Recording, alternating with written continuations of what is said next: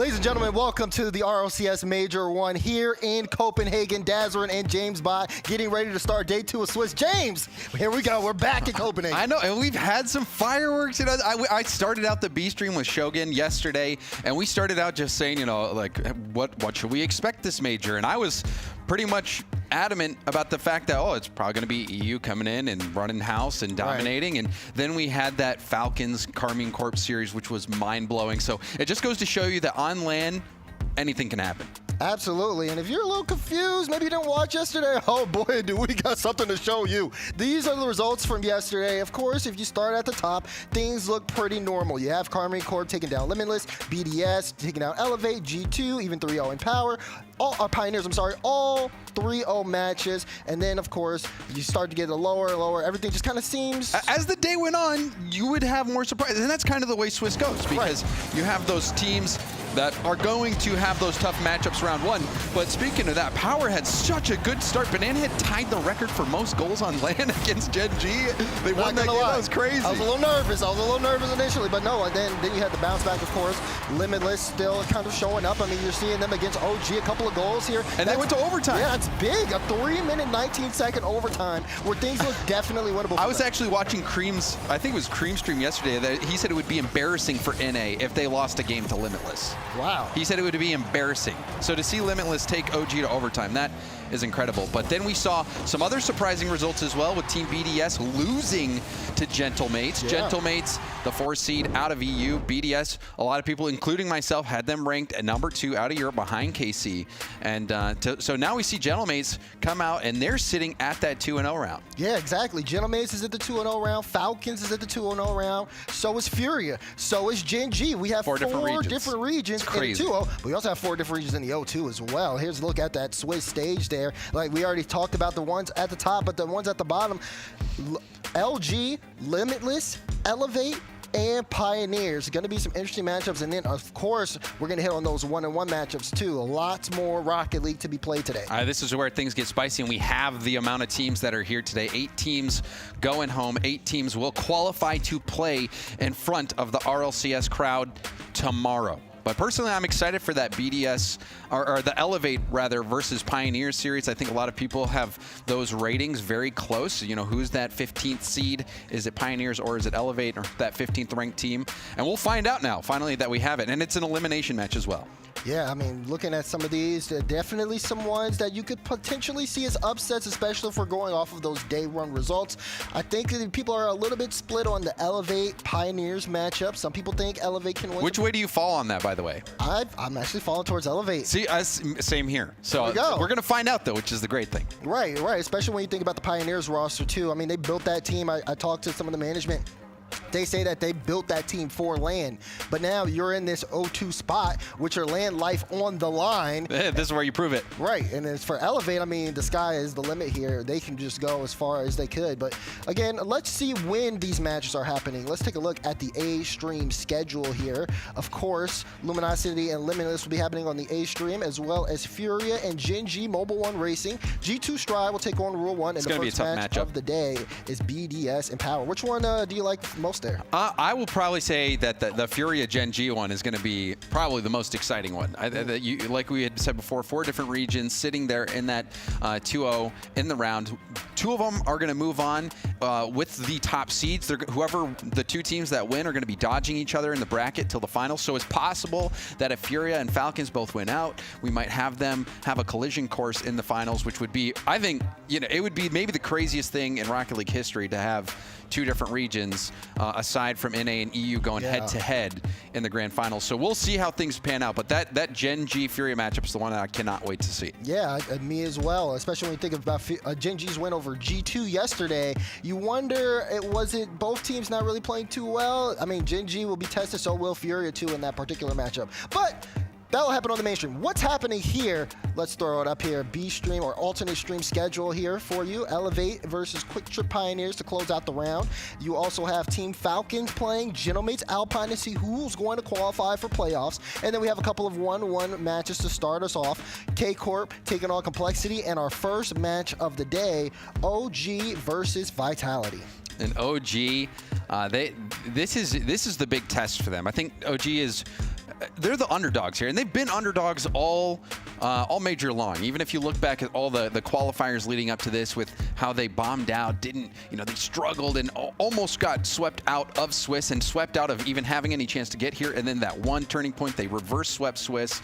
They started winning, had some great results. They've made it here. They've struggled a bit, but this could be a huge series for them, going up against the reigning world champions who have not seemed to find their footing. Yeah, it has been tough here for Vitality, especially. I mean, that Fury matchup did go the distance, and for Vitality, it did come down to just one big mistake towards the end that ended up being the difference maker. Now they're in a situation against OG, and I mean, I think a lot of people are having OG rated a little lower, but considering that they ended up playing, they took a game off of Falcons, who ended up beating KCorp, actually almost swept them. It doesn't make the loss hurt that much, I think, for OG, considering that. I think people recognize how good Falcons are now that they're here. I mean, a lot of people expected that, but it's the degree to which they've been able to dominate that I think is surprising people. So I agree with you 100%. OG, this is going to be the big test right here. How will they play against a Vitality that was clearly struggling? Well, how do you think they'll play? Let's get into our predictions here. Vitality versus. This is great. By the way, this is something new. We've been keeping track of everyone's predictions over the course of Major 1, and of course, who everyone thinks is going to win. I was on fire, and I missed the last 3 of the day. See, I think I was pretty on. The only one I missed was LG, and then I decided to go in with Furia. I think I really did believe the hype there.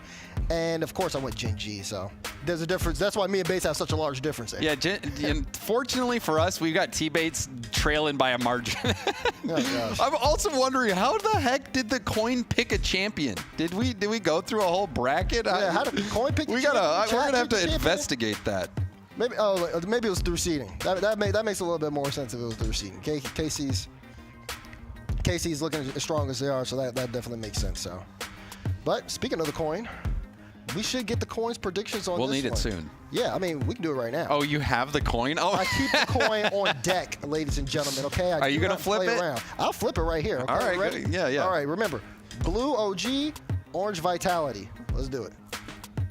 That was a lot of spins. Coin's going OG. All right, that's a bold coin. That is a bold coin. So just to let you know, though, the only times I've been on the alternate stream, the coin has picked a loser. Oh, man. The coin has picked a loser. For me, this is my experience with the coin. Well, who do you have winning this? I think Vitality is going to pull it out, but I know that OG has what it takes. Yeah. I feel like it is a coin flip, so maybe I should just listen to the coin. See, you can say that. I also want Vitality as well, so maybe the coin's just going to be wrong. I don't know. Maybe the coin's going to be wrong, but we'll see. But, I mean, let's dive deeper. We are beating the coin right now. Oh, yeah, I mean, smoked. So if chat's going to have to decide, maybe listen to us. Yeah, OG, Vitality, getting ready, getting set here.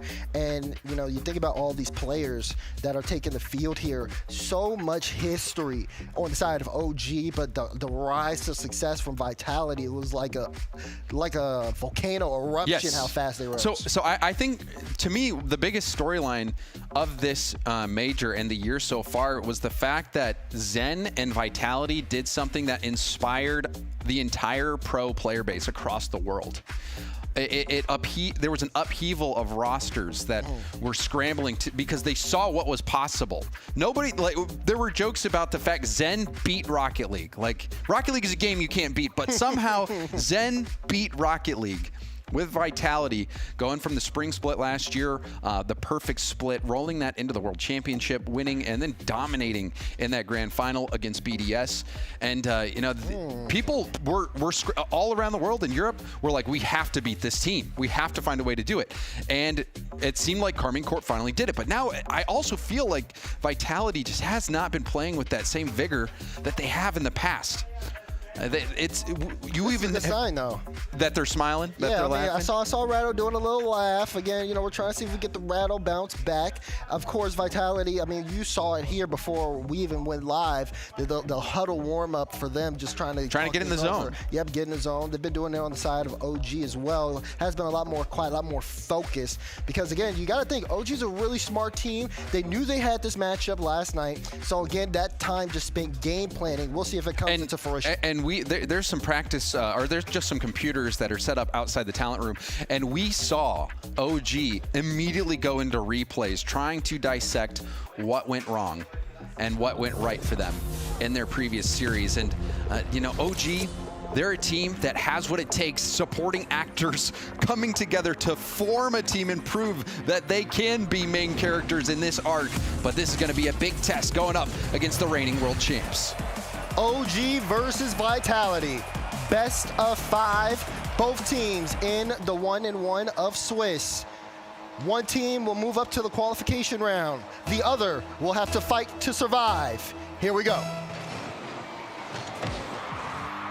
A lot of eyes for me are going to be on that back line and the goal line defense for Vitality. The thing that really ruined things for one. Hold on, already an early goal. Zen lurking in the middle of the field, just waiting for this opportunity to come out. You can see JNaps gets the lightest of hits. Comet already come off the backboard. He was locked into his trajectory.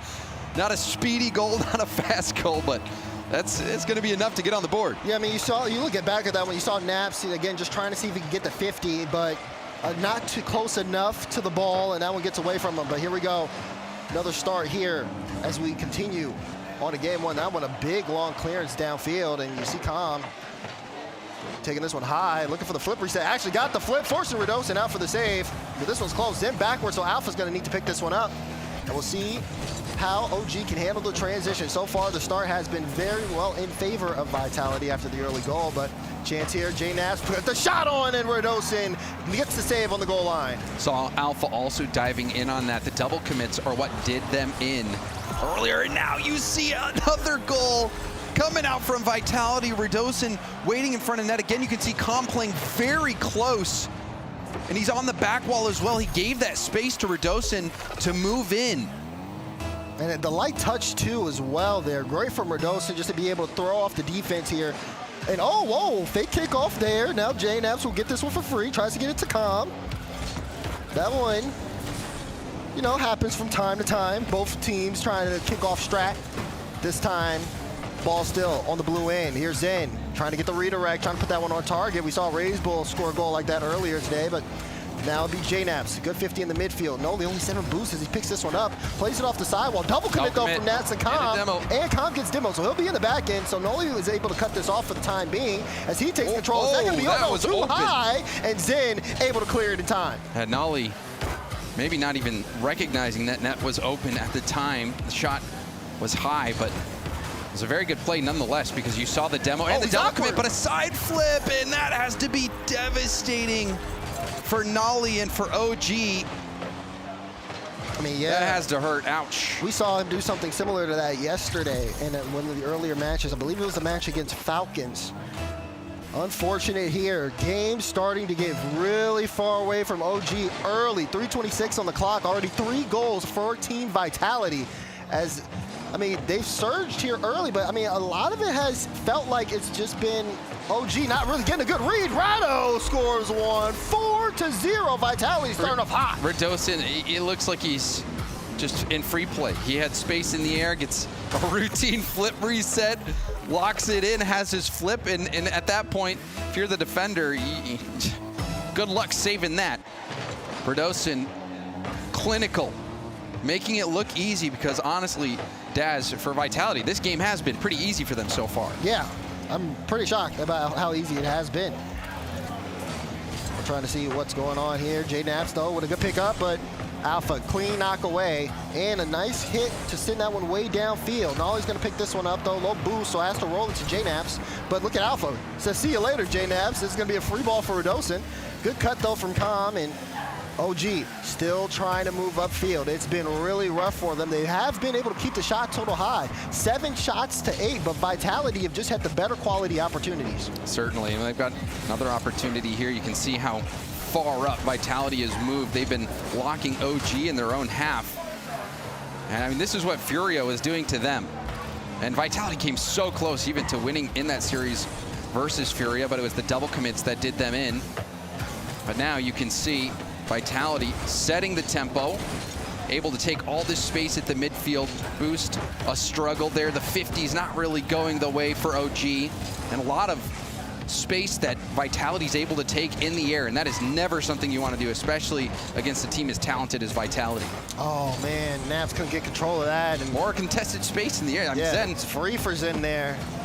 Got to get some more control of the ball. Naps just knocks that one away, and Ratto, he's going to be able to at least deny some time, though. Nolia, though, big shot, and Zen able to come through to get the save out. Transitional play here for Vitality, but no, Ratto just actually knocked it into space.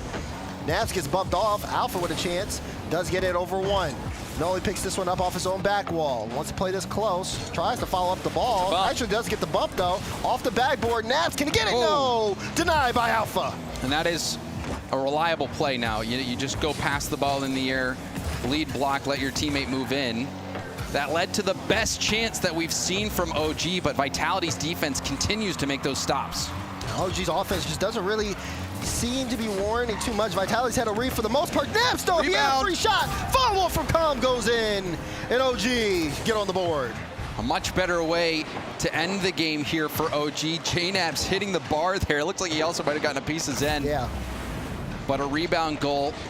Gonna give some hope here to OG.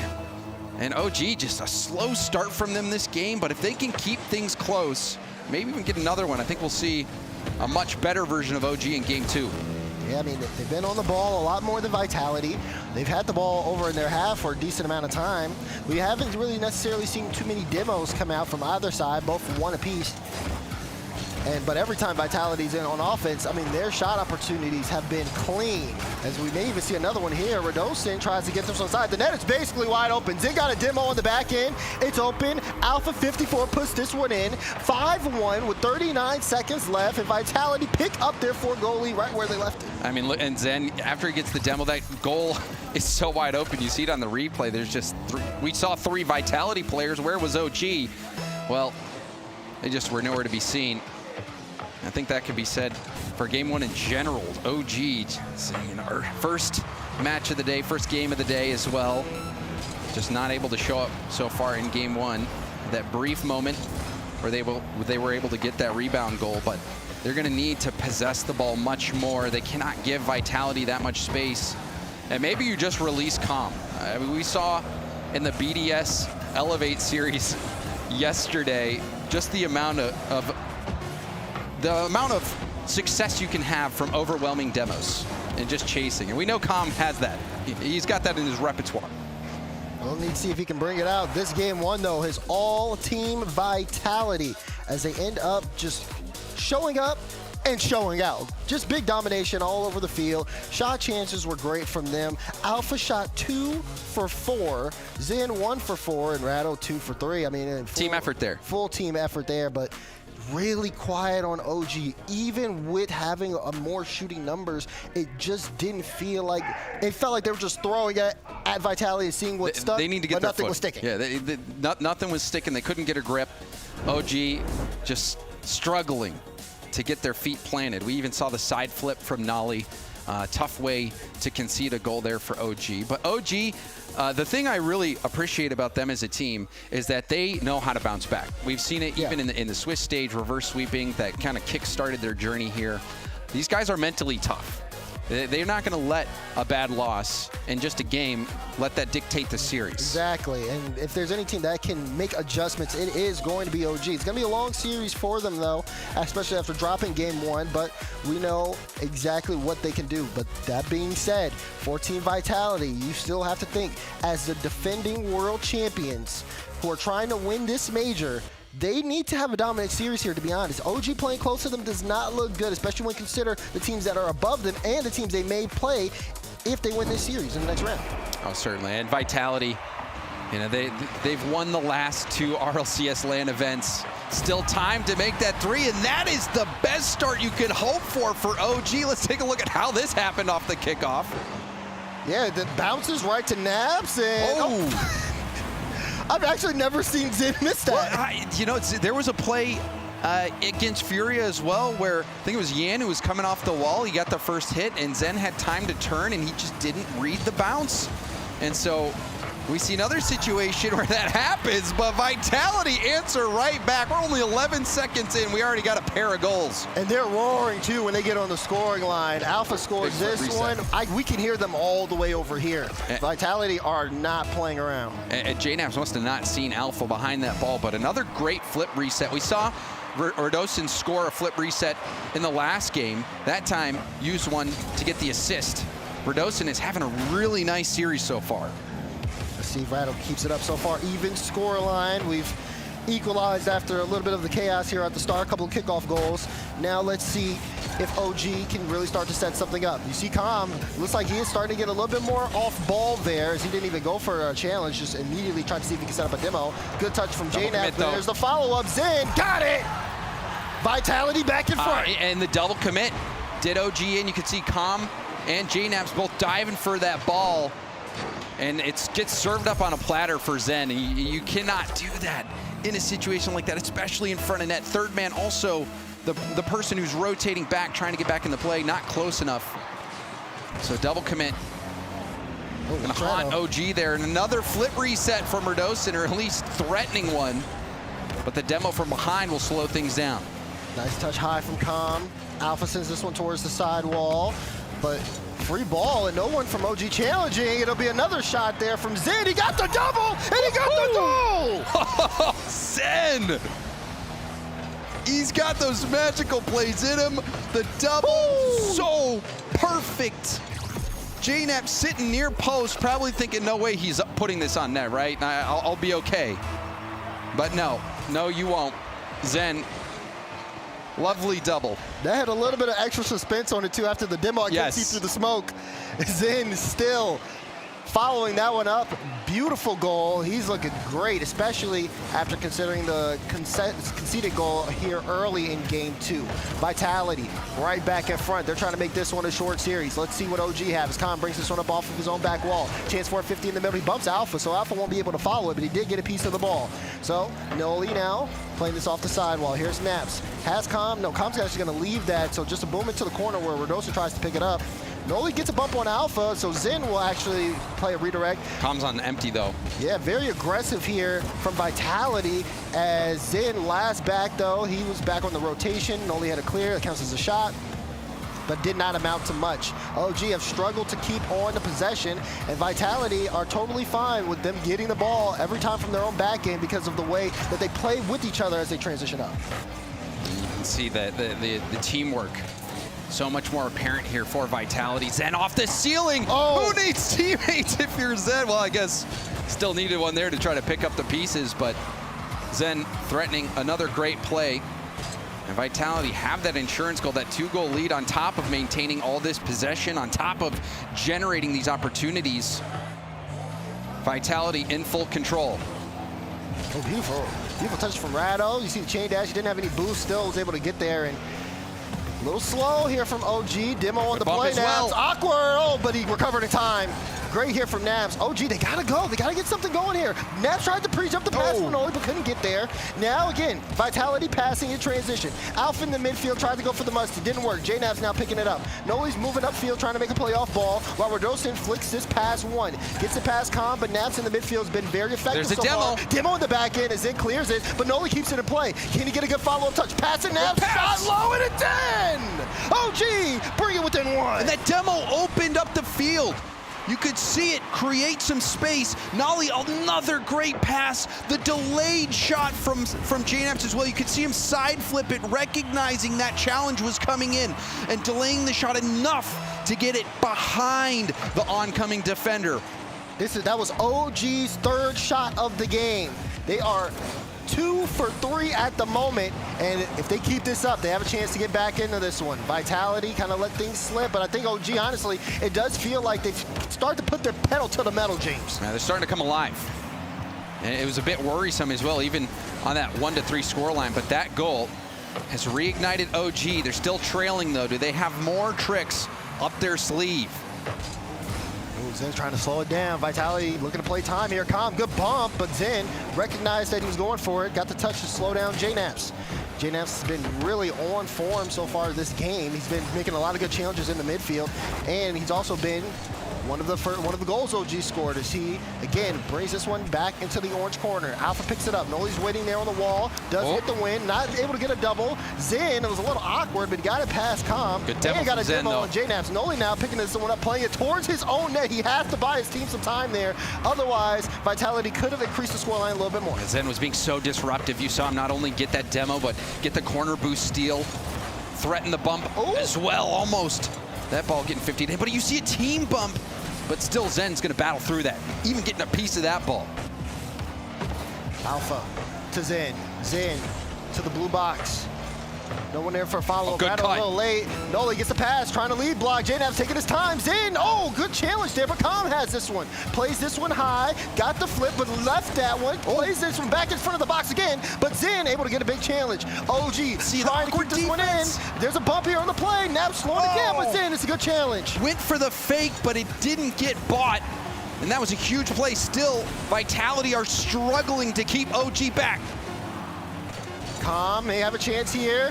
Wait, the there's a lot of shot. space. Final bounce. Zen challenges. Noli has to get up.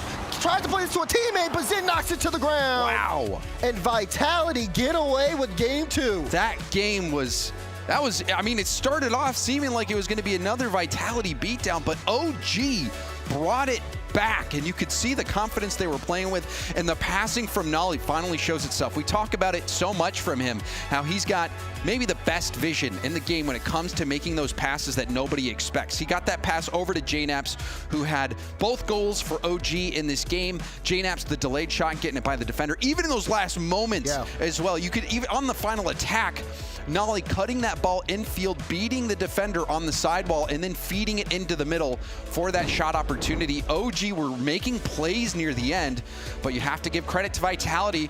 They didn't fall for it, specifically that fake. Yeah, even there, you just talked about the fake there as well. I mean, Zen was key on a lot of defensive plays there for Vitality. I mean, we saw a couple of times where Com would go and try to bump someone past Zen. Zen immediately recognizes, decides to play ball. Times where he made goal line saves. I mean, defensively, he was big, as he actually had the only saves on Vitality that game. And one of them, I don't even think would be credited with this save, but that fake, that was a game-changing moment right there. To be able to make that play and make that stop, that was huge. We also saw Zen not being afraid to get his hands dirty with those demos moving upfield, being very disruptive. And now OG on the brink of being swept, but game 2, they came alive. However, they just didn't have enough time on the clock to make the comeback happen. So game 3 underway here. Team Vitality trying to end this one in a sweep. Rattle, a big shot to start us off. Good save there from Noli. Really had to angle his car perfectly on that initial play. This is bad though for OG. I mean, starting this one off, giving up some early pressure. When they had the hot start initially in game 2, it looked to where, you know, they could have made a good press here on Vitality. You never want Vitality to keep this ball in your end. OG has struggled with the consistent pressure when it comes from Team Vitality. See Zen trying to force this ball along. Juicy rebound, but Alpha is a bit too close to the play. Radosin has had some amazing flip reset plays. Goes for one more here, trying to get the bump, but Com is able to get the pass over Nolly on empty. Doesn't get the best touch, but JNaps bails him out, but there's a team bump, and that's going to slow down the attack. See Alpha dodging the pre-jump there from Noli, now playing it slow. Got it past Com, but it did end up getting demoed, and you see Naps slowing things down. OG taking their time moving upfield. Naps trying to see if he could pick the pocket, thought he caught the rotation out, but Alpha was able to make the save. And this one, much more of a slower pace on both sides, really. They haven't seen too much physicality on the side of Vitality. They've been giving up possession just as much as OG. They have been, and I think that was their big struggle against Furia, not being able to hold on to the ball. And we see a chance now for OG. JNaps trying to make something work in the corner. Good 50 from Zen on Com. Might be a shot opportunity, but Nolly breaks that up. Yeah, he looked a little awkward there, but he recovered well. Good flick over one here as battle for midfield is starting to continue here, but that's a touch straight to Alpha 54. The 50 goes in the way of Noli, though, and Zen now forced back. Heavy first touch, though. Yeah, have to be careful. Look at that. Good fake there. Zen wants to play it low. Does end up buying some time. You see Rattle also slowing it down there, too. Not necessarily trying to play too fast. I think they want to pull out OG. Look at that. Strong challenge here. Naps, though, wanted to win the 50 towards mid. Calm was too far forward. Noli just trying to keep this one in, and now it looks like they're trying to take some of that boost, but the ball gets away from him. But you are seeing JNaps taking that space. He's moving in. He could take the shot, the defense positioning like he might, but then he just keeps on retaining possession of the ball, looking for an even better shot angle. JNaps has some of the best scoring sense in the game. One of the most legendary strikers Rocket League has seen. Yeah, long storied career. He's still able to compete here on the world stage. Vitality trying to send Naps and the rest of OG to the elimination round here. Zen wanted to play that low. You saw Alpha creeping up, but now it's Redosin and JNaps already up. And look at that, Naps trying, like you said, trying to eliminate space. We saw a little bit of this in game 2, but he's really stepping up here on that aspect in game 3. Chance drop down, got there, but it just wasn't enough. Ball too high, and now Vitality trying to push it the other way. Nice fake there as well to let Zen move in and take possession of that ball. It was Redosin with that heads-up play. Redosin continues to have a great series. Now trying to get a hook shot, but he's demoed from behind. Alpha got the corner boost steal, but gave up the ball.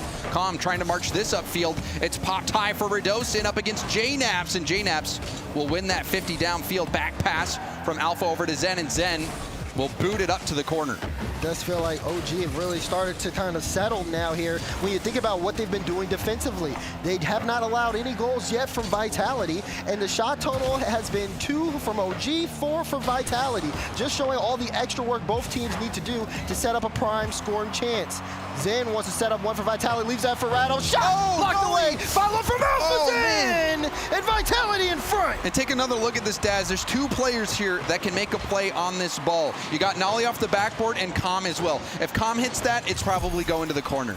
Nolly tried to take that in the double commit, hit it out to the middle. That is where the communication needs to come in. Yeah, because you saw how quick Alpha was onto the ball. Wasted no time. Very fast follow-up there, and he knew that OG was going to immediately recover and try to cover the rest of the net. And you always want to try to hit that to the corner. Very rarely do you ever want to hit the ball out into the middle of the field, if ever. So that is a defensive breakdown for OG, and Vitality will have this lead in the final minute. Final minute, 35 seconds. JNaps has to bring this across. Already pre-jumped by Alpha. 50 straight down. You see off-ball plays from Calm trying to make Zen uncomfortable.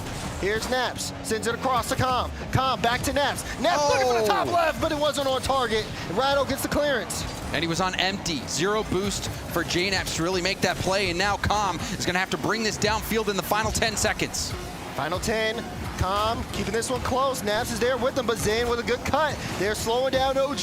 This ball only has 1 more bounce. It has no more bounces. This hits the ground, it's over. Zen trying to ground it. Calm trying to play the 50 high. Bounces off the hood. Noli keeps this one in the corner. Naps is there quickly, looking for the bump on Zen. Zen's awkward. Calm, no! It's denied. Can Noli get there? He wave dashes and pushes it into the corner. Now looking for the follow-up, but it gets away.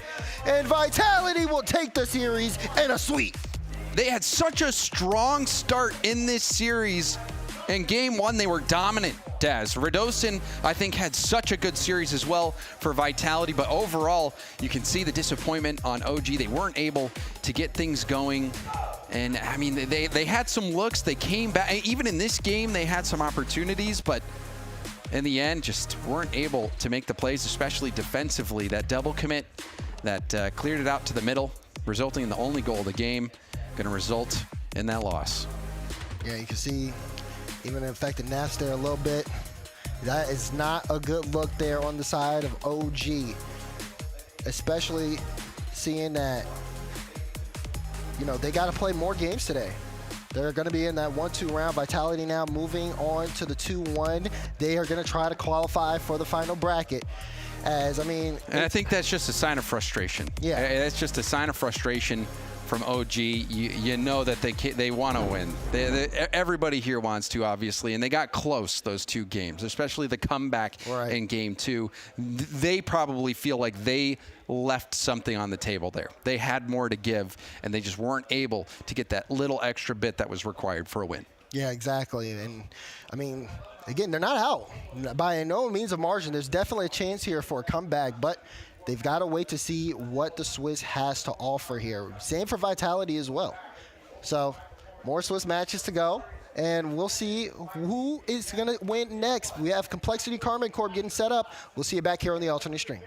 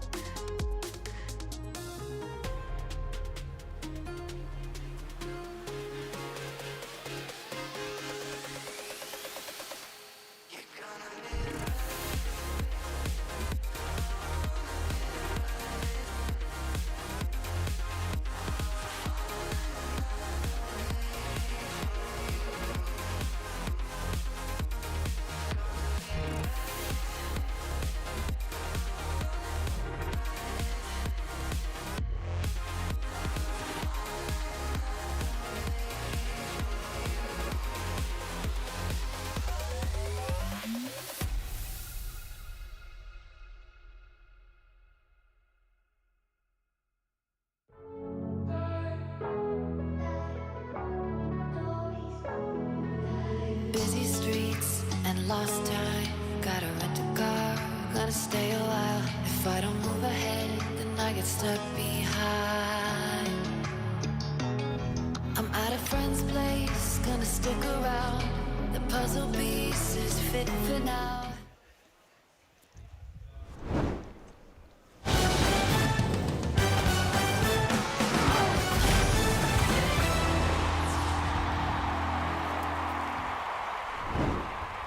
We are back here at the Copenhagen Major. Dazrin and James by here. James, we just came off of a spanking between Vitality and OG. Oh, I wouldn't really call it. I think game 1 was a spanking.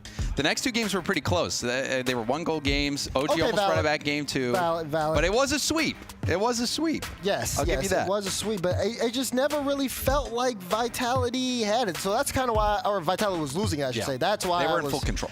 I said what I said, but let's take a look at the standings or the matches so far today. Let's see how things were looking. Mainstream, there was another sweep there. So a couple of sweeps to start off the day. 3-0 between Team BDS and Power. That match ended just about the same time as ours, and G2 Stride will be taking on Rule 1 over on that stream next. So, I mean, thoughts so far on the day? Pretty as standard? expected. I think it's as expected so far. Kind of the series we're about to cast, things could maybe go off the rails, but I think KC definitely going to be the favorite. But we'll get to that when we do. Yeah, of course. And if you are just now tuning in and you didn't watch, well, you didn't miss too much. Like we said, Vitality swept OG Esports. Vitality will be moving on to the 2-1 round in round 4, and OG will be in the lower round in round 4 playing for survival. And we'll have, of course, a couple of more matches today. We'll have a qualification match and an elimination match later, but starting for us is going to be KCorp versus Complexity, James. Yep, and Complexity, a team that, you know, they won the first regional out of South America, didn't have that success further on, but these are 2 players that hail from Europe. We've seen Dorito and CRR play over in Europe, but they actually came over, CRR rather played in North America with Razebull and AJG. Now they are in the South American region. Already had 1 European matchup earlier with Vitality. They were taken down by Vitality, and it honestly feels like this is going to get even harder with KCorp, who's kind of been dominant in Europe. But we have seen that KC can bleed. That's why they're here. They got knocked down here. Yeah, again, a big loss to Falcons yesterday, who had a strong start there in the series. Almost looked like they could have swept, but then KCorp got back into their form, made it into a close game 5 situation, ended up losing it there, and now they're going against the Complexity squad. Now, organization-wise, I would say, you know, KCorp and Complexity, last time they saw each other was at the World Championship, but the rosters were different.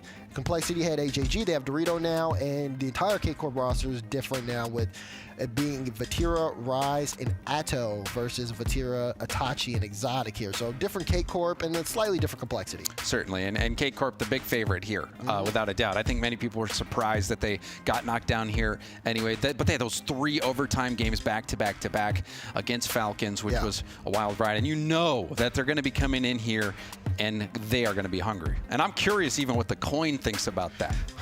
Let's see. Coin got it wrong last time. Should I flip it? Should you flip it? What do you think? I'll flip it this time. Yeah, let's see it. I saw you dropped it one time. Don't drop it this time. Blue. It's blue. And blue Who's means on blue? KC. It's KC? Okay, KC's always blue. All right. So we got, finally the coin I think might get one right. But Complexity's also, they are technically blue. Yes, they're a blue team, but they are not the blue team. No, not in this matchup. KCorp is, so I don't have a jacket. Oh, here, I got you. Don't worry. My bad. Keep it nice and close. Thanks for keeping it safe. Yeah, I've got you. I'm also going KCorp here on this series. I have to as well. I mean, again, the Falcon series was so close, and I think also when you think about players like Rise of Vatira, having those losses happen early is only going to be more beneficial for them, because it helps really get them kicking things in high gear. Oh, certainly. I think it kind of helps relieve a little bit of the pressure, because if they go undefeated all the way through the playoff, or all the way through Swiss, all the way through playoffs, you know, it's a little bit of added pressure. I think it could actually be a good thing for them to have that loss early and get it out of the way, and also relieve themselves of a little bit of stress down the road. Needless to say, though, I'm sure they would have preferred to win, but losing to Falcons, there's no shame in that. We've seen how good Falcons can be, but I think this is where we'll probably see the bounce back for KCorp. This team is so deadly. Each one of those players so good. Complexity, they weren't at the top of their region. They're coming as the #2 SAM seed, whereas KC has just been destroying people almost all major long. Yeah, and you know, for KCorp here especially, like, again, they've always been looking good, standing at the top of Europe. The blue wall is tall. And Complexity, of course, yes, they did show signs of struggle, but I do think that, too, if they want to compete and they also want to get there, still try to follow Furia, who are going to be fighting for their chance to qualify into the final bracket here. You know, a win here, or even playing close to KCorp is still going to be very big. Again, you win 3, you're in, you lose 3, you're out, and you're sitting right in the middle here in 1-1. So it's a good spot to be. It's not the worst spot. You know, you still got life either way that things go, but this is going to be a big challenge here. Complexity, the team hailing from South America with 2 European players. I mean, all these players quite familiar with each other, but Complexity going to be the underdog in this matchup. Raise Bull, the Chilean, teaming up with the Spaniards, Dorito and CRR. James, when you think about this matchup here, play style-wise, what is the difference that separates these two? To me, I feel like it might be a cop-out answer, but it's just the raw talent for KCorp. The individual raw talent and the experience as well for Rise and Vatira, both winning majors, 6 grand finals for Rise. Ato, he is, you know, he spent some time on Team Liquid, being a very, very good team. They never really got the results on LAN or really within their region that they were capable of. I think many people think that Team Liquid team could have achieved so much more. But each one of these individual players can pop off. They're so incredible. But Raise Bull showed us what he was capable of yesterday. Yeah. You saw that corner double tap that he hit in overtime. That was pretty much the dagger in that series, Daz. Yeah, it was. And I mean, it was a big goal, and then of course Complexity kept up that momentum since then. That is CRR, not Doritos. Don't worry, we'll get that out the screen quick. But that being said, CRR, he's really yet to really go into that upper echelon. A lot of people know how good CRR is on LAN, and seeing him pop off is something that I think could really help push Complexity into the next level, especially if they can play a close series here. I think even for Dorito especially, just a lot of big boost of confidence, because again, you're going up against one of, if not the best team in the world here in KC. The closer you play to them, the better your chances overall. And I don't know about you, Daz. I know Falcons have what it takes, right, to be #1. They beat this KCorp squad yesterday, but I still think that this is the best team in the world that Rocket League has right now. KCorp, they were disappointed yesterday. They were denied the reverse sweep in overtime against the Falcons to be sent down here where they're taking on Complexity. And now we're going to see these 2 titans of various regions clash. Will Sam come out on top, or will we see these EU Kings be victorious once more? The blue wall against the shining stars of Complexity. Best of 5 series here in the 1-1 Swiss round 2. Let's see what they've got in store. Both teams set times to sit things over, look at tape, and also do their own game planning. Here we go, kickoff in game 1. See if one of these teams gets off to a hot start, or if it will be a bit of a stalemate. KCorp yesterday, very slow start against the Falcons. Oh, but a little bit of double commits here early on. They may even be seeing that again. Rise, though, great challenge there initially. But Complexity already had 2 shots on the board. They tried to see if they get something going early. A couple of bumps here between Addo and CRR in the back end. You see Dorito a little bit awkward. CRR trying to pick it up. Good challenge from Rise. Addo looking for the touch, but Raise Bull recognizing it and knocking it away. Low boost here from Complexity, but they do get the ball upfield. And this one really going to come down to the micro more than the macro. These small lapses of play, these little bumps. Complexity can play at a high speed, and everybody knows what KCorp can do. You see Atto there getting caught up in the net with low boost, letting this counterattack take place, but the lead blocker play doesn't work out. Now we see a double demo defensively. Dorito, though, trying to keep this ball in the corner, giving his teammates time to respawn and get boost. Oh, pinch from Addo. That's going to go wide here. KC now have the ball in the orange end. Looking at KCorp, trying to see if they can find anything off ball. Rise is going to take boost in the corner. Meanwhile, Complexity fighting for the midfield, but they can't really get control. Lots of time here for Vatira. What's he going to do? Goes up for the solo, gets it past one, can't get the 50 on the bull. He ends up knocking this one out, and a good follow-up 50 as well that lets Dorito plays in midfield. But Complexity doesn't seem like they can get out right now. KCorp playing really solid here, holding that midfield line. But still, Complexity looking solid defensively. You can see him getting that stop. Also working through those boost steals. Another great challenge from CRR. We saw him pre-jumping earlier. CRR, a great defender.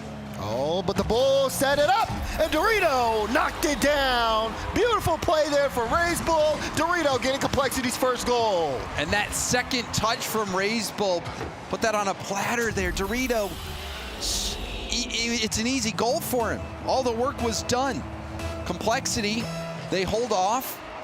They make those defensive stops. CRR being that bedrock of the defense. And another slow start for KCorp. Vati had a little bit of room in the midfield, but not able to do much of anything there with the ball. Rise, oh, that one he just flails off of it, slows things down. Addo now trying to pick this up. Gets this midfield, got the bump on Raise Bull, but it was too light. The Bull still got a piece of the ball. That's a bad touch from Vatira, but Addo's there. He's gonna be able to play that one off the ceiling, leaves it for Rise. Rise gets the flip reset, catches up to it, gets another touch off that back wall, but defense from Complexity set. KCorp a little bit too spaced out halfway through game one. They've shown opportunities. They've been able to actually make the defense look uncomfortable, but the follow-up isn't there. There's a demo from Vatira yet again. We've been seeing quite a few demos here from KCorp. The attack is still ongoing. Infield pass. That shot is going to be denied once more by CRR. Yeah, they've been able to keep that possession. Haven't made it amount to much. But Complexity, you're starting to see those boost totals dwindle. CRR trying to get space with the demo. Vatira a little too far forward, but I think there was a team bump there. Raise Bull was really awkward. Now he has to wait there on the back wall. He's got 0. Low boost challenge from CRR, but he gets there in time, and that's big. A little bit fake there from Raise Bull so he can pick up the 100 boost. He'll need it as Addo goes up. Great insta challenge there from him to be able to knock Addo off the ball. They're trying to eliminate space with as little boost as they have. They've weathered the storm so far, but they have not been able to break out just yet. Raise Bull gets to save to the side, but Rise picks it up again. But again, shut down Dorito with a lovely challenge. You can even see Rise getting bumped on the landing. That's going to delay his rotation back. Vatira getting a flip reset on that challenge, getting another touch on the ball. Lovely effort from Vatira. And now KCorp on the attack. Rise waiting for the drop down, but Raise Bull breaks the play up. Oh, good touch there. That one goes off to the side. Dorito plays this one in midfield, but no one from Complexity gets to reach this one. Addo has a lot of time. Good first touch. Dodge the bump. Addo now up to the ceiling. Can he make this work? This one drops down for Rise, but the shot's blocked away from CRR. Follow up from Vatira. No, that's off target. Chance there for KCorp going by the wayside. They're trying to keep it alive. Pass to Vatira. Oh, it's blocked. It's going in, Vatira keeps it on the nose and pushes it through. KCorp were swarming in front of net. You can see Vatira chasing down players. That ball pinballing off everybody, ultimately settling on Vatira's bumper. And KCorp managed to tie things up as the game dwindles away. Things starting to get a little bit more tense here as well. Light touch to set up Rise. Look, he was up so early. He's got it. Back to back from KCorp. They take the lead. Right off kickoff, and you can see Vatira slow down and get a perfect kill on that 50, which sets it up. Yeah, and I mean, it's even just a setup. Rise pre-jumped in, knew Addo was gonna leave it for him. Picture perfect play from KCorp, and now kickoff though. Dorito, did he get him? No, Vatira, he's not gonna turn upfield. He's waiting back there, able to get the stop. Huge response there for KCorp. Complexity was looking good for most of the game, but they've given it up in this final stretch. Can Complexity tie this back up? 20 seconds left. CRR running out of boost, big clear. Dorito goes for the center ball, but it's too far away from Raise Bull, who still gets the 50. Oh, Rise though, not the best touch. You see CR trying to get the 50 here. Final 10 seconds. Leaves that one for Dorito. Good 50 on Dorito, but Raise Bull can't go for it. Only has 45. CR plays it in the back end. The Bull needs to get involved. He actually read the touch, got the piece of it, and now it's still up. Vatira now fakes it. Addo fakes it too. And KCorp will let that one fall. They steal game one. Scary moment there. Vatira trusting his teammates, letting that one through. But they finally do close out the game. KCorp, though, it was a bit of a slow start, Daz. Yeah. I mean, we were wondering if it was going to be another crazy result. KCorp giving up that first goal. Dorito scoring it off the excellent play from Raisbull. CRR defensively looking very good for a big stretch of that game. And, I mean, it was just a few seconds of that game where it all went wrong. Yeah, and once the initial goal was scored, you started to see it, though. The consistent pressure from KC, when they got Complexity stuck into their own half, James, it just felt like there wasn't too much they could do. They were doing, a great job for so long. Constant defensive stops. Even when they looked low on boost, they were making plays so they could get boost, so they could, again, just make more challenges, try to break out. But KCorp never let them out. They felt so entrapped throughout most of it until finally the defense broke down, and then those kickoff strats that we saw paid off big time there for them to get the winning goal. Oh yeah, to see a kickoff goal be the decider.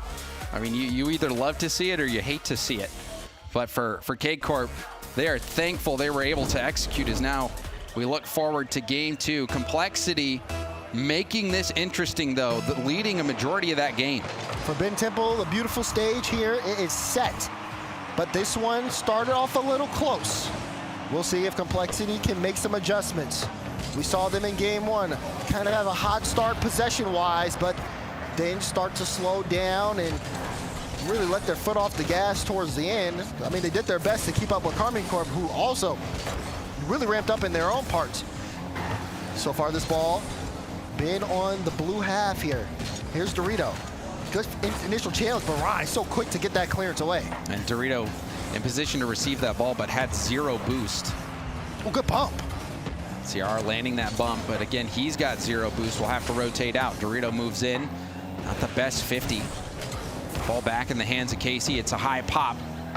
Raisbull first to it. Has CRR on the pass. Vatira there to block it. And you can see CRR rotating out, also low boost. You wonder if he had more boost, if he'd been able to do more with that shot opportunity. It's a lovely pass into the middle. Good look early for Complexity. Oh, big bump there to stop the redirect out of CRR. Things starting to slow down here for KCorp, and they're trying to utilize the space as much as possible, but they've also been giving room to Complexity to be able to work here in the midfield.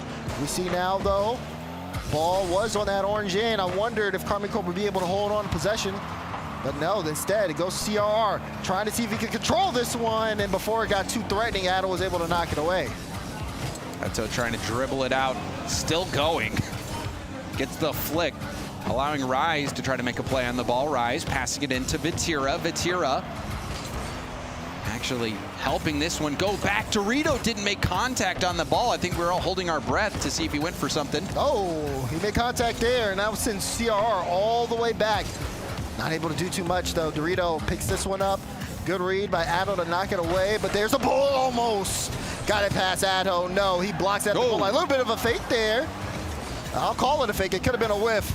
But Vatira now trying to get that transition. Big challenge, CR. Can he get there? No! Addo with the follow-up to push it through. Oh, and this went from being a scoring chance for Complexity to getting marched downfield. Vatira doing so much work there and getting another great 50. The 50-50s from Vatira have been top tier. And then another challenge on the goal line that forces that ball through. Now KCorp off with a good start here. We approach that halfway point. Complexity doing a good job and trying to set themselves up with a couple opportunities, but then once they get on that counter, I mean, KCorp make the most out of those opportunities. We'll see if that continues on here. As Vatira looking for another. This time he goes off the ceiling. Has the flip, uses it. Oh! Vati Goat! He's an artist. And this was a masterpiece, up to the ceiling, waiting to use that flip until he knew he'd score. Gorgeous goal from Vatira. Magnifique. 2-0, KCorp. Complexity, though, not out of this fight just yet, but not a good sign here. Halfway through the game, Vatira almost able to get another. That has to be deflating as well for Complexity. Yeah. And Vatira has been putting in a lot of blood, sweat, and tears into this series. You can see him just getting into the trenches with the demos, the bumps, the 50s. But that goal That was pure finesse. Very well done here. And KCorp still able to pick up where they left off. Not necessarily giving too much room here to Complexity, keeping them stuck in their own end.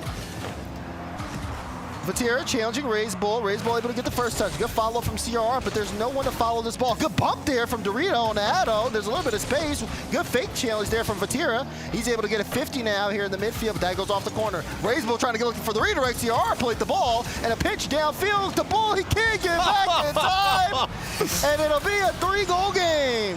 You can see the smiles on Atto's face here. Him and Vatira teaming up and sending that the full distance.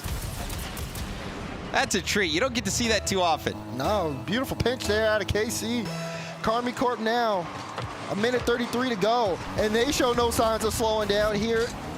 It's giving me flashbacks from our last series, except Complexity, I mean, it just feels like that execution, especially when they're in the offensive front, starting to slow down. Oh, good chance there.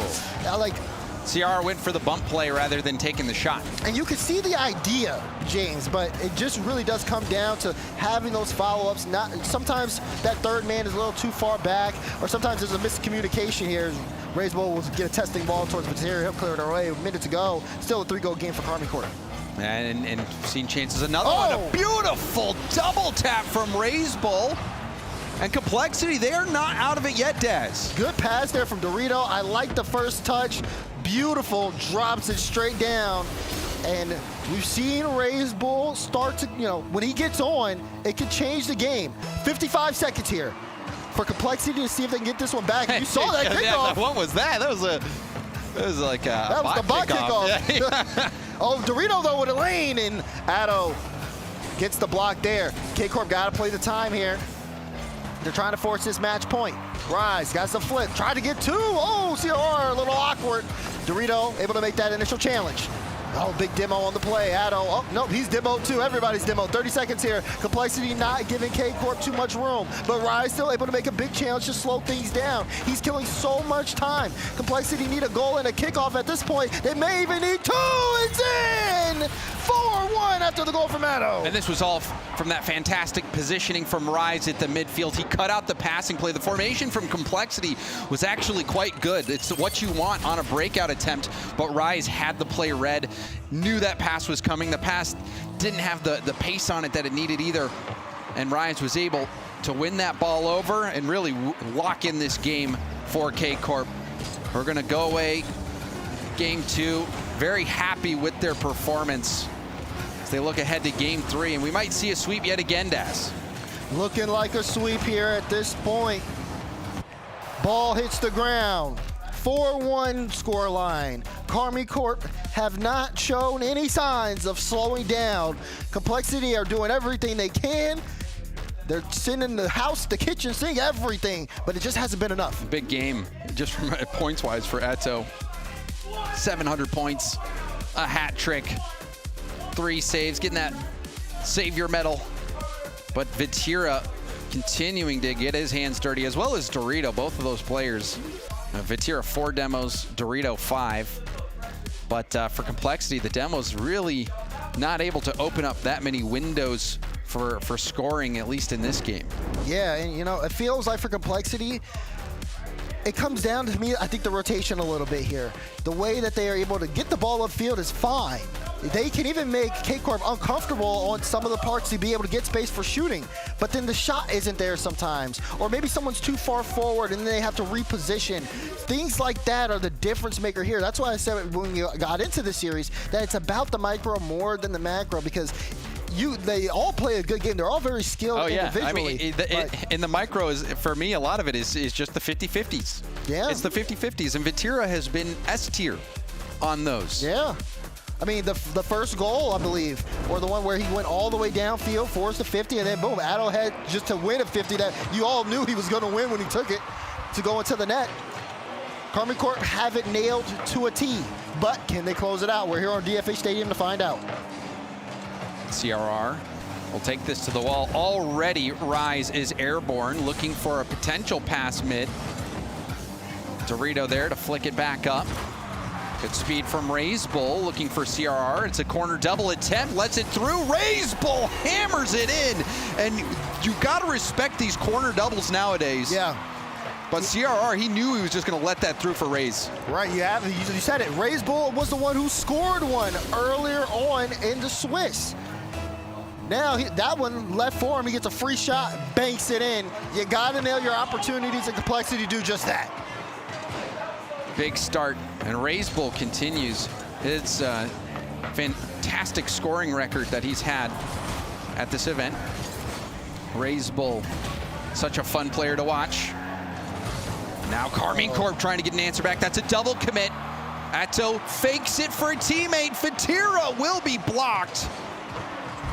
And now trying to break out Dorito, getting jostled. You always have to watch out for KCorp on those fakes. It's getting very physical here on both sides. Rise, ooh, got the follow-up touch. Raise Bull respected it, and ball came right to him. Now, leaves that one, but oh, Dorito ended up getting right on top of Raise Bull. Now Addo looking for the bumps, and now Matier's getting the goals. A breakdown on the defensive end. The KCorp took full advantage. But you love that play call. You can see Vatira is purposely going for that flip reset just to slow down. Yep. And you can see Atto blazing in, driving past those two defenders, says, I got the third man, I'll take him out. Kickoff right to Addo too, right off the start. Ends up becoming a 50-50 there in the midfield. But Rise now with this one, has about 75 boost. Got the flip reset and almost was able to put that one on target. Here's CRR now, testing ball. Addo picks this one up, keeps it close, and also able to send that one back downfield. Infield passing here, but Rise right on top of it. You can see KCorp not letting Complexity get anything for free. If they can't play the ball, if they can't play the 50, they'll bump you, they'll take your boost, anything to make this team uncomfortable. And we saw how uncomfortable that last goal was. Scrappy goal for KCorp, but it doesn't matter. Complexity gonna now have to fight back to get the lead once more. They might get it here. Dorito off the backboard. Raise Bull. Corner pass. Nobody's going to be there, though. This will be possession now for KCorp. They march upfield. Rise. Off to the side. There's Dorito. Looking for CRR. CRR trying to take a shot. Good read there from Rise. Follow-up was wide there from Complexity. Scary bounce off the post. Complexity. They've been taking it to KCorp. They've just not been able to find those final shots on the play. Atto, double flip reset, rebound is going to be denied. And you can see even Vatira positioning-wise didn't know where that one was going to go. It was close there. Another There's the fake shot and CR got it. What a counterattack there from Complexity. Beautiful fake as well.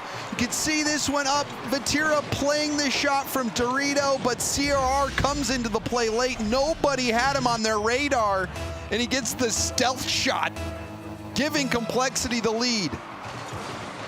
Complexity now with the lead. Chance here to force a game 4. They just got to keep up this momentum. Raise Bull, double flip reset. Vatira got a good challenge on it now. Addo and CR 50 in the midfield. Ball still going in the blue half. Rise. Not the best touch. Dorito's going to take a shot, but an easy save there for Vatira. He's going to pick up the corner boost, but then he gets demoed by CRR. Rise there, clearing that one. Trying to put that one towards the net just to be able to buy some space. But KC, KCorp fighting from behind here as the clock starts to tick down. Complexity in a prime position to take this game. They just got to weather the storm. That is going to be KC when they get full offense mode. Got to be careful because you remember back to game 1, Daz, Complexity had the lead until the final minute, really. And just in a matter of seconds, KCorp was able to score 2. So this one's going to come down to the whistle here for Complexity. Addo to Vatira. You see Rise there on the wing. You see Addo playing low here. Where's this one going to go? Rise up next. Looking for bumps was Vati, but he has to rotate out. No boost. CRR trying to get a challenge there. It was a double commit, though. And now Vatira, last back, has to make sure to slow things down. It's KC. They have enough boost here, but got to watch out for the bump. Good stop there from Rise. Dorito trying to see if he can set something up for Complexity, but now it's a free ball for Addo. He's dangerous when he's in those zones, and you see Raise Bull instantly getting the challenge to stop him. And not enough boost for Atto to really finish that play. Complexity doing well to keep KC back. Another clear towards the backboard. Rise has the corner stolen from him, looking for a teammate, goes low on the hesitation. Under 30 seconds left to play. Complexity still having a lot of this momentum. Ooh, Raise Bull playing it close, forcing out the 50s. CRR in his own corner, plays this one into the midfield. There's Rise, light touch, leaves this one. Oh, it was a little awkward. Him and Vatira very close here. They've got to get going. Raise Bull now plays this one towards Addo. Addo gets this one towards the back wall. Complexity booming the ball away. Rise will have a chance here. Plays this one low. Pass middle, but it's put away. And Complexity stay alive in this series. You could see Rise trying to be unpredictable there with the ball, and did get a little bit of space and was looking for that infield pass, but Complexity, they were on top of it. They had two players there.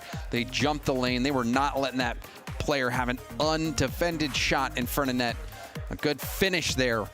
And I mean, honestly, looking back at game one as well, it'd be very easy to see Complexity up 2-1 at this point had they not given up that game one late. So yeah. Complexity, don't count them out just yet, Daz. Yeah, the series not over by any stretch of the margin. We take a move on to game number 4.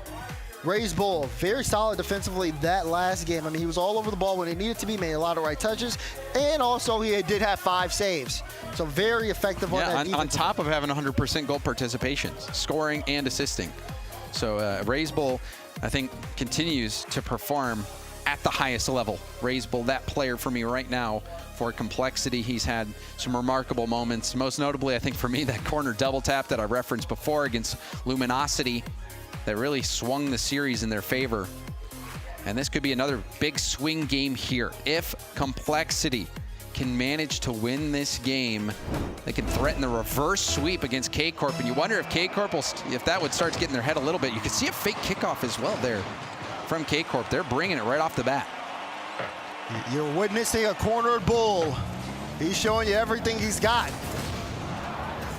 CRR will get the demo to start this one off, though. Complexity with a chance to force game 5. Vatira not able to get that one past CRR. KCorp trying to find infield passing lanes as Rise played that one towards the midfield. Good little touch from Addo. He's able to keep this one in play. Vatira looking for that sidewall double, leaves it. Addo trying to get a 50 on Dorito, and does.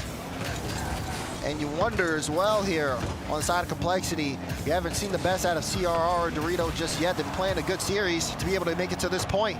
But if they come alive, that could change things drastically here for Complexity. Certainly, and specifically on the offensive side of the ball. And there was a pinch pass out. Raise Bull cleans it up.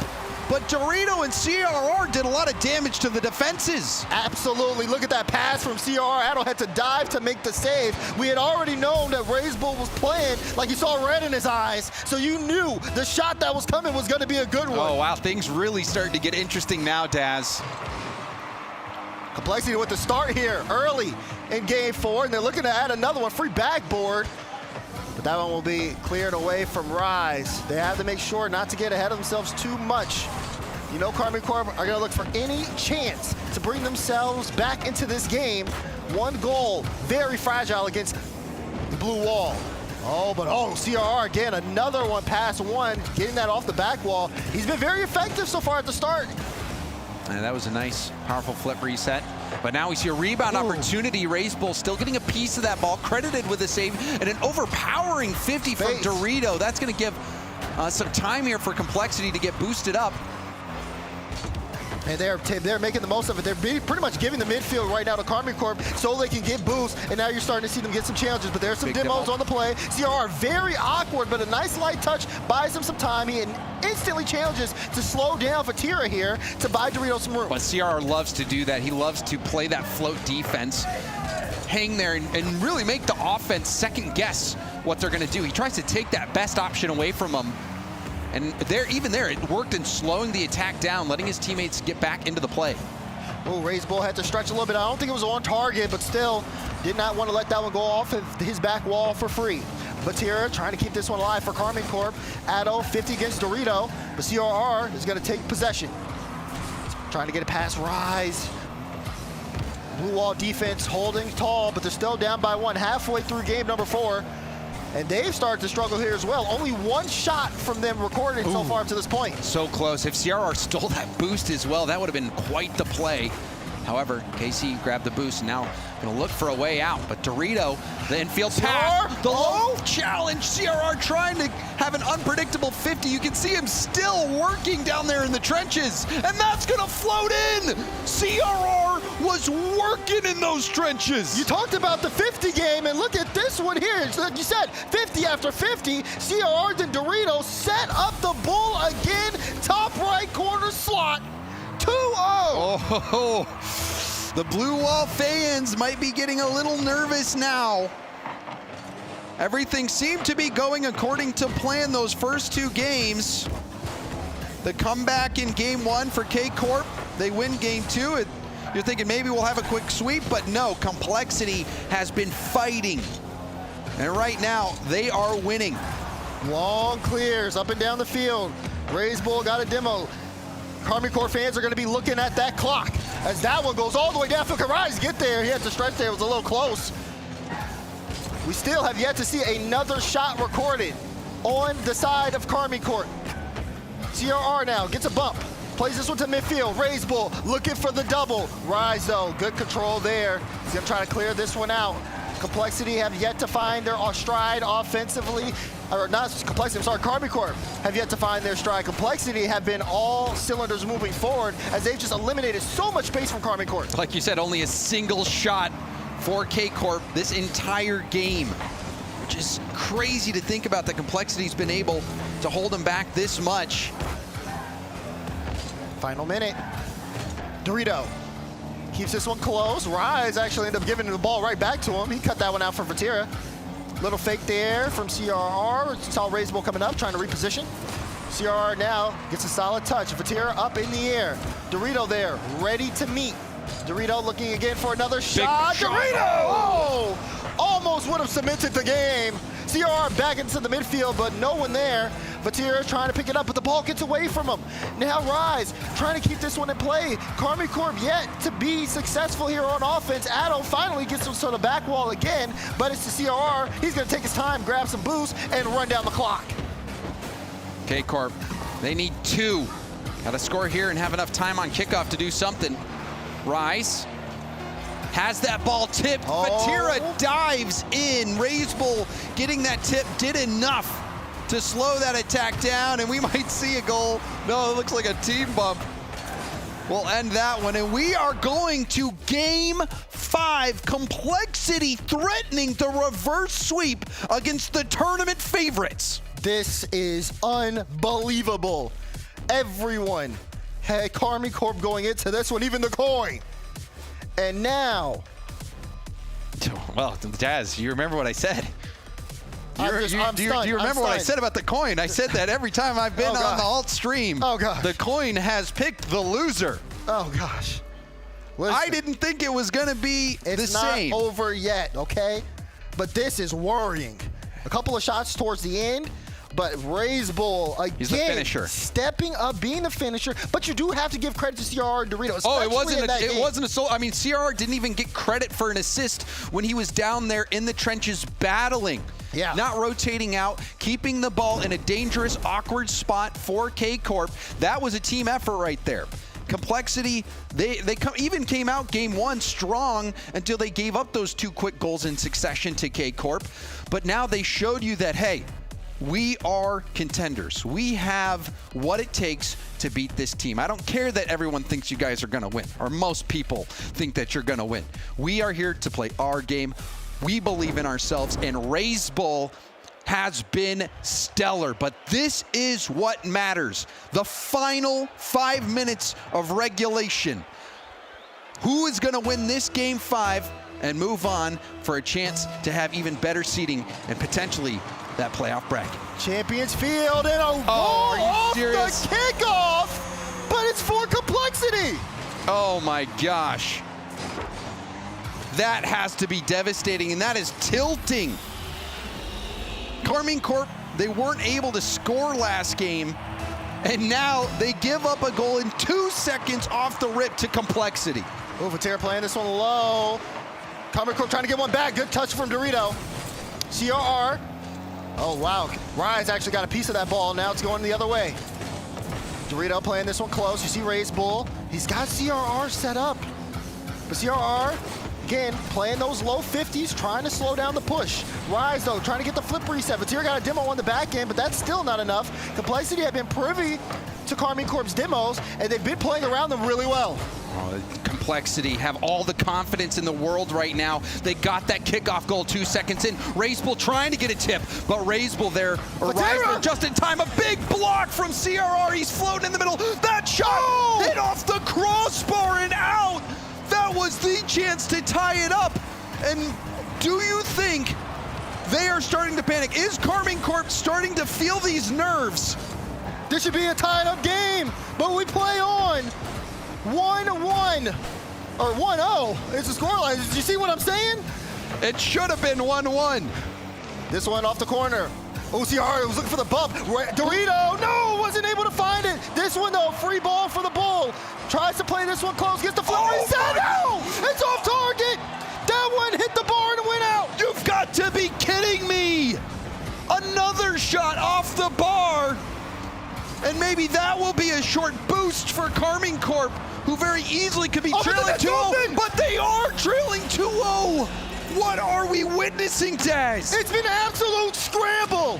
Demos in the back end, Rise. He thought he had someone behind him, but they got demolished. Net wide open, 2-goal lead for Complexity.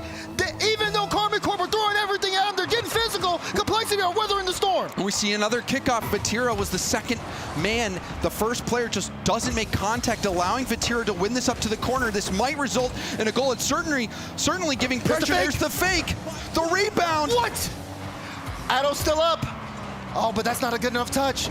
This one, Complexity trying to play it towards each other. Transition, great 50 there from Razebull. CRR was trying to play Rise, trying to see if he can get him on a fake challenge. Vatira lays it high. Addo with the shot, blocked by Dorito. Follow up from Rise, off the post, but he got the follow. It's a 1-goal game. And this is what KCorp loves to do. You hit that ball up off the ceiling, you go for the fake, leave it for a teammate. We were wondering if it was gonna get cleared out, but I'm sure KCorp is thankful that they had a player standing by ready to knock that one in, and we've got a ball game. Not done yet. Say KC, here's Rise. Playing that one low. Gets this one on Complexity's half early. But you see Razebull moving up field. You see CRR also threatening the bump there. Vatira, nice touch forward. KCorp have to not get rattled here. Lots of time left. We're halfway through the game. They put on 7 shots, scored their first one. But Complexity, you can see they're turning up the tempo. Demos left and right as Rise tries to keep this one alive here. But Dorito looking to send him mid. He had CRR available, but now CRR is trying to cut the play off of Addo. Addo trying to do it all. Got the 50. Vatira, no! Off the bar. Razebull gets the save. It's still in front of the net. He got it. We're tied! It's a war zone in the box. Vatira walks away victorious, but that was nail-biting action. It seemed like KCorp, surely they'll score this time off the bar. Maybe this time off the bar. But Vatira closing the deal and closing the gap. We are all tied up 2-2 with just 2 minutes left to play in Game 5. This is ridiculous. This is really ridiculous. Rise, though, off the bar again. How many times are they gonna hit the bar? Addo's gonna hit the net! KCorp take the lead, back-to-back goals. They come roaring back, and what a test of will this has been for KCorp.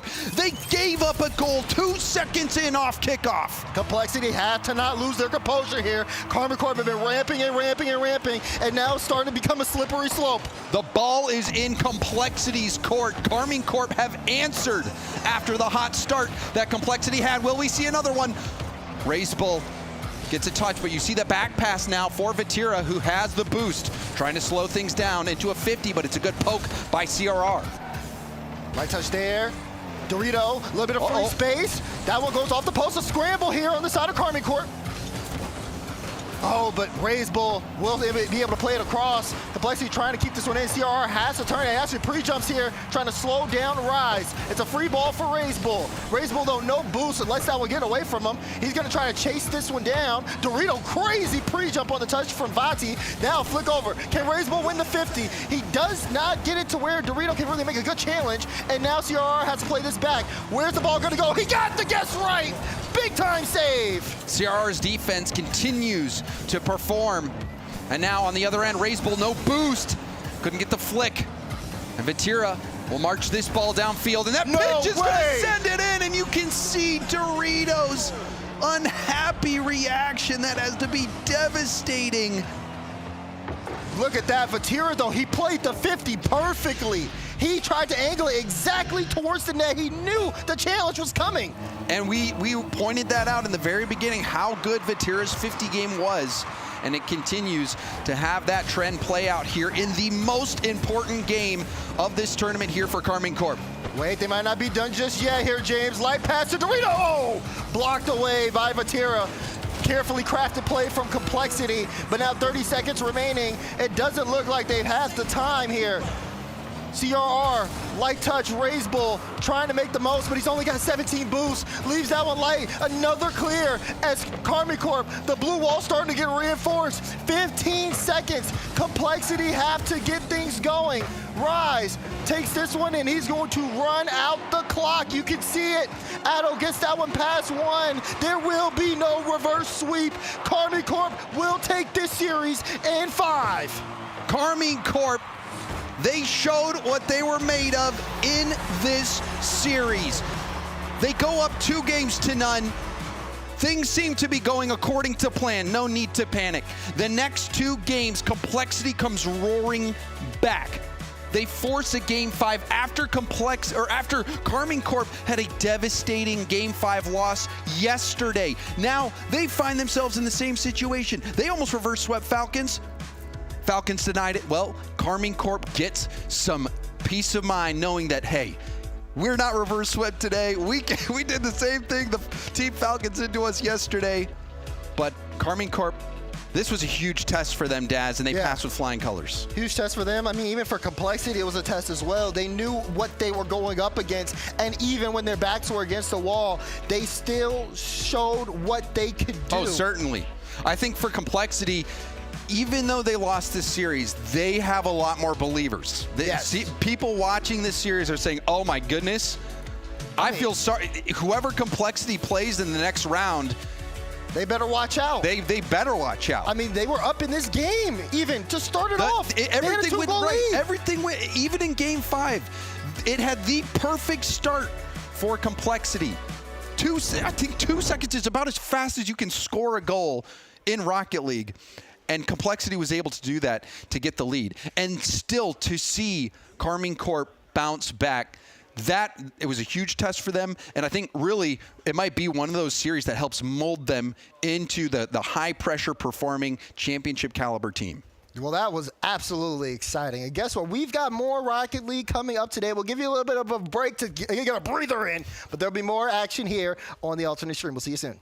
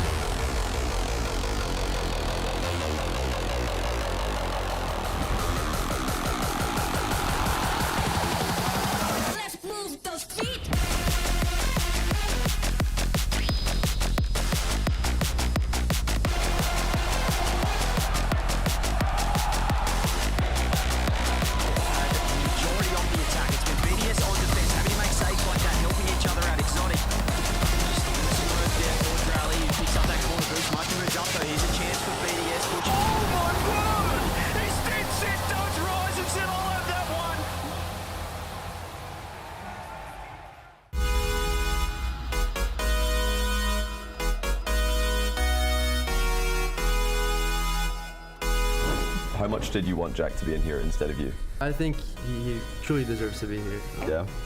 I thought I didn't really deserve it at all, so yeah. Nah, you don't have that, dude. One? Yeah? Yeah, go on. Nice shot. Thanks, bro. Nice! Bro, we're taking open net. Alright, we're taking it. Getting pre-jumped. Let me pre-jump.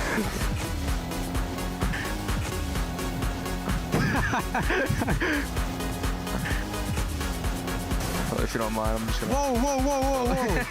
Where are the comms at, bro? Jack is he's definitely full rat enterprise gameplay here. Wow. What a bum. Completely zoning him out. He just boxed him out of the play beast mode on the respawn, dodged the demo. Wait. Whoa, whoa, whoa. Wait. Whoa, whoa, whoa. Let's relax. Wait, hang on. At the boost? Alright, it should be a goal if I'm not mistaken. Yeah, if you're not mistaken, you're faking. Oh, okay, wait, look, you nice. Hold on. Okay, I'm not... Where's my going? Dude, someone took my controller from me or something, dude. Nice, good kickoff. Get bumped. Good mount. I'm faking the open net, just fake you out. Nah, fuck you, bro. Dude. What the? He's up again. Dude, these demos. My bad, man, my bad. Next time. Let's see this, bro. Let's see the max. Okay, I just hard flag reset. Can we get a replay? Can I get a replay on my screen? That's a great recovery by Jack here. Really fast recovery to get back into the match sheet. Look at that, and he is in time. Wow. Just as expected. I didn't think he would get up after that. Oh, what a bump. Is it overtime? Oh, wait, I'm getting confused. No, wait, no, it's my own net. No. Dude, I want this so bad. What's going on? Alright, let me finish it here. Yeah? Yeah, let me... Oh, no. Oh, Wait. oh it did. Come on. Beast mode, look, I know you're new to this 1v1 game, but sometimes you win some, sometimes you lose some, and it's just how the game mode goes, man. But Yeah. You feel the rush, you see the drip and it slugs. You need it, pull the trigger. Got you feeling, The world is yours, only if you take it. So sign your name in, choose to claim it. You need it in a hurry, you want it in a flash. Can't get this time back, we don't get this time back. You need it in a hurry, you want it in a flash. Can't get this time back, we don't get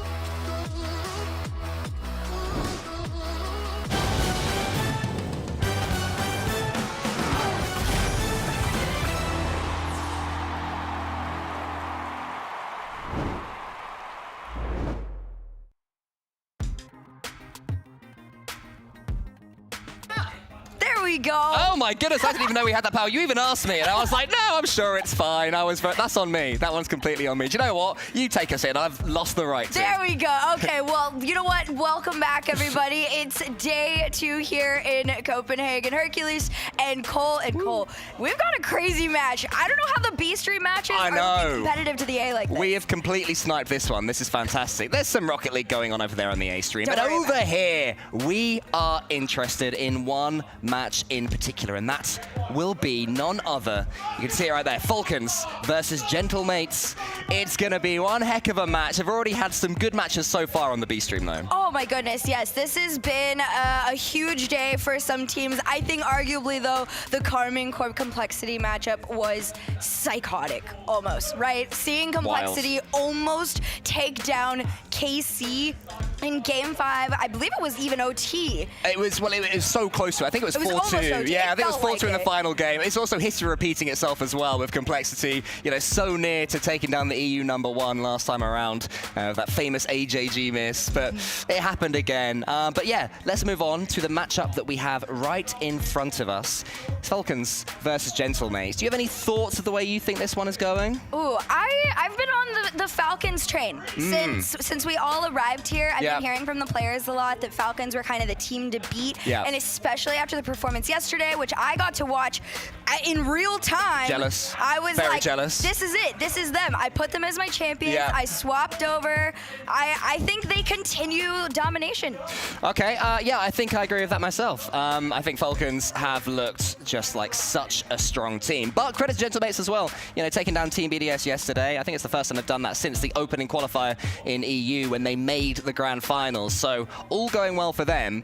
There is, of course, one more thing we have to do. Can I do the coin? Take the honors. Oh, yes, I'm so happy. Because you've got to do this twice before, haven't you? You haven't gotten to do it No, yet. I'm so scared I'm going to drop it like Jamespot did. Ready? Do it. Do your thing.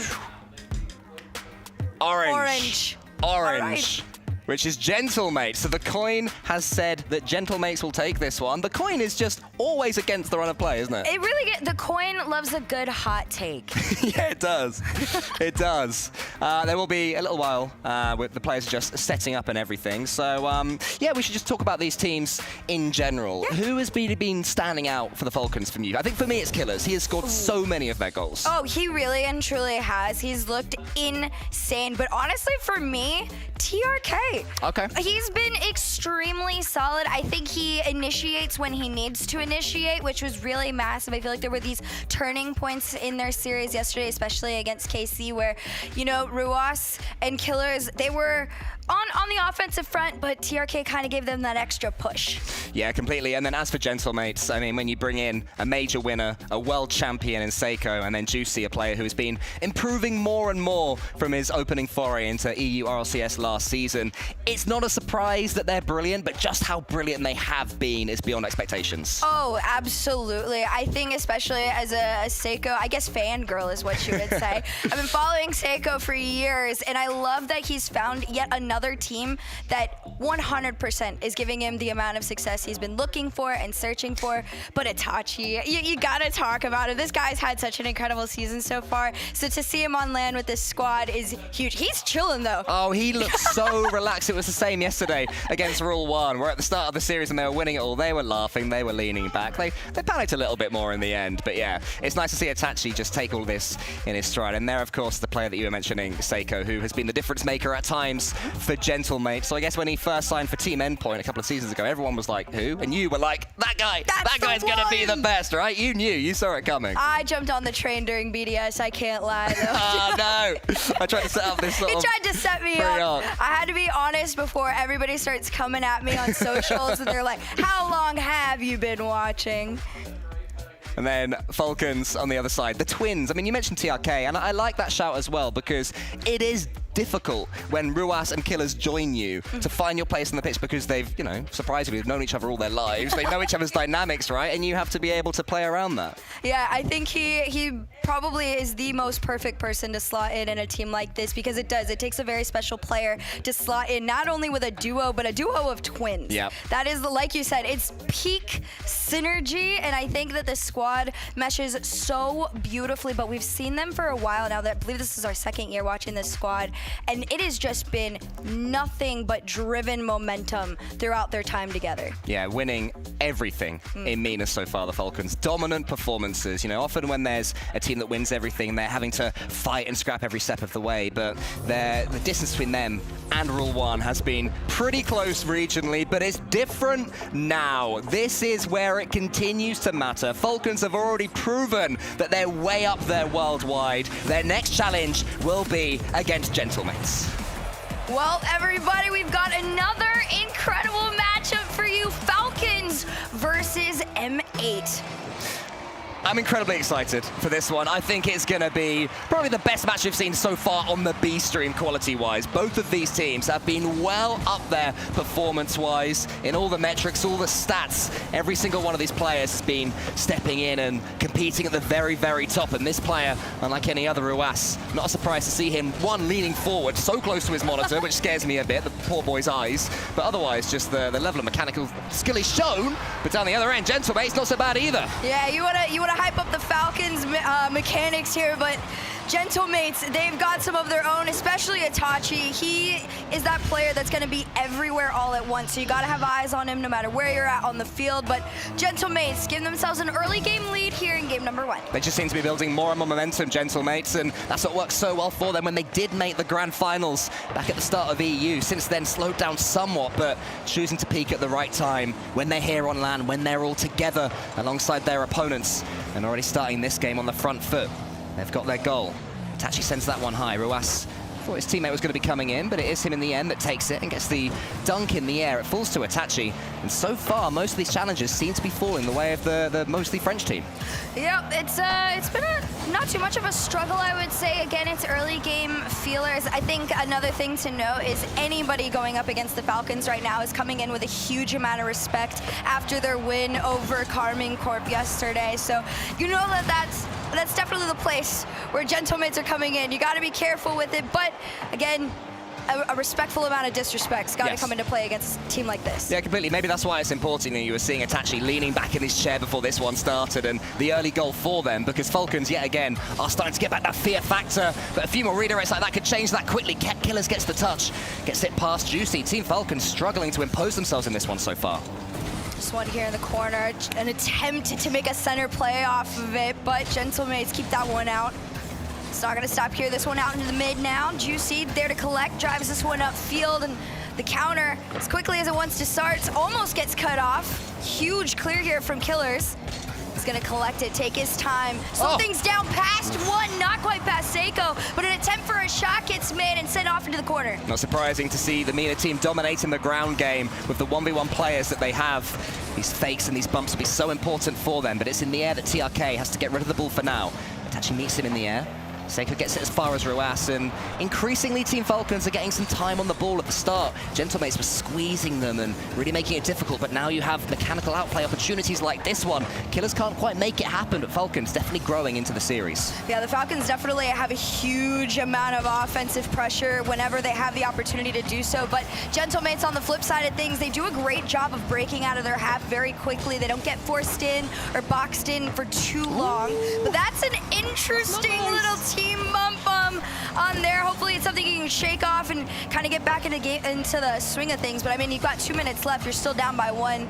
I think some nerves are starting to come into play. For sure, yeah. Maybe they're starting to get what Stumpy and I always like to call winner's tilt, when you start to really believe, hey, we could do this, and things change, and suddenly those double commits coming into fence, opportunities against you come in, another one for Gentlemates, but that flip reset's better. It's prodded to the side.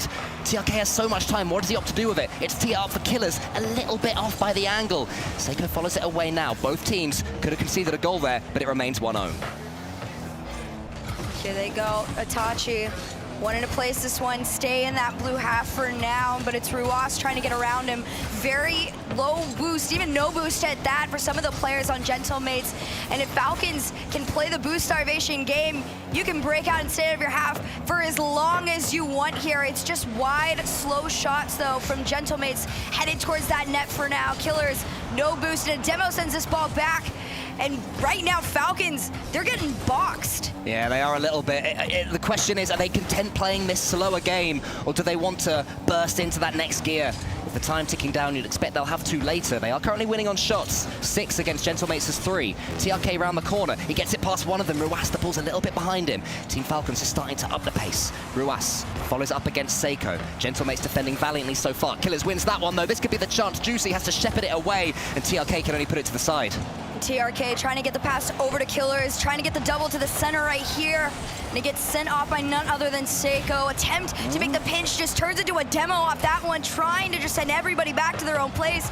But an air dribble down forward towards that net could be dangerous. It's a shot on target. This one sent off by Seiko, 30 seconds left. 8 shots now. Decent shots as well have been had by the Falcons, but they have to sink one. 20 seconds in which to do so. TRK on the floor. He's so comfortable down there dribbling, but it's going to fall back to Killers, and Juicy just watches him, slaps the ball out of his hands. Ruas can't quite get control of it either. Itachi into the center. Here's Killers. Juicy's up, and Juicy clears long. Not much time left. 5 seconds left. There is the opportunity to do so if you can keep this ball up. TRK up into the sky. Challenge on this one. Ruas trying to keep it going, but it's air dribble down. A clear hits the ground, and Gentlemates take game number 1. They take it, but they had to take it the tough way. A 1-0 win is never comfortable, especially when you are against such firepower that Falcons boast. But keeping a clean sheet against that squad, Gentlemates are starting to show that their good day yesterday, no flash in the pan. Yeah, this is a pretty interesting one. Again, Falcons, they were so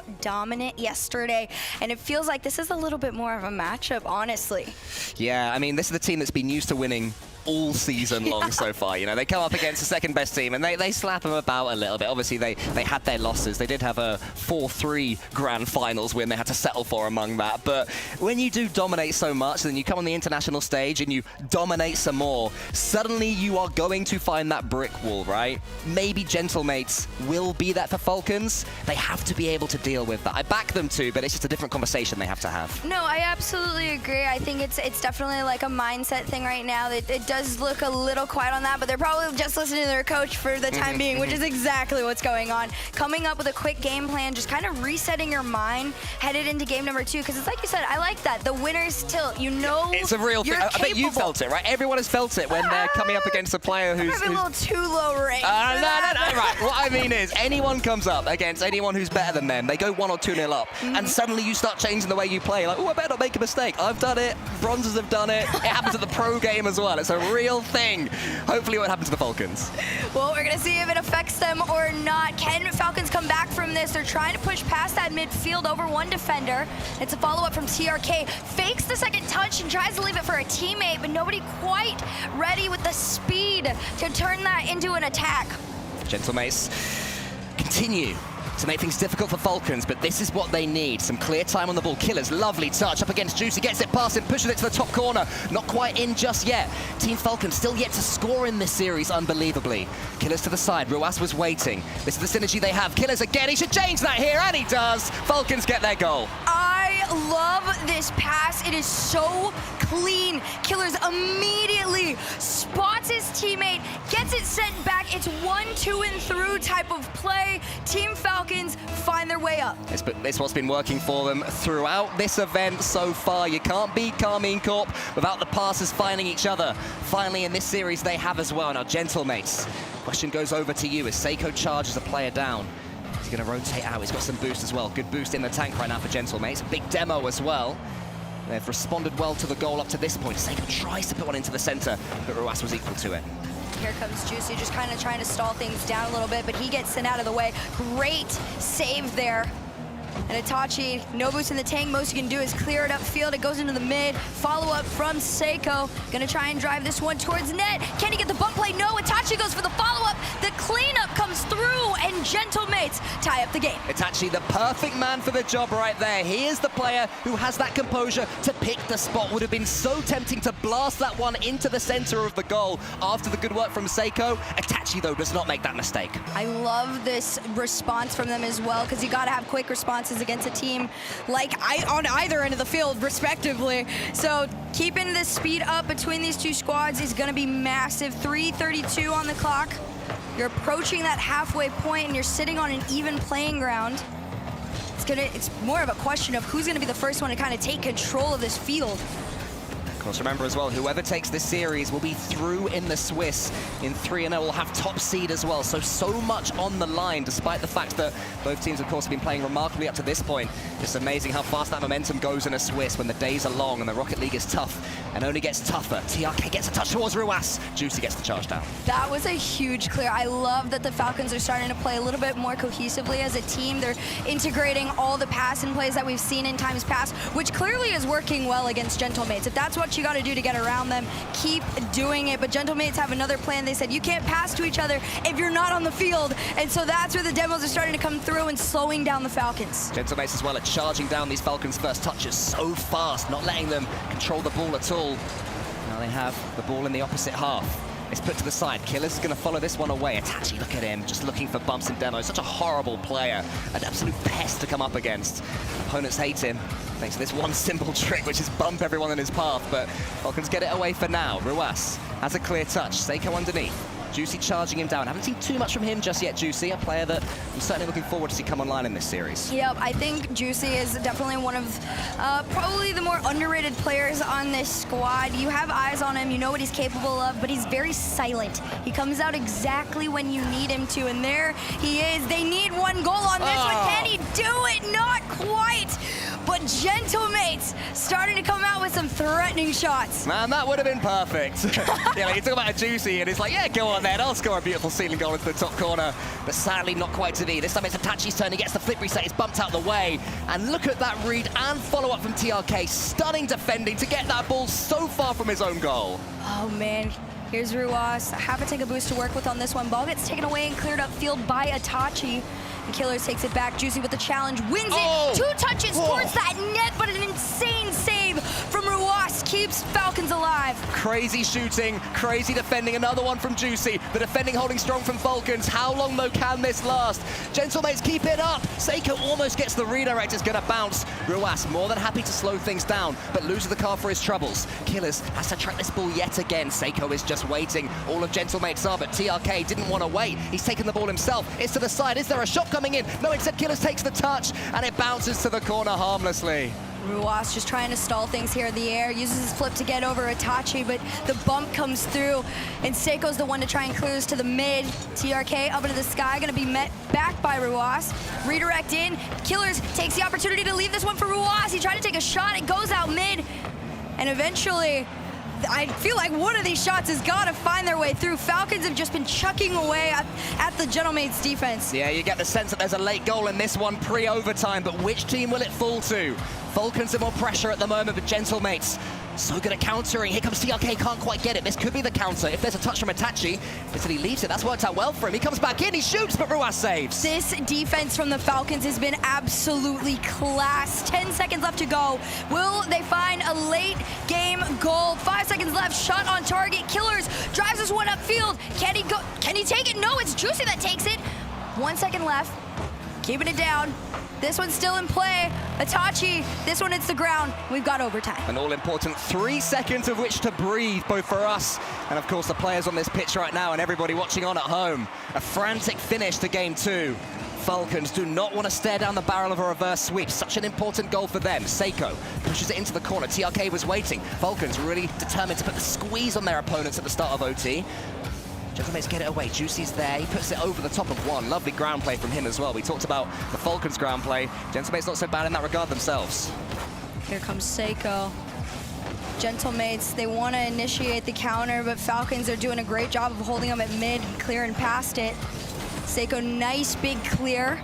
Gonna try and let Gentlemates have some time to shoot. As soon as it starts, they get sent back. Itachi there to collect. Back pass over to Seiko in the corner here. Killers wins his challenge, breaks past, but Itachi's got other plans. And Falcons just doing their best to break past. Killers over one. Can he take the shot? He does, but Itachi with a save. Yeah, they're starting to have much more midfield presence, though, with the Falcons getting that boost, stealing those hundreds, making it so that these launches forward just don't have the support that they need. Juicy over the top. Ruas gets the touch. Juicy into the center. TRK should be able to get this one away. Gentlemates have at least worked the ball forwards, but now Falcons come forward and there's a 3, but this time they don't connect. Another chance maybe. How's the ball going to bounce? It's shot. It's wide. TRK can't put it into the center. There's a triple commit from from Gentlemates, and somehow they get away with it. These passes have looked so incredible, but they're just off. Now it's Gentlemate's turn. Juicy trying to make that double. It's just off and out. But Gentlemates, it's not going to stop here. Seiko up next. 2 in the air to send this ball away. And for now, the Falcons, they got to go back to the drawing board. Man, there's been twice where Juicy has been inches away from the bullseye, but just hasn't quite hit it. Seiko attempts his own turn. He's got a flip. He uses it. It's read well by the Falcons defense. This time it's the 3 of them combining to get the ball away. Killers, what a first touch that is. The challenge game's so strong. TRK's winding one up against Seiko.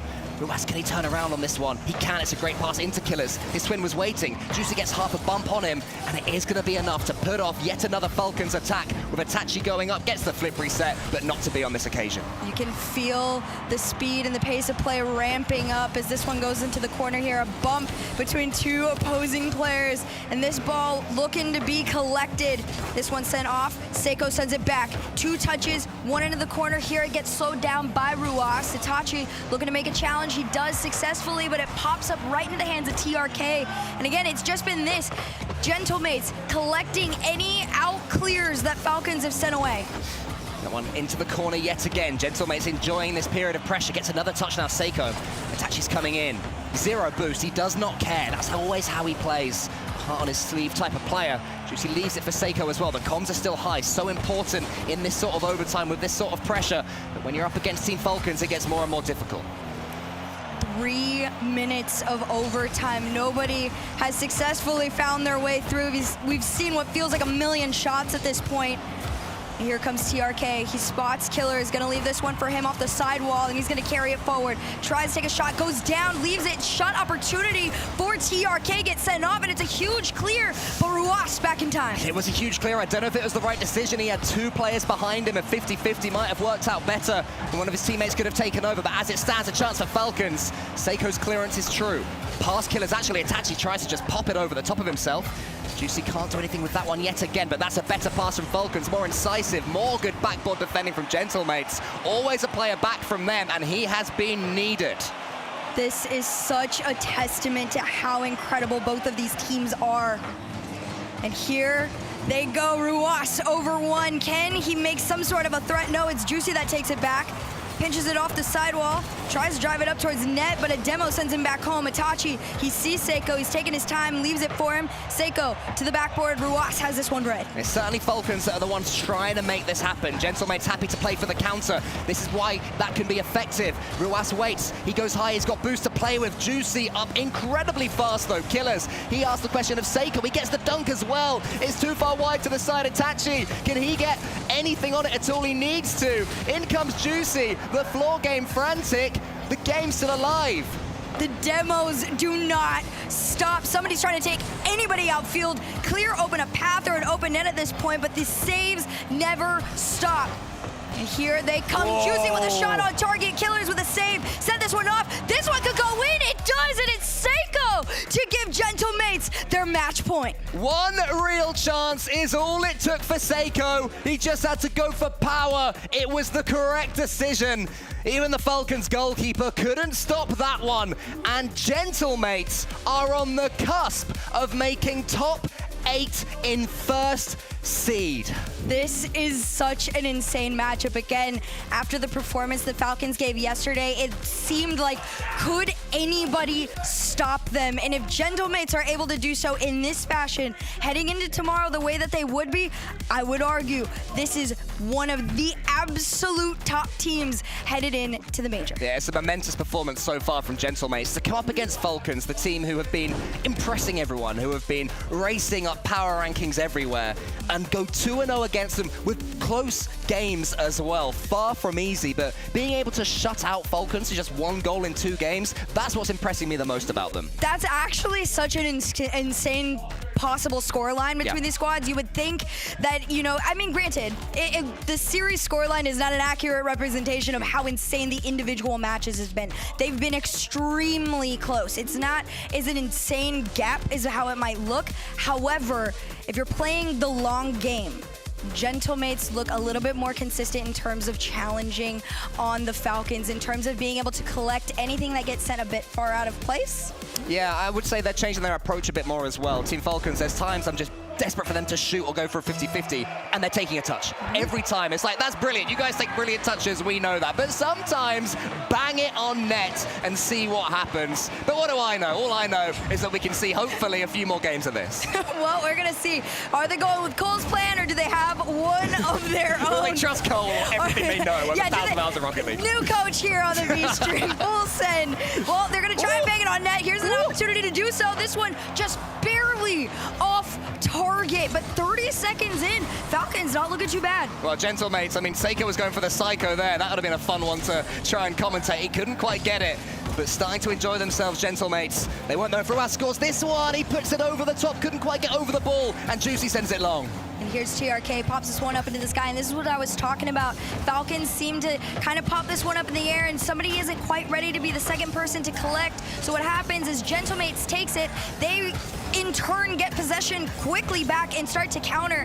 But this time, Falcons lose it once again. Seiko sending this one up to the field of the Falcons, and TRK over one. Oh, Killers, it's over the top of him, is it? Yes, it is! Gentlemates keeping the momentum going. It's more quality from them. They just held firm and stole a goal down the other end. They look so good here. That's the level of threats you got to put on target. Just plow through the defense, push anything you can through, and that's exactly what they did. Such an important goal for Gentlemates. Now they'll really be starting to believe. The adrenaline will be high. They want to keep on pushing though, Falcons. Will they throw caution to the wind? Ruas, he's caught in his own corner again. Look how fast Gentlemates are pushing them, not giving them a second on the ball. Falcons, you gotta kind of collect your thoughts a little bit here and get ready, because Gentlemates are not going to slow down. Another shot coming through. Can Juicy turn this into two from the corner? It's a center, but a nice save. And Itachi off the backboard manages to still get the double, even though it was red, and Killers with a nice big clear for the Falcons. I mean, Gentlemates is just causing so much chaos right now. We were saying that they were playing the more controlled game, but they've gone to their own plan B, or plan 2 more like, and it's working. It's completely thrown Falcons, even from winning. I love the mix-up that they've shown here. Yeah, coming into this with two different styles to kind of force the Falcons to play a more adaptive style of gameplay has got to be rough. It's a huge challenge in itself when you get met with something like that, a situation like this. But you know what? If that's the game plan, Gentlemates, props to you. Well, let's see if they continue to go full Itachi for the next 2 minutes and 40 seconds. I'm sure Falcons will have something to say about that as Ruas leaves it for his brother. Here's Killers. Waits. Happy to continue to play the slow game, but not with Gentlemates there, forcing the ball towards their own goal. This was a tough moment defensively. Another one. TRK towards Killers. What can Killers do with it? Can he take the shot? Can someone from Falcons put the ball in the back of the net? Yes, they can. It works out. It's 1-1. Ruas is waking up in game 3. There you have it. Killers just bobbing and weaving through the defense. It was a crossbar hit, but you know his brother's got to help him out every single time. Yeah, I'm sure they've scored that exact goal thousands of times now in their career, but very few more important than this one. The kickoff goes well for Falcons. Kalias has control of the ball again, more control. He pops it up for TRK to the ceiling there. Seiko was already on the backboard. Juicy has a chance, but Juicy can't quite connect. This is an interesting one just because of how even it is, how late in this game. And here comes Killers from the ceiling, leaves this one down for Ruas to clear up. And there's that same shot again, an attempt at it, this time unsuccessful. Huge clear for Juicy to collect in the sky. Ruas up to the ceiling, leaves this one down. And quite frankly, Falcons, it feels like they're just a tiny step slower than Gentlemates right now. I mean, I feel like they're worried about themselves. There was a massive pre-jump there. You know, we cut to, I don't know which player it was as camera on Falcons. He was already up and going for the ball that had been passed. So maybe they've identified that themselves and they're working hard to change it. But it can backfire. One overcommit, one misplaced pass. The Falcons, they're in trouble. But not if Ruas getting flip resets there. It's dangerous. Itachi gets a save for now. Bring out the mechs. That's what you got to do if you want to get past Gentlemates right now.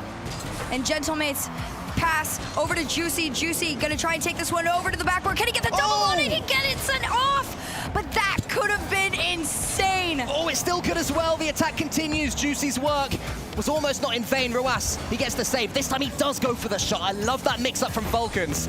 I also love the fact that Gentlemates read it. Juicy has a chance. Seiko's clearing the path. Seiko tries, but it's saved still. That was such a huge play right there. It's not gonna stop. Killers, no boost, but still making challenges. Tries to leave this one. TRK playing the patient game. Pass over to one. Oh. This shot gets set up by Itachi. The follow-up coming through.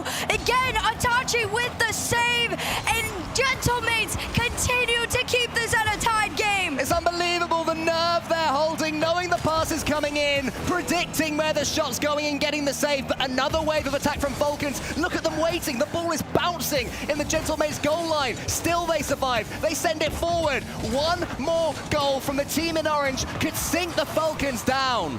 15 seconds. Can Seiko get this one down to a teammate? No, instead it's Juicy once again. A touch from Killers. Drives this one up to Ruas, but Itachi sends it back almost immediately. 5 seconds left.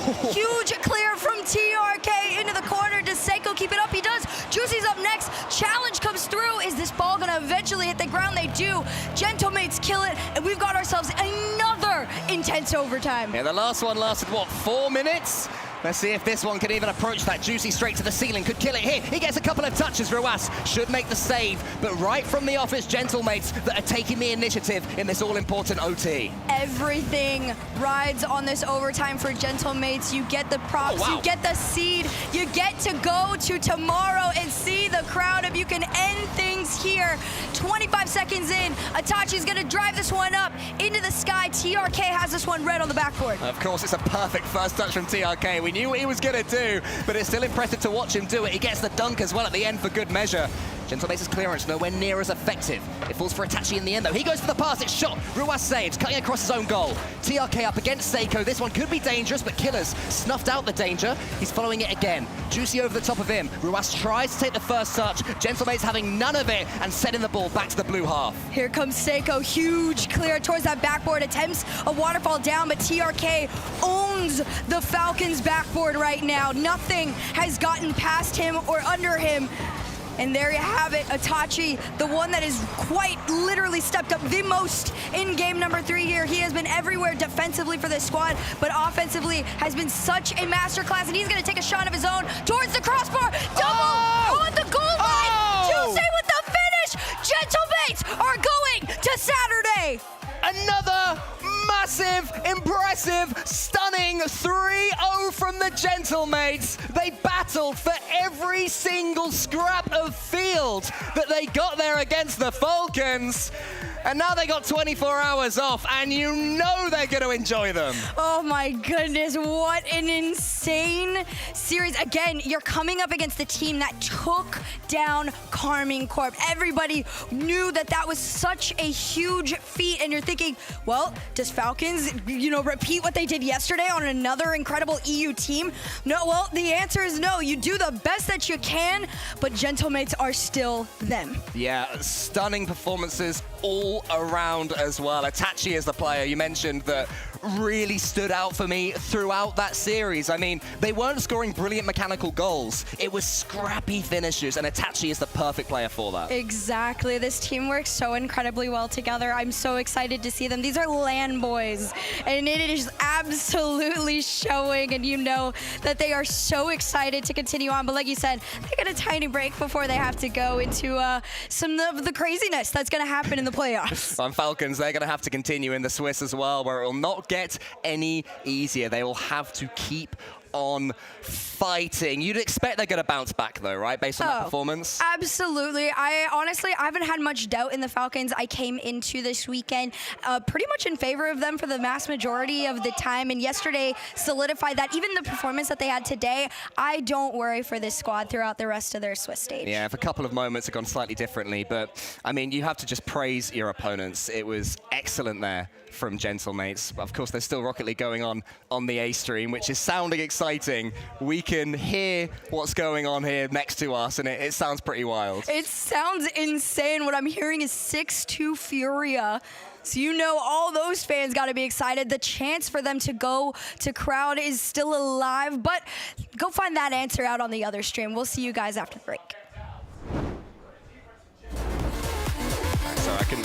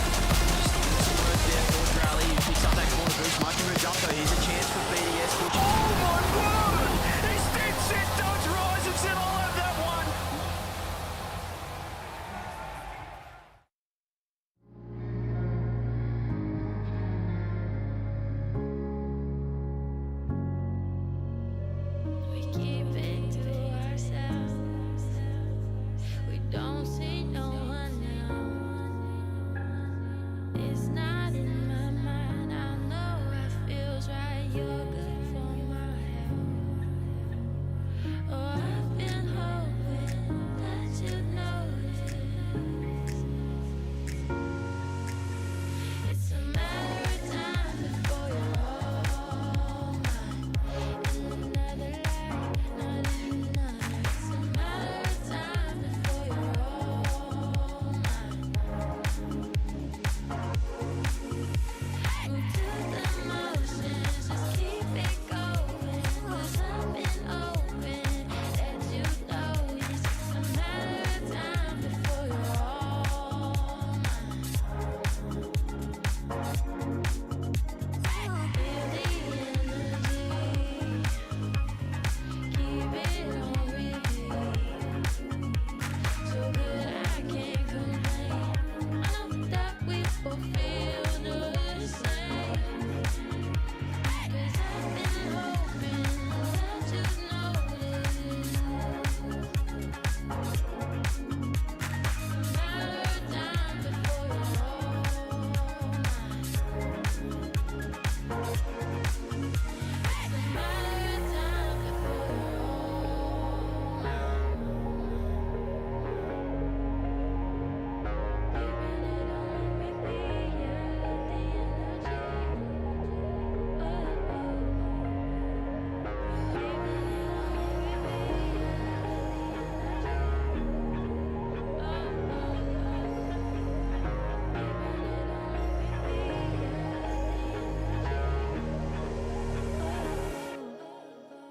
It's a matter of time before you're all mine. In another life, not in another. It's a matter of time before you're all mine. Feel the energy, keep it on repeat. So good I can't complain. I know that we both feel the same. 'Cause I've been hoping that you'd notice. It's a matter of time before you're all mine. It's a matter of time before you're all mine. In another life, not in another. It's a matter of time before you're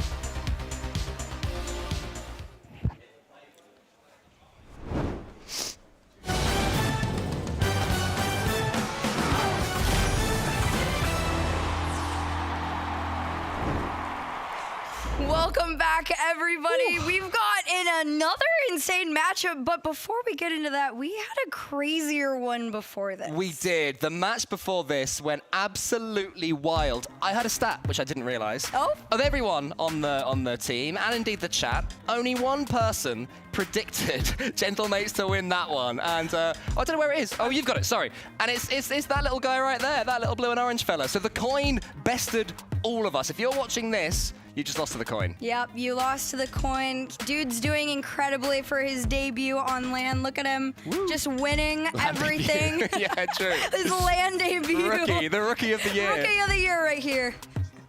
We have mainstream results as well that we can take a look at. So let's go see what's been going over there on the mainstream. Ooh. 3-2 Furia Gen G. Nah. But anyway, what a matchup. That sounded wild from what we heard. It did. We could hear them screaming over our headsets. Furia taking down Gen G, which kind of feels insane. But again, these SAM teams, any team, honestly, outside NA and EU, I feel have had some of the most incredible performances that we've seen in comparison to times past. Yeah, I mean, they are looking there's nothing underdog about them, the way these guys are playing. They're coming in like favorites. They're coming in like, you know, they want to be on this pitch. And of course they do. They've been waiting to take to the pitch for a long time, and here they are. Yep, they looked really good, but before we do that, let's take a look at some of the matches that have been over on this side of the stage. We saw the Falcons and Gentlemates won, but KCorp got taken to Game 5 by Complexity. More craziness. More craziness. I know. I mean, this is the SAM second team just showing against KCorp that they are not here just to be swept away by EU #1. Those days are well and truly over. It's getting more and more exciting, right? International Rocket League better than ever. Oh, it really and truly is. I've been watching this game for years with you guys. This is the first time I feel like the gap is truly starting to close. Yes, I mean, they're just improving and improving and improving. But we have another banging matchup coming up right here. I'm delighted to announce that we have Elevate versus Pioneers. And this is one that, of all of our predictions in our little sheet, has split people. People are going either way for this one. Ooh, okay. Wait, which way did you go? Ooh, which way did I go? Oh, spoilers. I went for Pioneers. I mean, I love APAC teams, and I've loved watching Elevate play yesterday. I thought they were excellent in their matchup. But, I mean, I still back OCE to be just a little bit above APAC. I may well be proven wrong. Hey, what did you go? Maybe the coin could beat you. I went That's Pioneers. true. The coin will beat me. The coin will beat us no matter what. I went Pioneers on this one. Again, I'm the same as you, but I love me a good KBM player on Elevate. Yeah. So, LCT, we're rooting for you. Sphinx as well, but, sir, there's one more person to predict. Ready? Shall I do it? Yeah, have your fun. So Elevate is blue, Pioneer is orange. Ready? Ooh, Blue. Elevate. I've gone against the coin. I'm suddenly really, really worried. The coin has not been wrong yet, so... Fling this away. I won't. It will break. I imagine I did a comedy throw. Yeah, just... I wouldn't drop it like James. I think it's almost time. I think it must be almost time. We are nearly there. Yes, here we go. We have got Elevate in blue and Pioneers in orange. I mean, you were saying that... actually, did you say your prediction for this one?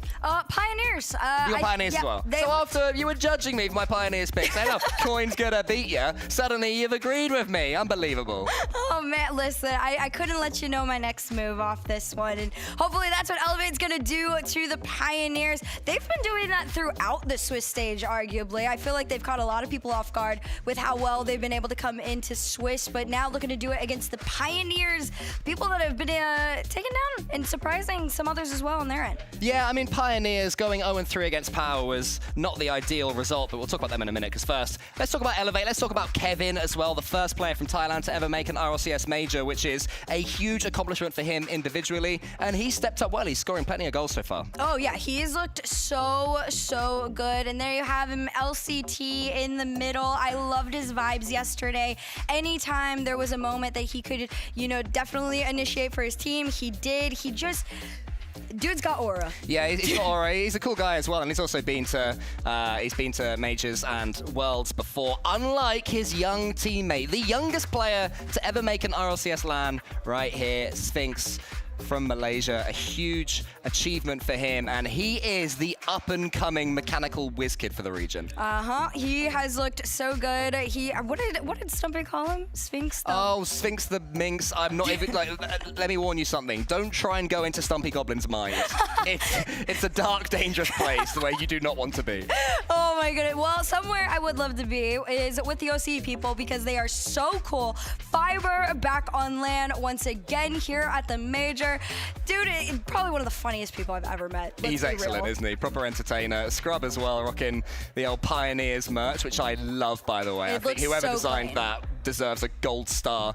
Scrub is no stranger to these RLCS events either. The difficulty is that OC, they have had their fair share of losses on international lands. This is Amphis. So hopefully that will start to change. I still believe in OCE. I have to. I honestly, I believe in them too. And again, they shuffled their roster around a little bit. Amphis coming in and Scrub and Fiber all coming together on a new squad. No more Banana Head. So yeah, this is a huge deal for them. I feel like this could be a lot closer than people might realize. Yeah, I think this is one that's going to split the room, really. Either Shout is a complete fair one. Elevate were impressive against Rule 1. It has to be said. They were on the cusp of being swept and then got a couple of quick-fire goals, and all of a sudden they're right back in it. They get their game, and did they go to overtime in the next one? I can't quite remember, but they were competitive pretty much after the second game against Rule 1, and there's no shame in that at all, It's a top performance. As the Pioneers, I feel like they didn't quite do themselves justice in that 0-3 against Power. Yeah, I absolutely agree. I think that the Power matchup probably wasn't what they wanted to show people what they were capable of, and they're coming in here a little bit on their redemption arc, but it is almost time to settle the score between these two squads. Elevate looking to take down OCE's top and finest here on the B stream. This is gonna be a fun one. It's one that as soon as I saw the matchups, I was excited to see. A good old-fashioned international Rocket League scrap between two teams who are desperate to avoid going 0-3. It'll be a tough, winless streak for the losing team, but for the winners, a real chance to make a statement. Exactly. You're looking to just keep alive here in the Swiss stage. And, well, Elevate's trying to be the first ones to do it. A couple shots coming out. Here's Sphinx. All eyes are and should be on him. Fiber on the other side. He waits for this ball and he just puts it into the center. Sphinx is there. He, as you mentioned, Achilles, the player that I'm looking forward just to seeing live, seeing in the flesh, watching how he performs. Kevin's impressed me as well. He's such an entertainer. He's got such presence within that team. He's certainly one of the main talkers for them, but right now they're having to do some early defending against the Pioneers, a squad who have more experience. They do. And again, I think that experience sometimes sets some of these teams apart when you think that it's going to be a little bit closer. Scrub, the LAN veteran, leaves this one for Campus, and Pioneers give themselves the early game 1 lead. And I'll tell you what, I don't know if you guys heard it on the broadcast, but we heard an almighty roar when that goal went in. Let me tell you, watching this one at home, Pioneers are not taking Elevate lightly. No, they are not. They are coming in here on a mission and with a plan, and it is working. Amphis, once again, up into the air, trying to just avoid every defender left. Carries this one over to Fiber. Fiber trying to center this one over to Scrub. Not quite. LCT just keeps everybody at bay, and Kevin's going to be the one to make that clear. Amphis puts this one into the center. He, of course, was once the OCE wonder kid. And to watch on as others have taken that mantle. Now Sphinx puts it to the side. It's just wide. His first real touch of the ball. Kevin comes in. Now it's Sphinx again. Not afraid at all to cut rotation. First real chance for Elevate. Some insane defending coming out from the Pioneers here, and it looks like they're going to have to do it. Once again, LCT trying to carry this one forward. Immediately sent back by a nice big clear. Amphis in the corner, wins the challenge off one, doubles it down, tries to get the center, shot is taken. Kevin off the flick to try and get away. and LCT looking for Sphinx. Sphinx looking for Kevin, but Scrub's got other plans. I'll tell you what, Elevate have now picked up the pace of this one. They're starting to beat Pioneers to the ball. Sphinx is getting more involved as well, which is exactly what the team in blue will want to see, getting him some clarity with it.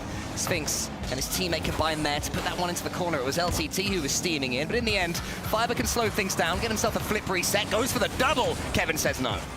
Here comes LCT, just taking his time, trying to get over one. Scrub defending well. Kevin, no room left to make a double off this one. Most you can do is try and push through that defense there last minute. And here they come, Elevate just taking this ball back again, and there you have an opportunity to shoot, and score goes wayside for the Cutie Pioneers. Yeah, looking good. This is, oh, a lovely double demo. LCT comes in. Wow, the aggression game works again for Elevate. The double demo from Sphinx just creates a wide open net for LCT to tie things up. Poor old Scrub, he was happy, he was going for that ball in his own little world, and then suddenly demolished, taken out the game, taken out the world, 1-1. Elevate, it was the demos that turned things around against Rule 1. I wonder if they're able to do the same against Pioneers. LCT now trying to link one flip reset to another as Pioneers have to reset fast. Amphis pushes that one towards the goal where Sphinx was waiting. Bit of pressure for Pioneers. Can they do anything with it? There was a miss in defense. LCT's underneath the ball, won't win this one. Scrub over one. Kevin has to get the touch, and he does. It's just a slight unfortunate miss off that one. No connection to be made, but it's just one of the many opportunities that the Cutie Pioneers have created for themselves. Amphis uses the reset to go through. It's not in the goal line. It's successful, but Fiber is even more.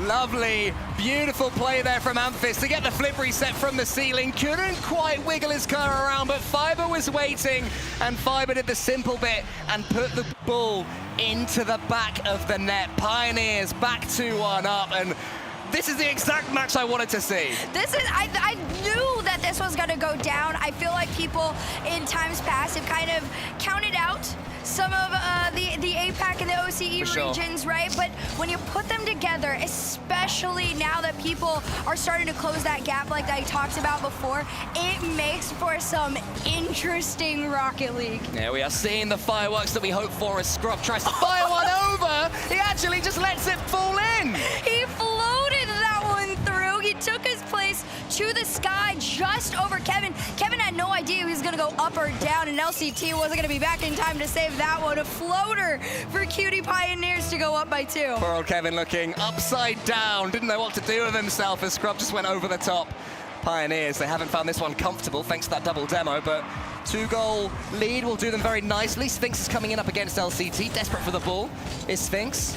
Here he goes again. So Elevate certainly more than happy to play their own game. That's the main thing that Kevin told us that he wanted to do. You know, even if they win no series, they don't want to just fall back, try and defend and throw everything away. Yeah, definitely an insane amount of teamwork is going to have to come through from Elevate if they want to try and catch up here in the late game, or at least the late stages of it. There's a great save there from Sphinx, but again, pressure from Pioneers seemingly never ends. Amphis collecting the pass to go up by 3. That's why we love watching OCE teams. Full attack, never rotate out. Amphis coming in from the opposite corner, swipes in from the side to make it 4.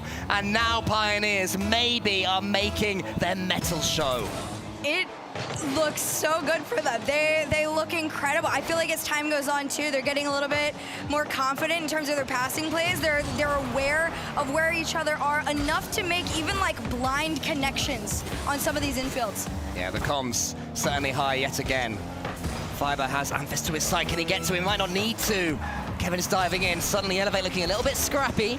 Remember that yesterday this happened as well against Rule 1. They started the series slowly and improved as it went on. So, well, this game 2 finished for the Pioneers, and it's looking like it will. It's not all panic stations for Elevate just yet, but I love that from Fiber, getting a double demo of his own.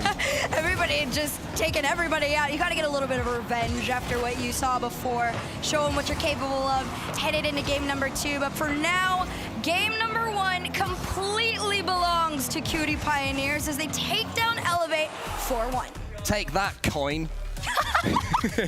Yeah, all right, the beef is squashed. I've had my show back against the coin. A great performance there in the end from Pioneers. They after being double demoed for an equalizer, it's very simple for your head to drop. Yeah. They didn't let that happen. They didn't. I feel like they looked good. They just kept going. Again, keep your head straight, stay locked in, sit up in your chair, and honestly, have fun with it. I feel like that's so underrated is the Pioneers' vibes. They just seem to enjoy what they do and what they love. Yeah, I agree with you there. I'm watching Scrub just shrug, looking pretty chill, looking pretty relaxed, which is good to see.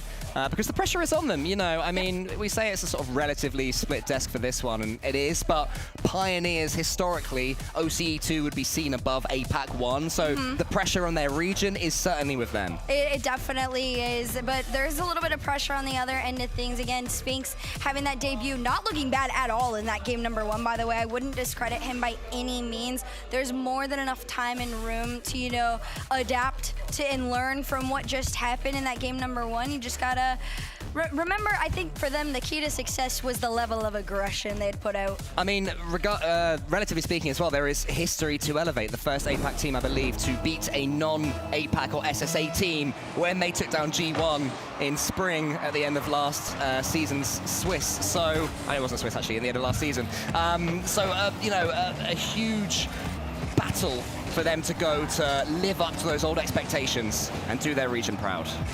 There you have it. Early stages of game number 2 looking in favor of Elevate as LCT takes this one to the ceiling, tries to drop it down. Small clear out into the corner on this one. Pioneers want to make a counter, but Elevate say no. They take a shot off the goal line, and it's Fiber with the save. Yeah, looking good so far, Elevate. Definitely stepped up, looking cleaner so far in game number 2. The scrappy way of playing was fun earlier on. That one might just be, you spotted it before I did. I didn't even think that was going in. I was pointing at You were that pointing. one from I was the just midfield. yapping. No, you gotta believe in that man. I feel like most shots LCT puts are gonna be in the weird place of on target. Fair. He didn't even do it on target. He said, I'll hit the post, make him double it for me. Let the Pioneers do all the work. Yeah, Amphis, you're called up, mate. Can you put this one away for me? Great kickoff. LCT shoots again this time. Amphis does get it right, swipes it to the side. That was a chance, though, for 2-0 from the kickoff. It definitely was. It did get slowed down a little bit off it. I think Pioneers are slowly starting to become aware of the pace of play that Elevate is bringing up on the field. Here comes Kevin, shot off the backboard. It's a scoring opportunity if Sphinx can get there in time, but just a little bit late off this, but pressure doesn't end there. It's a definite step up right now for Elevate. They're looking stronger, finding each other with these passes, and there's a double commit from Pioneers in the corner. Kevin can shoot this one. Instead, he chooses to pass. LCT is waiting. LCT, a very smart player. Not a rusher, very patient. Sphinx comes in, he shoots. It's a good save there from Fiber. Backs to the wall right now for Pioneers. Can Elevate double their lead? That would be massive in the context of this game and maybe this series. Pioneers having to do some defending. It's all important. It's all incredibly important, especially defense on either end when it feels like a million shots are being taken at you. Fiber tried to drive that one forward. Kevin had other plans. Takes them back mid. Scrub trying to do the same. Amphis, third and last man to try and drive this upfield. It actually gets whiffed on. It was an opportunity to keep going. And you know what? Scrub's going to be the one to take that off. Elevate, though, still able to deal with Pioneers' attack. They conceded 4 against them in the last game. None so far in the opening couple of minutes. Improvements in every asset of the game right now for Elevate. How they'd love the second goal, though. LCT tries to challenge Scrub, but Scrub comes away with it, squeezes it back towards the Pioneers' half. It's LCT that it falls for. I love this from Sphinx. He is demanding that ball when it's a 50-50. Oh, he absolutely is. Again, and it comes down to confidence. And when you're on your debut and you're on your last match, right? You've got to be confident. And Kevin has got all of it and more. Sphinx the Minx, or whatever it was Stumpy said. He demands it. He gets it. A demo for good measure. And then Kevin just had to put it away. And boy, did he succeed. Well, there you have it. Elevate responding to game number 1, a loss that they definitely didn't want to have to enter with. LCT up next, looking to try and spot a teammate there, but Fiber drives this one back over to Amphis, tries to get the infield, but instead it's Elevate with a counter clear. This one off the post, and Sphinx's shot goes wide. Yeah, Pioneers are looking vulnerable for the big clearance again, as is so common in OCE, the third man pushing forward so far. It's fun and great when it works.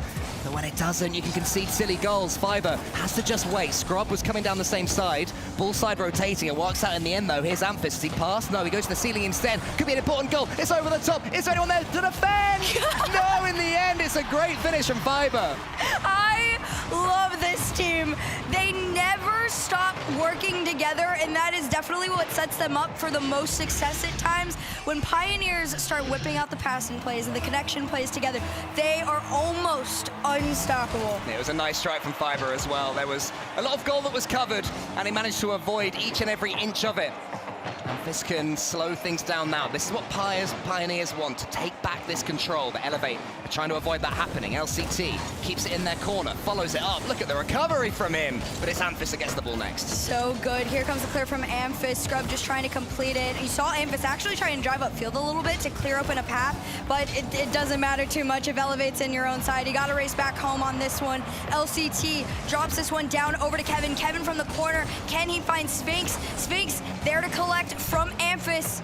And Elevate, biggest game plan right now is just stay in that Pioneer half, and that's not what's going on right now. No, the ball is staying there, but they're more than happy to have two men staying back, though. It's like an interesting balance between attack and defense that Elevate have found, and Pioneers are struggling to deal with it. LCT, I wondered if there was a pass there from Sphinx to his teammate on the right. Didn't go for it, and Pioneers remain 1-2 down.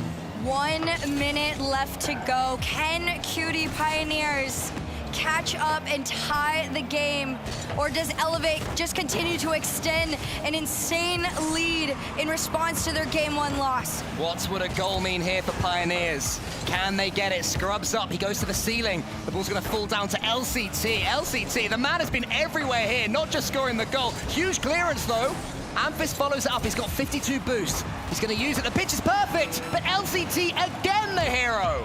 13 shots between both teams right now. It is a complete shootout. 20 seconds left to go. Amphis looking to make one more if possible. Sphinx denies him, and on no boost, still manages to keep the Pioneers out for the time being. LCT has impressed me so much this game. Even there, it was a tough hit from him, but he made it. The demo comes in, but it's not going to be enough for Pioneers. Kevin gets the flip reset, slows it down. LCT, can he spike it? Yes, he can. It's another game for Elevate. They looked so much better in that game too. They found out what needed to be corrected, and I think the biggest thing, low-key, came down to confidence. Being able to go for those challenges against the Pioneers, especially against Fiber. Fiber was such a defensive masterclass for this squad in this game number 2. So the fact that they were able to kind of push them aside a little bit and find their way through was massive. I think what I love about the way Elevate took that second game is that in the first one, they got their goal, but it was a double demo. It was one of those crazy, chaotic moments that, fair enough, they earned. But in the second game, they were the better team. It was a complete and utter turnaround, not just in scoreline, but in quality of play and ability on the pitch. And that's not easy. No, it definitely isn't. To have the ability and just the capability to turn things around on such a quick turnaround time, right? You only got a minute in between matches. So the fact that they were able to do so fast and learn from their mistakes headed into that next game, very, very proud of them. Now the question is, you're sitting in a potential where somebody gets to take match point. And that's going to scare you a little bit because the mentality headed into that sort of a situation has got to be terrifying. Well, you can see why Pioneers were not taking this one lightly all the way back at the start of game number 1. That almighty roar was because they know and they knew that Elevate are a tough nut to crack, are a difficult squad. And when they get going, when they get momentum, capable of taking games against anyone, they've already got one. Will they keep on pressing against the Pioneers? Let's find out the answer to that right now as this one heads over that midfield line. Kevin immediately sends it back. Scrub just waiting for him. And Kevin passed over to LCT. Oh. Early game lead once again goes to Elevate. LCT, his positional sense has been sublime, but look at that from Kevin, the wave dash pass. LCT was waiting. Fiber did a decent job at getting the save, but couldn't quite get around it. Elevate's momentum, they're like a steam train. They look so good. They've been able to find each other everywhere, but that is the second time, and I believe it was LCT, where we've seen him cheat up just far enough to anticipate any sort of a pass that would catch the Cutie Pioneers off guard. It's the player that was dropped by Gladiators. He was tossed aside, and now here he is. They are not. He's representing the region, continuing to do so. Now a stalwart for APAC in these RLCS qualifying events.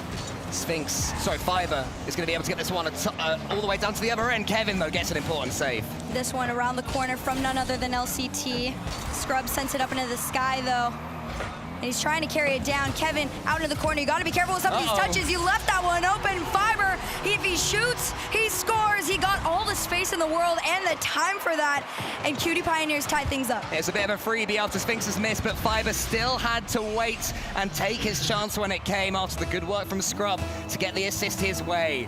Elevate will be sick that that's how they concede the equalizer, though. Yeah, it's definitely a moment that you got to just come back from mentally, shake things off. You're not in bad positioning at all, especially if you are Kevin. Well, that's how to get over a whiff. You just go down the other end, hope your team help you out. Look at Sphinx doing all sorts of just bumps and hits on the Pioneers' goal line. That looks just horrible to defend against. That looked insane. It felt like everybody was there, and it was just who's going to be able to spot the goal at that point. Amphis almost did. A little bit too powerful of a flip on that reset right there, but Scrub's up next. Cutie Pioneers, you got to find yourselves another tying goal. Here comes Fiber. He shoots it, and LCT charges him down at 1,000,000 miles per hour. Can at least get the redirect. Would have been a beauty. Instead, Scrub challenges that one into the center. Amphis has a clear touch on this one. He's up against Sphinx, pushes it to the side. They survive for now. Fiber's winding one up. Sphinx does not let him finish. Fiber puts into the center. There's Scrub. He shoots. It's 2-2. We have another banger. I can't even imagine what it feels like for them to be responding this quickly to you. If you're Elevate, you come back from it quickly, and then Pioneer said, no, we can keep up with your level of gameplay right now, and that's exactly what they did. I mean, this may well feel like an OCE matchup to Pioneers. It's an all-out just chase, you know. It's a race. It's who's faster than the other one. It's defense doesn't matter. It's goal after goal, and it's fantastic to watch. As Sphinx gets a couple of touches around the corner, Amphis slows it down for once. LCT tries to bully the ball into the back of the net. Fiber's not going to let him. Here comes Fiber, no boost, but just trying to go for the 50s at that point. Sphinx has other plans, tried to make the center. LCT and Kevin both pushed up a little bit dangerously far, and Amphis goes for the backboard, tries to get the double touch, doesn't find it. It's read just in time by Elevate, but that is some scary sightings if you're an Elevate fan. A key moment in this series right now. Who is going to get this next goal? Halfway through, 4 have already been scored. LCT is doing his best to wind up his opponents yet again. Amphis should be able to get this ball away, but I'd say, Herc, that the ball is being spent more in the orange half than the blue at the moment. Yeah, it's been a little bit of a power struggle on this game 3 right now, but just over 2 minutes left. It could almost be anybody's game unless LTT decides to step up again and do what he did, what we saw in the early stages of the series. He's certainly looking most likely, but he's been beaten to the ball there. Kevin is next up. He just sends it high. I'm not sure that was the right decision. Pioneers had more boost, and they were coming on. They had the better momentum. That's what we're seeing now. Fiber continues that attack. That's better from Kevin, swiping the ball away. Amphis just wants one clear opportunity for Pioneers. Could he have forged it for himself here? Sphinx is waiting on the backboard. Kevin helps him out. It's all hands on deck right now for Elevate. One more chance. Amphis is there. LCT gets in the way enough, and both players miss.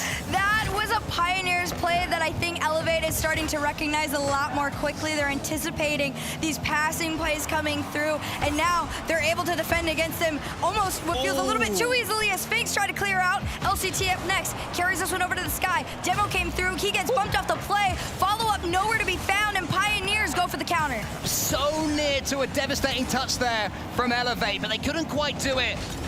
Maybe they smell blood. Here comes Fiber, though, a race to get to this ball. Fiber is staying up top. LCT has to come in against Amphis, does well. Sphinx in a race against Scrub. Scrub wins it cleanly. Amphis versus Kevin, who's been doing some good cleanup work in the back right now. Sends it high.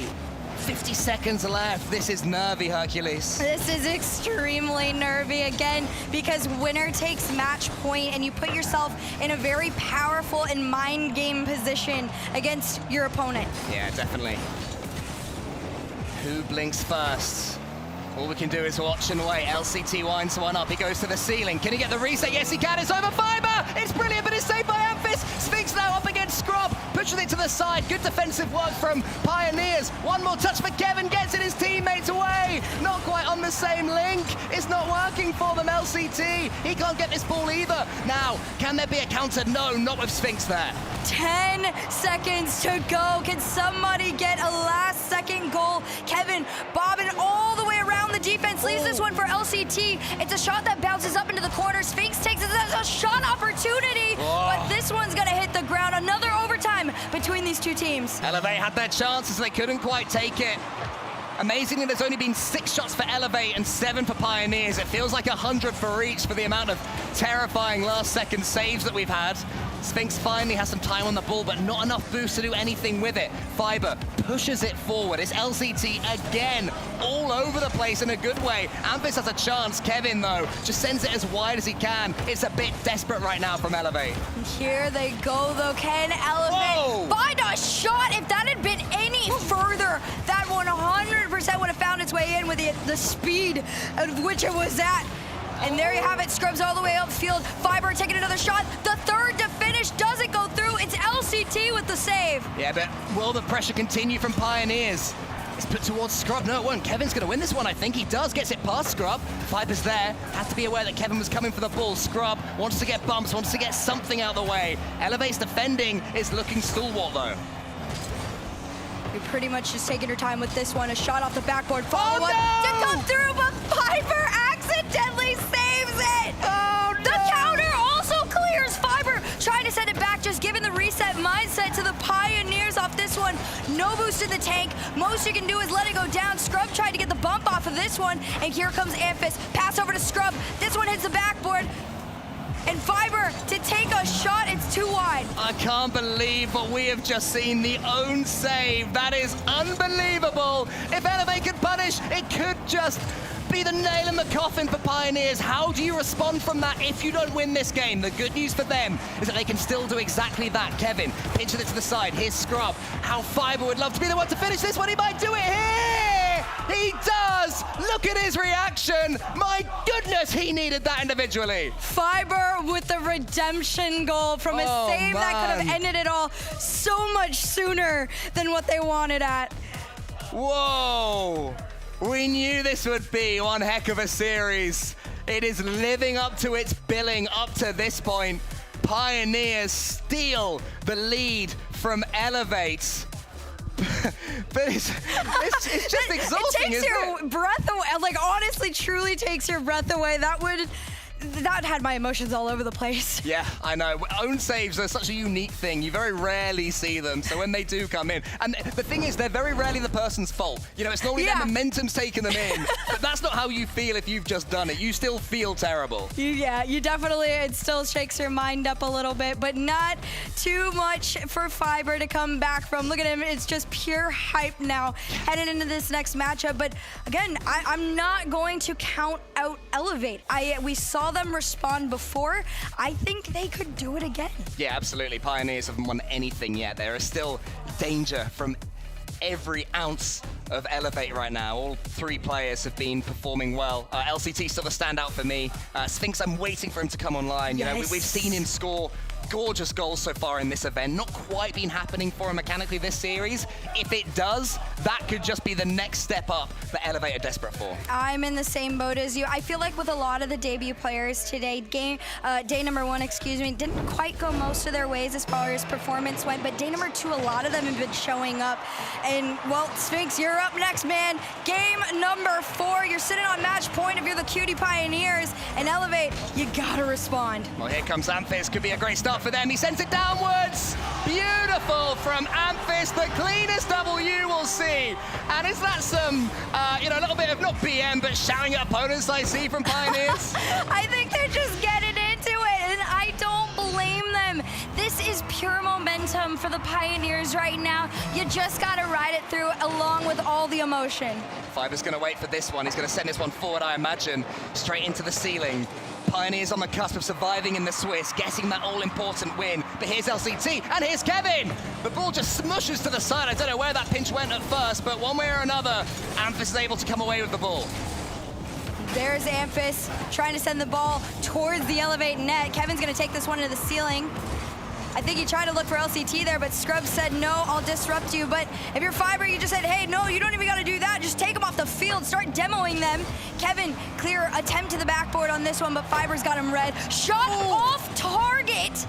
But Elevate, finally a shot upfield. Yeah, out of nowhere from Elevate, just hovering, lingering up top, and almost causing some severe damage when they finally went for the ball. But here come Pioneers again. It's Scrub. Not quite enough on the shot to send it on target, but will cause some danger for LCT. Emphasis turn, LCT just waits at the back, hovers behind it, tees up Sphinx. Sphinx gets bumped out the way before he could really get going.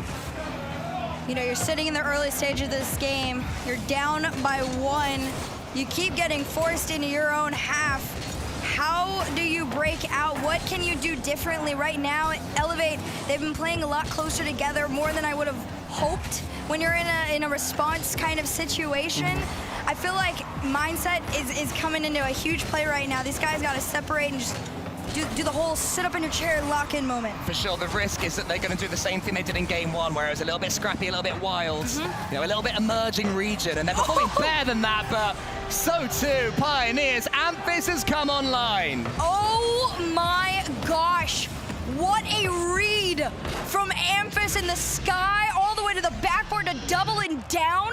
Pioneers, they are a force to be messed with. Yeah, Pioneers, they were looking for somebody to turn to, and so far here in game 4, it's very much been Amphis, but there's a miss on the back. It is Amphis who can play clean-up crew this time after his lovely couple of doubles that he's got so far. LCT's going to try and take a touch. Amphis isn't going to let him. Could this be the hat trick? He gets round it. It's the Amphis show. Have your moment, man. We had the Fiber show in game number 3. Now it's Amphis's turn. We've even had Scrub have his moments, but Amphis all the way around said, no, guys, I want to end this here. He's saying, just give me that ball. Let me do something with it. It's going to work out. He is tearing Elevate apart right now. And OCE's number 2 team are on the cusp of surviving in the Swiss for a little while longer at least. Sphinx, though, we said we wanted him to come online. Could this be it? I want it to happen.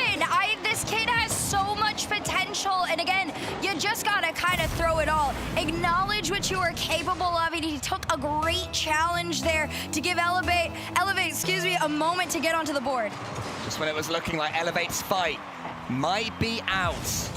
Have their life been petered in this tournament? Not to be, thanks to that touch from Sphinx. There's more great work from Kevin. Here comes Sphinx again. He's in the post. LCT finishes. Elevate ain't done yet. This game is still going. It doesn't stop. That is an insane touch. But again, credit to LCT. He has been positioning himself so well throughout the entire series. So being able to be on that cleanup crew duty and finish off anything for Elevate that they throw at their way is massive. Amphis waits for the ball. How he'd love another couple of goals to clear the Pioneers' nerves, but he's bumped out the way. Kevin has a chance for a mechanical play. He's up against Scrub. That one's going wide. Sphinx behind him to LCT. What a pass that is! It's saved by Fiber. A majestic hit to the center. That is insane. It's not going to stop here, though. Amphis, the one that has terrified everybody on Elevate here in this game, number 4, was headed towards that net. Now it's Fiber with a clear up field out into the corner. Sphinx just spawns, which could be the Pioneers' worst nightmare right now, as LCT tries to clear a path for Elevate to break into the Pioneers' side. They're onto the second touch so fast right now, Elevate, but Pioneers are dealing with it. Amphis just waits. He misses, though. He's not got much boost to play with, but that pass was loose into the center. Fiber just sends it high, but Pioneers will be pleased by wasting these seconds. Yep, you pretty much are just playing time at this point if you're the Pioneers. Don't play too much risk at this point, especially if Elevate's been able to get as close as they have been throughout this game. But this one might float towards the net, but it's a Sphinx save that keeps the Pioneers out. LCT, another couple of touches, no boost to play with, though. Scrub wins that one. Amphis is waiting, which could be bad news for Sphinx. Can he avoid him? No, it's a shot, actually. Crazy angle. But Kevin has a chance. He's got 9 boosts. Scrub helps him out by putting it onto the backboard for Fiber in the end, and Fiber gets a couple of clean touches. Elevate looking for one more opportunity. You have just over a minute to find one goal. You've had a handful of opportunities to do so. Time is running out. LCT trying to put this one into the center. It's Sphinx to carry it forward. 52 seconds left on the clock, and the Pioneers have a clear. Amphis has a shot, and this one gets out. Another save comes in. Scrub almost can finish it yet again. Amphis, 1 touch, 2 touch, follows it up once more. Sphinx prods it to the side. Now Elevate, can you have a hero? Can anyone step up for the goal of their lives? Not with Scrub, showing his quality, maybe finally finishing Elevate. You asked for a hero, and Scrub stepped up. He said, you know what? I'll give us the comfort. Headed into the next 32 seconds of this match, I want another life. That may well be it, unless there is some crazy kickoff drama. There's a fake from Kevin. Can he get around the ball? He can't quite. Fiber, desperate to just send this ball away. He finds Amphis again. That's beautiful game management right now from Pioneers, stealing these seconds away. There's 19 seconds. Almost what feels like you need is a miracle if you are Elevate right now. LCT trying to collect, They've done but it. that is it. That is the nail in the coffin from the Pioneers. They get another life in the Swiss. They will survive. OCE number 2 may well be knocking out APAC's sole representative. And they have stepped up when required. Pioneers would have had so many nerves jangling around them when that second goal came in. But in the end, thanks mainly to Scrub and his goals, they finished at a canter.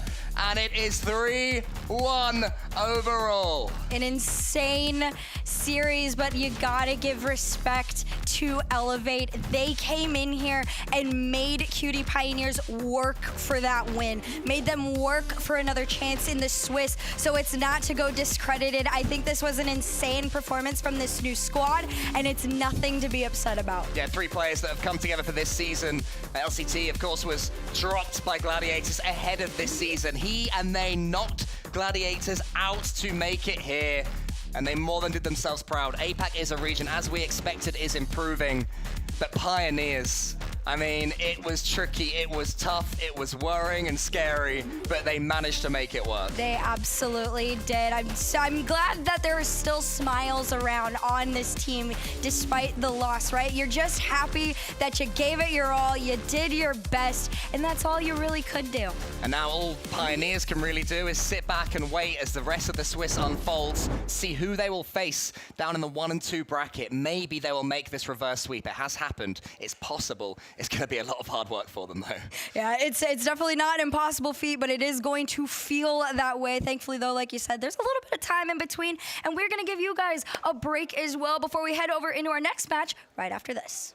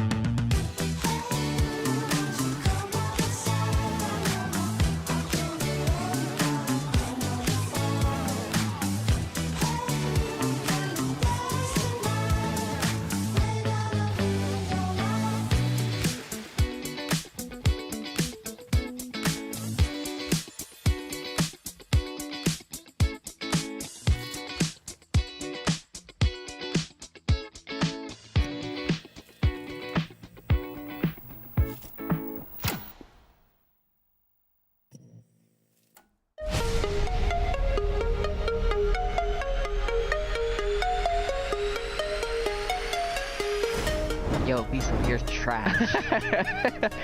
You're so bad, bro. Holy. You're buns. Check this out. Oh. Oh. No, you're not good, bro. Wait, this is a goal. Oh, that sucks. Oh, that sucks. Oh, what a goal. What a goal.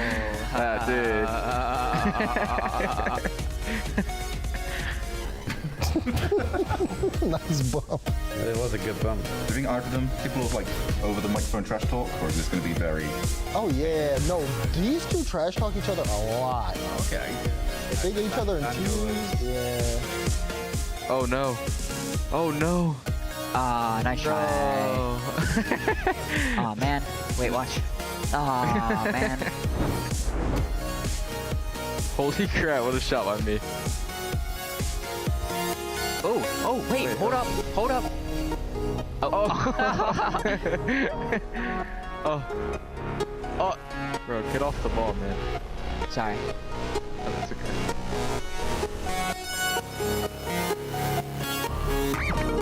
Such a boss. Holy, dude. Oh my. Fake. Oh my god, he's so scared. Bro, get off. Oh, it's all good. It's all good. Nah, wait, I guess let's score. Yeah? Oh. Oh, wait, he missed. Oh. Oh. Brother. Brother. Oh, my it's all good, it's all goodness. good. Uh-oh. Uh-oh. Uh-oh. Oh my goodness. Oh my god, what a shot. Well, Dan is actually trying hard to count. Daniel does not want to lose this. Yeah. Oh, he's going to. Yeah, that's it. That's game. You feel the rush, you see the drip and it slugs. You need it, pull the trigger. Got you feeling, got you feeling. The world is yours, only if you take it. So sign your name in, choose to claim it. You need it in a hurry, you want it in a flash. Can't get this time back, we don't get this time back. You need it in a hurry, you want it in a flash. Can't get this time back, we don't get this time back. The way choose now.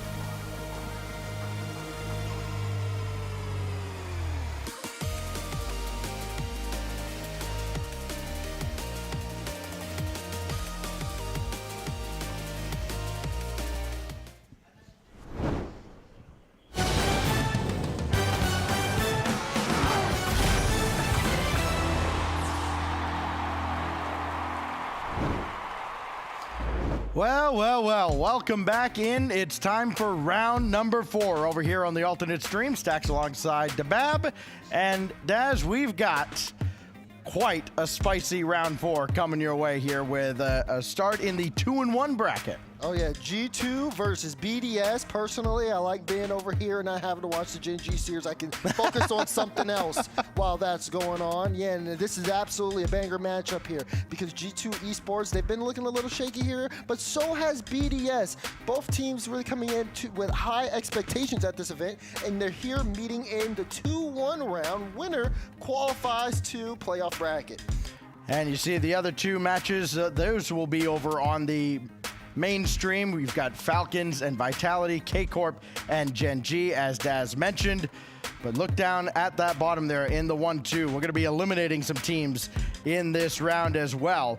And I think we kind of expected most of the teams that are down there at the 1-2 to be there, but it's still kind of harrowing when you look at them and you go, all right, this is last call for these squads. Yeah, I mean, a lot of people are, of course, looking at the match order here, seeing these head-to-head matchups. I mean, even Falcons Vitality, that looks like a close matchup in the 2-1, but yeah, in those lower rounds, Complexity, strong favorites here against Pioneers. Luminosity, OG, 2 North American teams going to be eliminating each other there. Power and Rule 1, some people would call that even a toss-up too. They don't really necessarily know how good Power would be, or even compared to Rule 1. Rule 1 got swept earlier, and so did Power. Yeah, we're actually going to see a couple of teams that got swept. We're also going to see the teams that swept them. It's kind of funny how that all works out here in these next couple of matches. But again, a lot of action on both streams. But let's look at what has gone down so far. We've qualified 2 teams already into the top 8. Gentlemates are through. Furia are through. We fill in 3 more in this round, and then the final 3 in round 5. But you cannot tell me that anybody had these 2 teams qualifying first out of every team that was coming into this event. I mean, you could have sold me on Furia. Gentlemates, not so much. Not a chance. They've been stellar. Yeah, I mean, the way they've performed has been, like you said, stellar here. And it goes to show you how these teams get when they get into that LAN environment. I mean, Itachi, Seiko, they've all been in those positions. Juicy was at the World Championship last season. Now he's starting to get in form, and you have Eversax behind them all. They know how to play in this type of environment, and they're showing it, even against a team like BDS. Yeah, so now let's look at what we've got on tap here. We kind of already went into it, but what's going on over on the mainstream? KCorp and Gen G. So nobody tell Daz what's going on over there. Followed by Falcons and Vitality. Those are the 2-1 matchups, and they will finish with a 1-2 matchup, an elimination matchup between Complexity and the Quick Trip Pioneers. You know, all the joking about the Pioneers making a quick trip out of here, they've hung around, and they've given themselves a shot at getting into round 5. Yeah, now it's just about getting into form. I think a lot of people are also looking at Luminosity for that example as well. Finally, just getting a win here in the Swiss stage, understanding what that feels like. It builds a level of comfortability that could turn into something else. Luminosity in North America regional events have gone the distance in Swiss multiple times, so they're no real strangers to this. If they can turn it around, I mean, a matchup against OG is definitely something that they're more comfortable to, but OG's also prepared for that as well. So that'll be a good match when we get to that as well. And then let's look at what we've got over here on the alternate stream. Things are winding down here as we get into round 4. Our 3 matches, as mentioned, BDS and G2 will kick it off, followed by Power and Rule 1. Again, those are the 2 teams that were swept by BDS and G2. And then Luminosity will take on OG in an elimination matchup as well. So again, Luminosity, a team that couldn't have had a worse start. OG knows all about that. That's how they started the open qualifiers in North America. You couldn't start any worse. They made it here. Luminosity now trying to do the same and prolong their major life. Right, and at this stage of the game, backs against the wall, you've been safe up until this point, but there's no more lives left to lose. So you really have to get it all out there. All right, so let's get into this one here. You've got G2 and BDS as our first of 3 matches here in round 4. Daz, where are you leaning on this one? I know it's been a hot topic in the green room. Yeah, predictions-wise, yeah, surprisingly, I'm actually going G2 here on this one. I do think this one will be very close, but for G2, they've played close against teams like Gen G.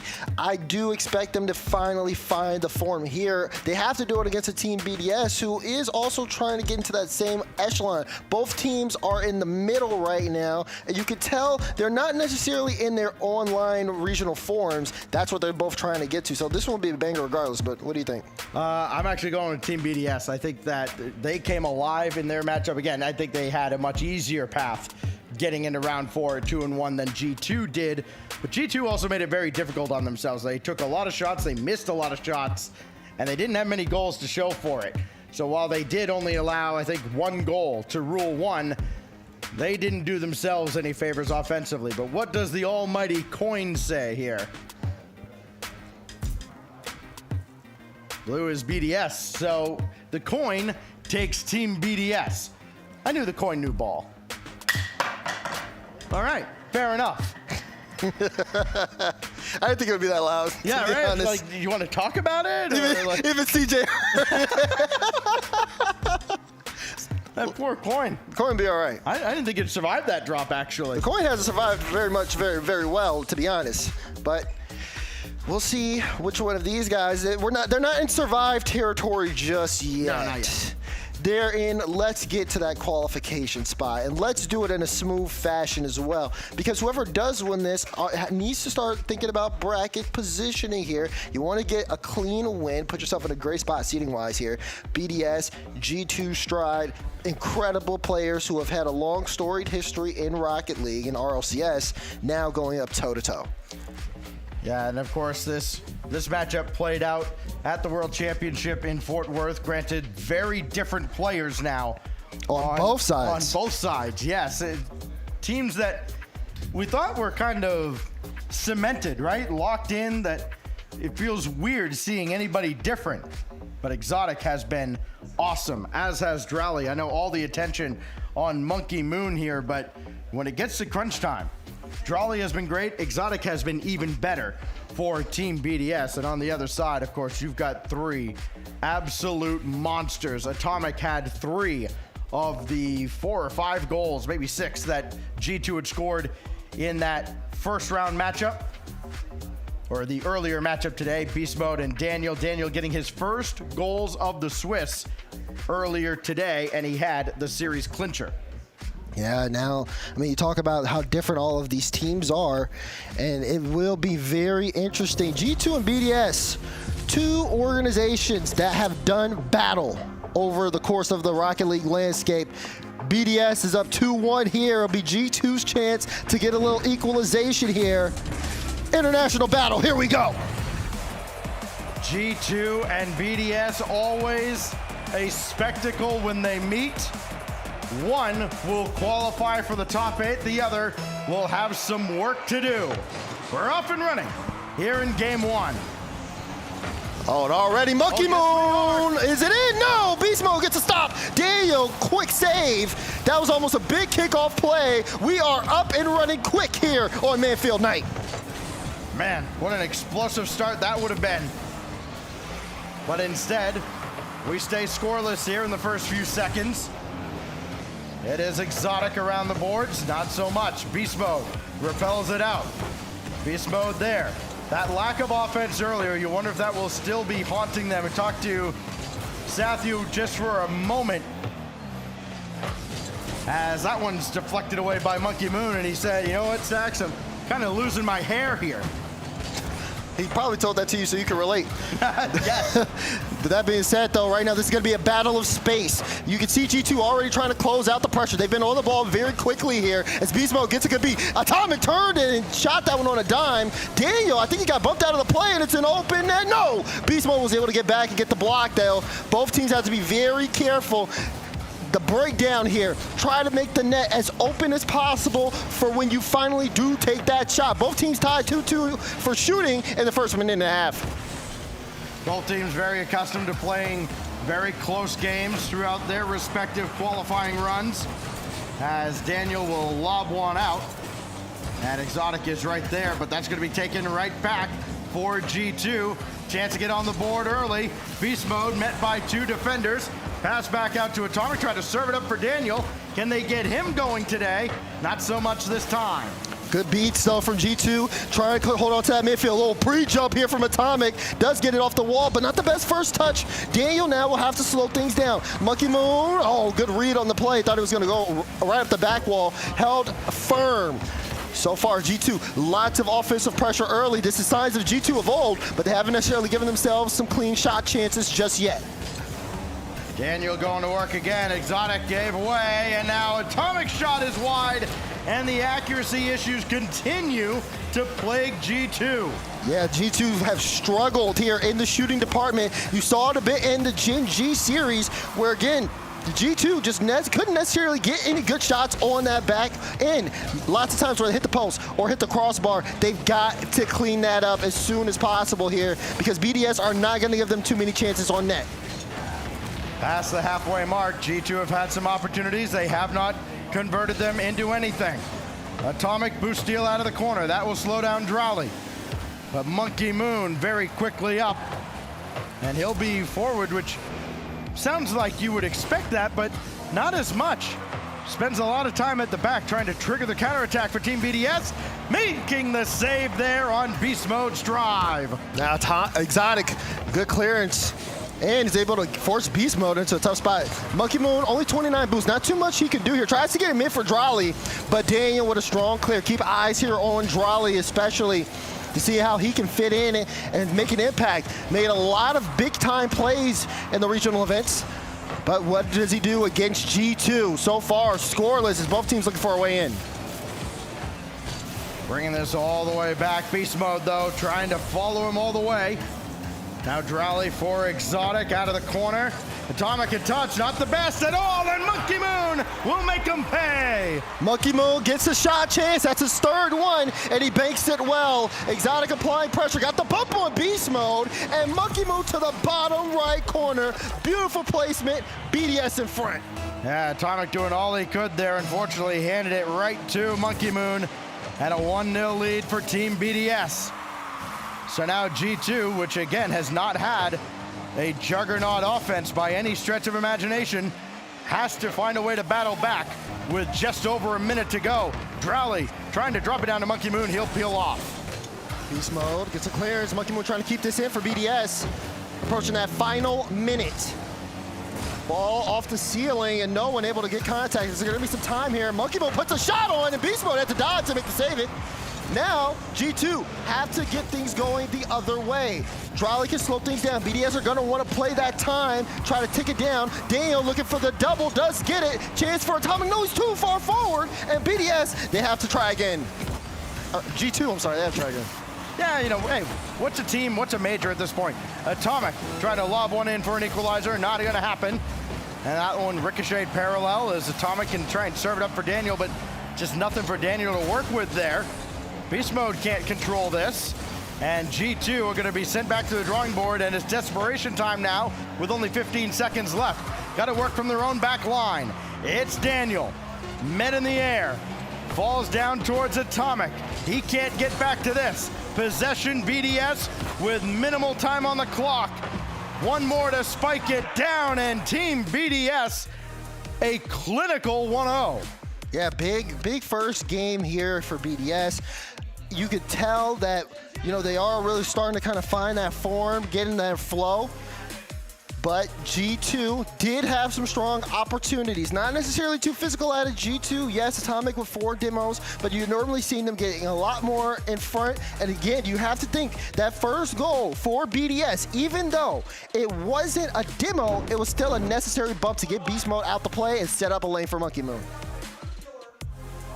Team BDS gets 5 shots of their 6 from Monkey Moon, who does score the only goal in game 1. It was off a mistake, as mentioned by G2, and now G2's got to find a way back into this series. They got to find some offense, which again, they have not had much of today. Only 5 goals in their series with Rule 1. It was a sweep. They did keep R1 off the board, except for a lone goal by O'Khalid, but that's it. That's not inspiring a lot of confidence for G2 in a matchup that has a lot of eyes on it here and a lot of implications for not just the rest of Swiss, but the rest of the major. G2, a team that some people have winning this tournament. Could they be pushed to a round 5 situation? We need to see an adjustment here. Forbidden Temple is the stage. Game 2 underway. I love how you looked at me like you didn't really believe that statement and that some people was literally just teammates. I mean, look, I haven't won in the series, okay? Okay, fair enough. So BDS going right back to it as Exotic shot bounces just a little bit high and is swept away. Now Daniel has support to his right. Kind of won that challenge through, but nobody else could dive in to follow it up. And now it's back to BDS. Monkey Moon looking to get a piece of beast mode. He could not. And a ball that's just left sitting in the middle, almost cleaned up by BDS. Chance here for Exotic. What? And he slips it through. Right under beast mode. I think he might have been out of boost here. He goes off the ceiling. Yeah, Beast only had 5. That one on target, and Beast Mode cannot adjust his car. Has to watch that go under him. BDS with a very early goal. So BDS had the lone goal in game 1. They're on top now in game 2. Daniel back to his goal line. He'll outlet towards Atomic. Looking for Beast Mode and just not finding him anywhere on the field as Beast will chase one into the BDS net. That means he can't play much defense here. Chance for BDS to take advantage of that as Atomic meets Monkey Moon, and Exotic will control it from his back line. Daniel, nice light touch to set it up for Beast Mode. We've seen Beast Mode be very impactful. Look at that, another big challenge here. And Monkey Moon just plays it away, wants to keep it close so he can make another challenge. Here he goes, trying to challenge Daniel. Good 50 from Daniel. Exotic, though, will get that one off the back wall, and Drawley will find the back of the net. BDS, big wins here in the 50 game. They're up 2-0. Exotic and Drawley have been impact players so far this week. I mean, it has been a 3-headed monster on the side of Team BDS. And meanwhile, on the opposite side with G2, not so much. Again, only 2 have really been involved in the scoring. They just got Daniel a couple of goals earlier today. But G2 has not looked as comfortable against the rest of the world as they have against their North American comrades. Here's Exotic, nice high ball. You see Daniel pushing this one off to the side. Well, here goes Monkey Moon. Has Drawley in the midfield, trying to get that one to Drawley, but Beast Mode cuts it away. A little bit of a double commit from G2, but now they're moving upfield. Atomic actually almost had a chance there to score, but Drawley once again, big touch there to get the 50. A little awkward there from BDS. G2 trying to see if they can surge. Can Beast Mode get this double? Does get it. The follow-up is off. Trying to get it back to Beast Mode was Atomic. Daniel's ball is high. No one able to get the follow-up, but when Atomic gets a light touch to set up Beast, he's got it into the top corner. G2 strike. I mean, BDS is flopping around like fish out of water with minimal boost, unable to adjust. And G2 keeps going high, wide, high, at the defender. My gosh, put it on target. Finally, somebody does. It's Beast Mode, and G2 have its first goal of the series. I mean, you know, sometimes you say that, but sometimes you have to put it off target too, just because you want to get that defender to jump, especially if you know someone's behind you. Now, I'm not saying that's the case for every single one, because Monkey Moon, he can put it on target. He says, you gotta save that. Defense saves it, but Exotic with a great follow-up. Just like that, it's a 2-goal game. Hey, listen, all I'm gonna say is Monkey Moon did put his shot on target, and you see what happened. BDS up by 2 goals now. And the accuracy issues that had plagued them earlier in their series with power earlier today, not so much now. They're putting shots on and getting through the G2 defense. Exotic towards the mark, easily sent away by Atomic. And all that work for G2 to get back within 1 has been squandered as they now find themselves again looking at a 2-goal deficit into the second half of game 2. Big demo. Sets up a little bit of space here. Atomic trying to get this past BDS. It'll be Beast Mode. Not the best first touch. Didn't have that much boost though. This will get sit mid. Daniel has to watch it. Pass to Beast Mode, and he got it! Beast Mode forces his way through. Well, Daniel playing table setter. Hey, do whatever you can. If you're not scoring, set him up. And he does beautifully for Beast Mode. Too quick for BDS to react back within 1. Hey, you see, that's exactly what G2 have to do, though. They have to challenge BDS in front of their own box. You got to force someone to get a save. If they don't respect you in the net, then you have to make them pay the price for that. That's exactly what G2 did there. Over across now for Exotic to bring out of the zone, looking for Drali, instead finding beast mode. G2 trying to keep some of their momentum now and get this game level. This is as alive as they've looked so far in this series. It is still young. Beast mode, put the brakes on there with a cheeky touch, but it's still taken away by beast mode. He'll go to work now against Drali, drop down in front and cleared out to midfield. Yeah, let's be careful. Atomic was a little bit risky moving upfield, and that one almost got through. This time it sent the other way. Beast Mode will play this one up high, but G2s have to start getting things going. They're playing a little bit risky, but as long as that third man back can hold on, buy them some time, they could, perchance, get BDS uncomfortable. Well, Exotic has been giving G2 fits. A couple of times they've tried to control this ball back into their own corner, and Exotic has been right there to meet him. It turned into a goal earlier in game 1 where Monkey Moon scored. Now Atomic at the back wall, easily addressed by Monkey Moon. And he's by 1, can he get by 2? He sure can, and now Daniel, the last one. As Exotic plays it across, it would have been nice to have Drali over there, but he's way back, and so G2 catch a break. And what can they do with it? Well, they have a shot blocked way out high, and that's the end of that. Ooh, good catch from Beast Mode, though. End up forcing a 50, trying to pull out BDS to see if he can set up a play for his teammates. Free ball for Monkey Moon, but this is going to go right to Daniel. Not the best touch. Drali is able to get that, but it kind of pulls Drali out the play. Pass to Atomic, cut off by Exotic. 17 seconds to go. Another clear from BDS. Daniel, though, gets a good follow-up. Got the bump on Drali, trying to set it up. Beast wins, but he couldn't make contact. Final 10 seconds. Atomic has to do a lot here if he wants to help G2 get down the field. Drops it off to Beast Mode. He couldn't make contact. Now it's Daniel having to keep this one up. The 50, though, grounds it. And BDS are one game away from sweeping G2 Stride. It wouldn't have been that much of a surprise, of course, if you told me BDS was going to sweep their way through the day when I saw, okay, they start with power. But then they run into G2, a taller task on paper, you would think. But so far, Team BDS has been in control. G2 has been chasing them the whole way. And if they can't catch them now, in the next 5 minutes, they'll be chasing round 5. Beast Mode set the record for most shots in a game on land at 14 versus Rule 1 during round 3 of Swiss. This game, he had 3.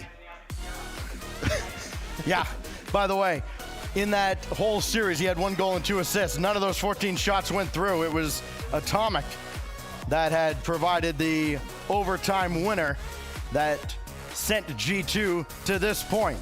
Your reward for persevering in that nearly 9-minute overtime is you run into Team BDS. Again, these two organizations have a storied history, but it's BDS on top here. 1 win away as we head to the iconic backdrop of DF8 Stadium to see if BDS can punch their ticket into Saturday's playoff bracket. BDS are looking in great form here, and we are going to need to see quite the adjustment from G2 if they want to turn this series around. 5 minutes on the clock. Chance for a sweep, but G2 got something to say about it. Kickoff goal by Daniel. 2 seconds in, and that's going to do a load of wonder for Daniel and his confidence as G2 are right on the board. Good start here. Now they've just got to build. Another kickoff. This time, Atomic got a piece of it. Surely not again. And they send that one way downfield. Almost had a chance to make another play here. You can see G2's also been practicing their kickoff strategy. Oh, very quickly brought back in, and Monkey Moon had to be on his toes. He got that corner boost and then ate a demolition, so at least denied the boost from G2, but it's in your own end. Daniel won it through, and Atomic shot or follow-up is declined. Now Monkey Moon over to Drali. BDS just have to kind of regroup now. They find themselves trailing for the first time in this series. But for how much longer? Beast Mode got a lot of free reign. Shot denied by Daniel, who tracked him the whole way. Now Drali, follow-up, floating on, and Daniel got it away just ahead of Monkey Moon. G2 with space. Not the best touch, though, from Beast Mode. He only had a few boos. Now he's at 0. He's going to go towards the side. but that side boost isn't there either. He's got to go all the way back now as Daniel tries to keep this play going for G2. Maybe has a chance there. Oh, but he rolls above the ball. Now Beast Mode getting involved in the play. Good 50 on the goal line. Atomic Wave dash shot. Bar down and out. Saved. Daniel's follow-up's got it though. G2 up by 2. It looked like BDS was going to tightrope its way out of danger, and then Daniel came in off a defender and in. G2 have it rolling now at just the right time. Better late than never. Daniel offensively really stepping up. He's got 5 shots so far in this game. Save there from Beast Mode. Starting to see G2 really awaken here in game 3, but a lot of time left. Atomic, that's a tested one on net. Daniel not able to make contact. Looked like he could have made that a 3rd goal, but no hat trick yet for Dan. Still 2 goals, and BDS starting to slow down. You see they kind of been losing some of the challenges, losing the 50s, and sometimes not even making contact, just getting flat out beat by G2. I think that was a late call to maybe try and pass that instead of take an awkward shot.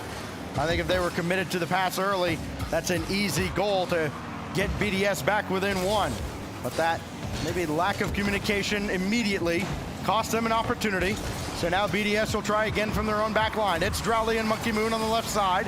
Monkey Moon through the corner, got it right to the post, off of Beast Mode, and he had to clean up his own mess. You're good though, that he was able to get that, another strong 50, but you're seeing even though Beast Mode had that uncomfortable touch, he's still winning the challenges, forcing BDS back into their own end. They can't play a 50 confidently just because G2's been handling them very well. We're approaching the halfway point here of game number 3. G2 up by 2 as they try to see if they can perform a reverse sweep against Team BDS. As Beast Mode brings them back in the midfield. Daniel with a long bomb over Monkey Moon, but he got a good read on it. Chance here for Atomics. He tries to play it high towards that top left, but Monkey Moon again denies and gets a beautiful double off the sidewall, only for G2 to try to put it back in. They're not giving this one up just yet.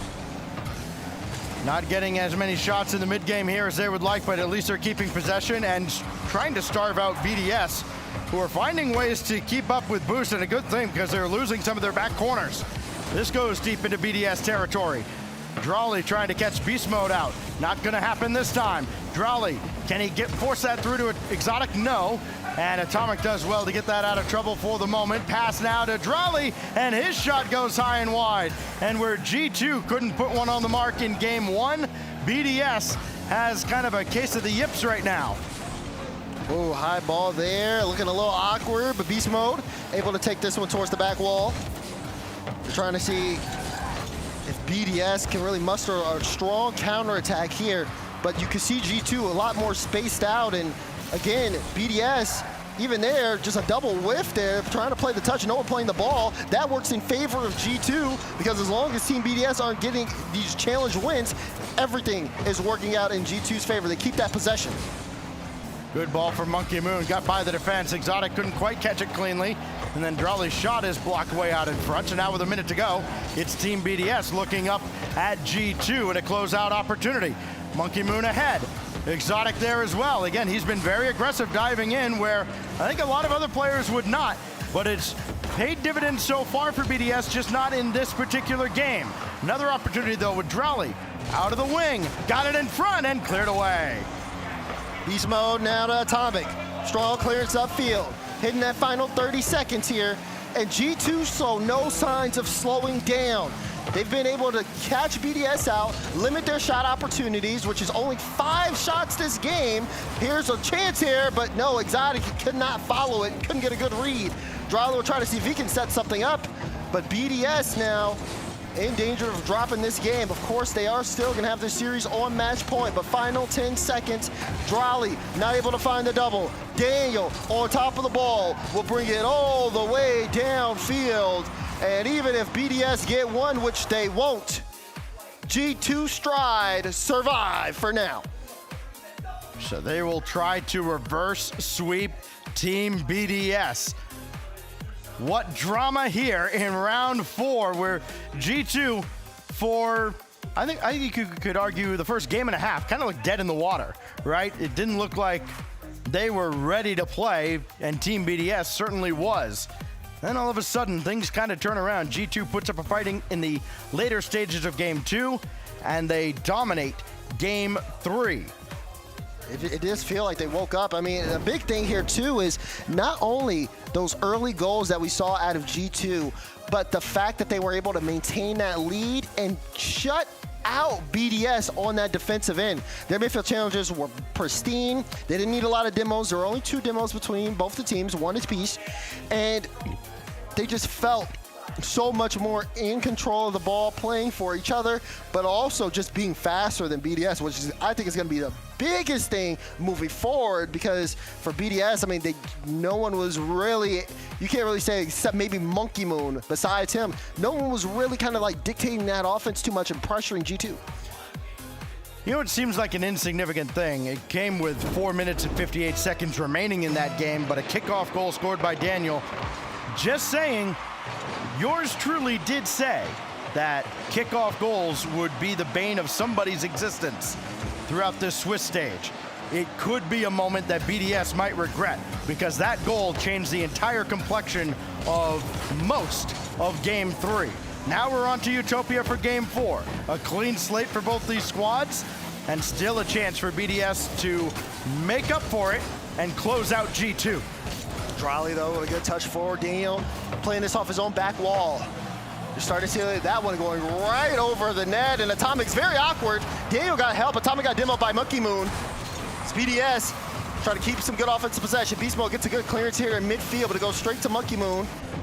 He's trying to take this one slow. 50 against Atomic, and Exotic now picking up the ball. Monkey Moon went downfield to try to take some boost, but him and Exotic were both at 0. Exotic did pick up the midfield, so he ends up trying to turn around on the play. G2 winning a couple of challenges here, but Monkey Moon plays this one to the corner, not able to follow it at all, just didn't want to give G2 possession for free. And Beast Mode will play this one all the way to the side. So you can just see here now, the way the game's being played, trying to deny the other team possession seems to be the name of the game. Well, Exotic's not able to do much of this, just slow down G2 as Exotic and Drolly both coming across to the right. And now Monkey Moon's got to take charge in the center of the goal, but it is all G2 right now. Another shot on that's going to be blocked away by Drolly. Monkey Moon taken out by Atomic, and so the man advantage dies off with not so much as a shot out of G2, but again, more for BDS to think about as another one to the backboard and cleared away by Exotic. You're starting to see G2 feel a lot more comfortable, though. You saw, again, Beast Mode leaving that for Atomic. Oh, wait, this one could be a play from Daniel. Not the best first touch, but he's applying pressure, and guess what? The pass gets to him from Beast! Daniel scores. He starts this play, and he finishes it. What a read from Daniel to set that up, and then Beast Mode, yes. My gosh. G2 look like a completely different team, Daz. That bump is incredible. It seemed like Daniel had messed up initially, but then he course corrected straight onto Drolly's head. Beast Mode got the pass, Daniel got the goal. And here goes G2. Trying to beat the allegations. That's kind of been the name of the game for these North American teams. Not many have been successful against anybody other than your Apex and your OCE, SSA. Here goes Daniel now from his own back line. A lot of eyes on this G2 squad, as you mentioned. A team that some think can win this whole thing, but they got to prove it against somebody outside of their region. Here goes Daniel. He got around 1, got around 2, and Drowley was waiting, and he made the save on the rebound. Oh. Now actually watch out, on the other side, Exotic up in net, and we're tied. G2 sent the whole house forward, but they couldn't come away with the goal. Atomic loses the 50 in the back. Exotic, big challenge win, and they paid the price on the side of G2. This is a tied-up ball game in Game 4. 2:17. What happens on this kickoff? No kickoff goal off of Daniel, but Atomic is there cheating up. Daniel's starting to creep as well. Daniel has been a whole new person himself.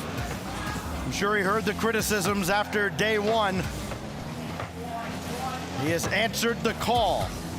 Atomic helps that one downfield. Monkey Moon being chased, had to play it all the way around with one chasing him right on his heels. This goes all the way across, and it's a free ball for Drolly as he got around Beast Mode. Atomic, a tough ball to play, but they've worked it downfield. Monkey Moon will barely get there to slow him down. Atomic was so low boost, but still wanted to make a play on the ball. Now, BDS trying to see if they can turn this one around. Big shot saved out by Beast Mode. Monkey Moon up so early, but Beast Mode had that one all the way. Good chance from Exotic. A little bit of a scramble here in the G2 box, but Drawley doesn't want to commit. Now he's got to stop Daniel, taking his time. But Drawley, good challenge there. Exotic trying to get the follow-up, but he left the ball. He's going to try to go upfield and see if he can make a play, but just forces a chance there for Monkey Moon, who plays it off the backboard. G2 defense definitely set for it. We're in that final minute. BDS on the press as Daniel has to make a save there on the shot from Drawley, but BDS keeping this one in the orange half until that pinch from Beast Mode sent it all the way downfield. Well, just a physics bomb all the way downfield, and it leads to this opportunity denied by Monkey Moon. 3 goals out of Daniel, 3 out of Exotic. Those are the leading scorers in this series. Will one of them be the hero here in Game 4? If it's Exotic, BDS are through to the playoffs. If not, we'll go to Champions Field. Now Exotic. Oh, that's so close. Almost, yeah, he almost got by Atomic as this goes back into the corner. Now Drawley bounce one in front. Atomic's got it. Exotic is there, and he slows him down just enough as Monkey Moon in an awkward spot, and he'll use Drawley as kind of a safety valve. Beast Mode trying to get on the ground as quickly as possible. Final 15 seconds coming up. Demo on the play. Strong clearance, but Beast Mode able to get that touch out. Monkey Moon trying to keep this one in for BDS. Atomic needs to be able to bring this one all the way downfield. G2 with a chance here to end this game and not go to OT. But will he keep it up? Atomic wants it. He's going to play it towards the corner. Got the follow-up. The ball's out in front, but no one from G2 can put a shot on. Overtime in Game 4. Well, that could have been a huge bounce for G2 if anybody was there in the mid, but you have to respect the fact they wanted to make sure they didn't give up a cheap one.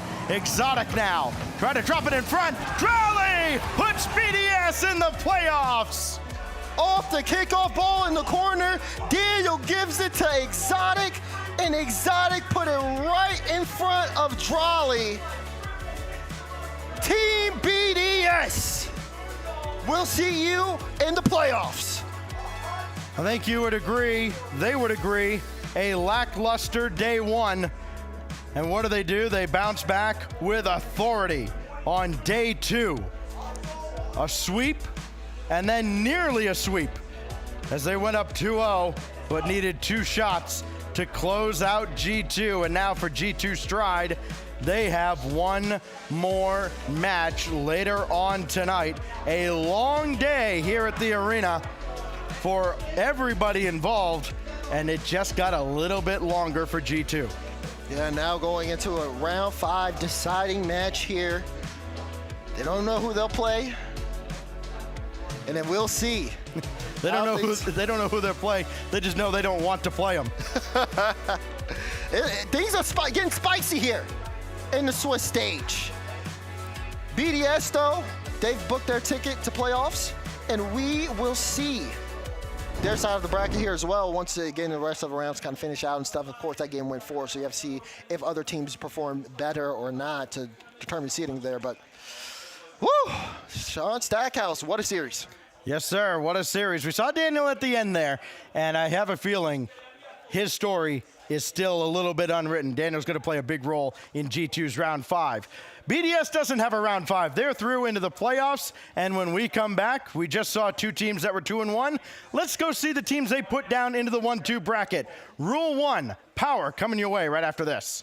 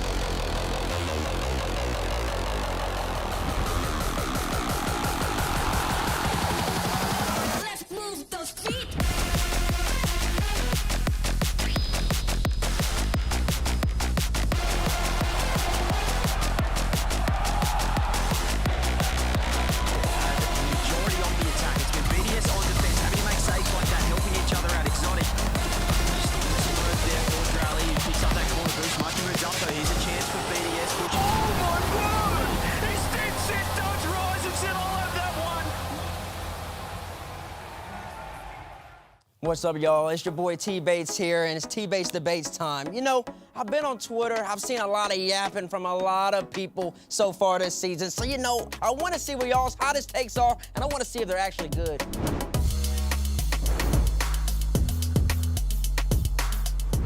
Valued_RL. Appreciate you, Valued. I like that name, by the way, Valued. That's a good name. OG Esports Top 8. Okay. The land veterans are coming to play. Triumph emoji, big flex, American flag, hashtag save NA. I like what you're bringing to the table, and I like that flex. I like how they're saving NA. I like how OG's getting that top 8. You should have said, though, if I were you, you should have said that they're going to top 4. I would have liked that a little bit better. That really would have showed they would have had to hashtag save NA. And if you want to go a step further than that, you could have just told Johnny Boy, Cole, and Stumpy all them, there's not even going to be an EU team in the top 4. That would have been a really hot take, and I would have liked that even better. But Valued, I appreciate you. I like this. I like that right here, and I hope you enjoy the major. At RSY_esports says, Limitless has a chance of upsetting some teams. Okay, a very neutral opinion right there. A chance. They're not saying what the chance is. It could be 1%. It could be 0. It could be 0.2%. You don't know. They're just giving them a chance. That's interesting. OG is kind of underrated. Once again, not really saying too much right there. OG is kind of underrated. What does that mean? Though Europe is going to win this one. So you said all that just to say Europe is going to win this one. Is this a hot take? Is this really a hot take? Like, you just want to throw a bone to SSA. You just want to kind of just say they're undeveloped reason. They're not there yet. Just want to throw a bone at them. Graybeard, he's not happy with that. And then OG is kind of underrated. That's just not saying much either. Can you throw another bone at NA? So you're basically equivalenting SSA to NA, which is disrespectful. And then on top of that, then you dunk on us all, but just saying Europe's going to win. So what's the point of you tweeting? This is really hot. Give me a better tweet. Nick Vaudable and Bridget. Oh, what up, Vod? What up, gang? NA aren't making it out of the quarterfinals. I take away the gang, man. I'm taking that away. You're not part of the gang no more. What do you mean? That is a North American representative right here. He used to cast with Dazzling all the time. Why, as a North American fan, do you want to see that? That's bad for the game. At the World Championship, the whole entire North American continent was absolutely depressed. Because we all had to watch all EU top 4. Nobody wants to see that again. You got to be better, Vod. I don't like that. I don't even want to see the tweet no more. Matter of fact, next time I see you, I'm not even going to shake your hand.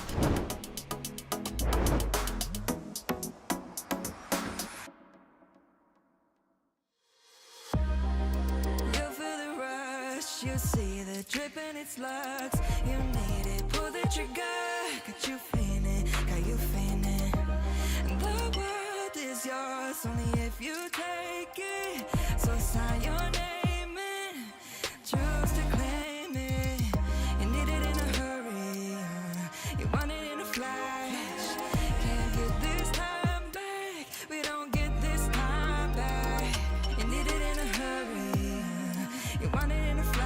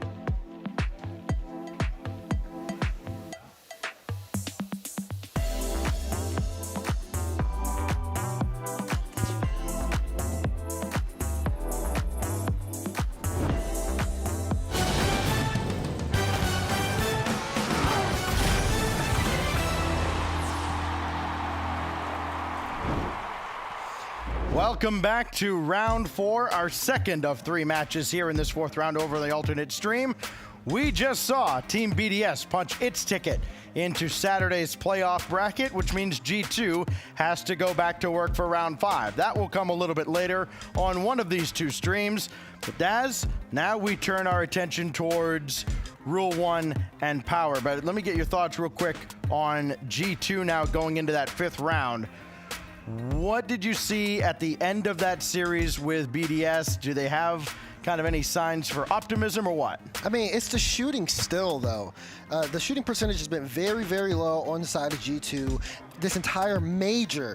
And I think that's been the biggest factor when it comes down to the finishing job. They need to be able to do that, be able to close that gap. I think that changes how G2 perform dramatically. But at the end of the day, that is what it comes down to. I do think that we could potentially see G2 in the top 8, but that's the biggest thing plaguing them at the moment. Well, let's look at how things have gone so far in round 4. And Daz, you might want to shield your eyes here as our first result over on the mainstream is in KCorp. The Blue Wall does win 3-1 over Gen G. That sets up, of course, KCorp into the playoffs. Gen G will be one of those teams in round 5. Don't worry, they've already played G2. You're fine. Falcons and Vitality are coming up next over there, and then an elimination game between Complexity and the Quick Trip Pioneers. Complexity might be the favorite to face Gen G if they can win that one.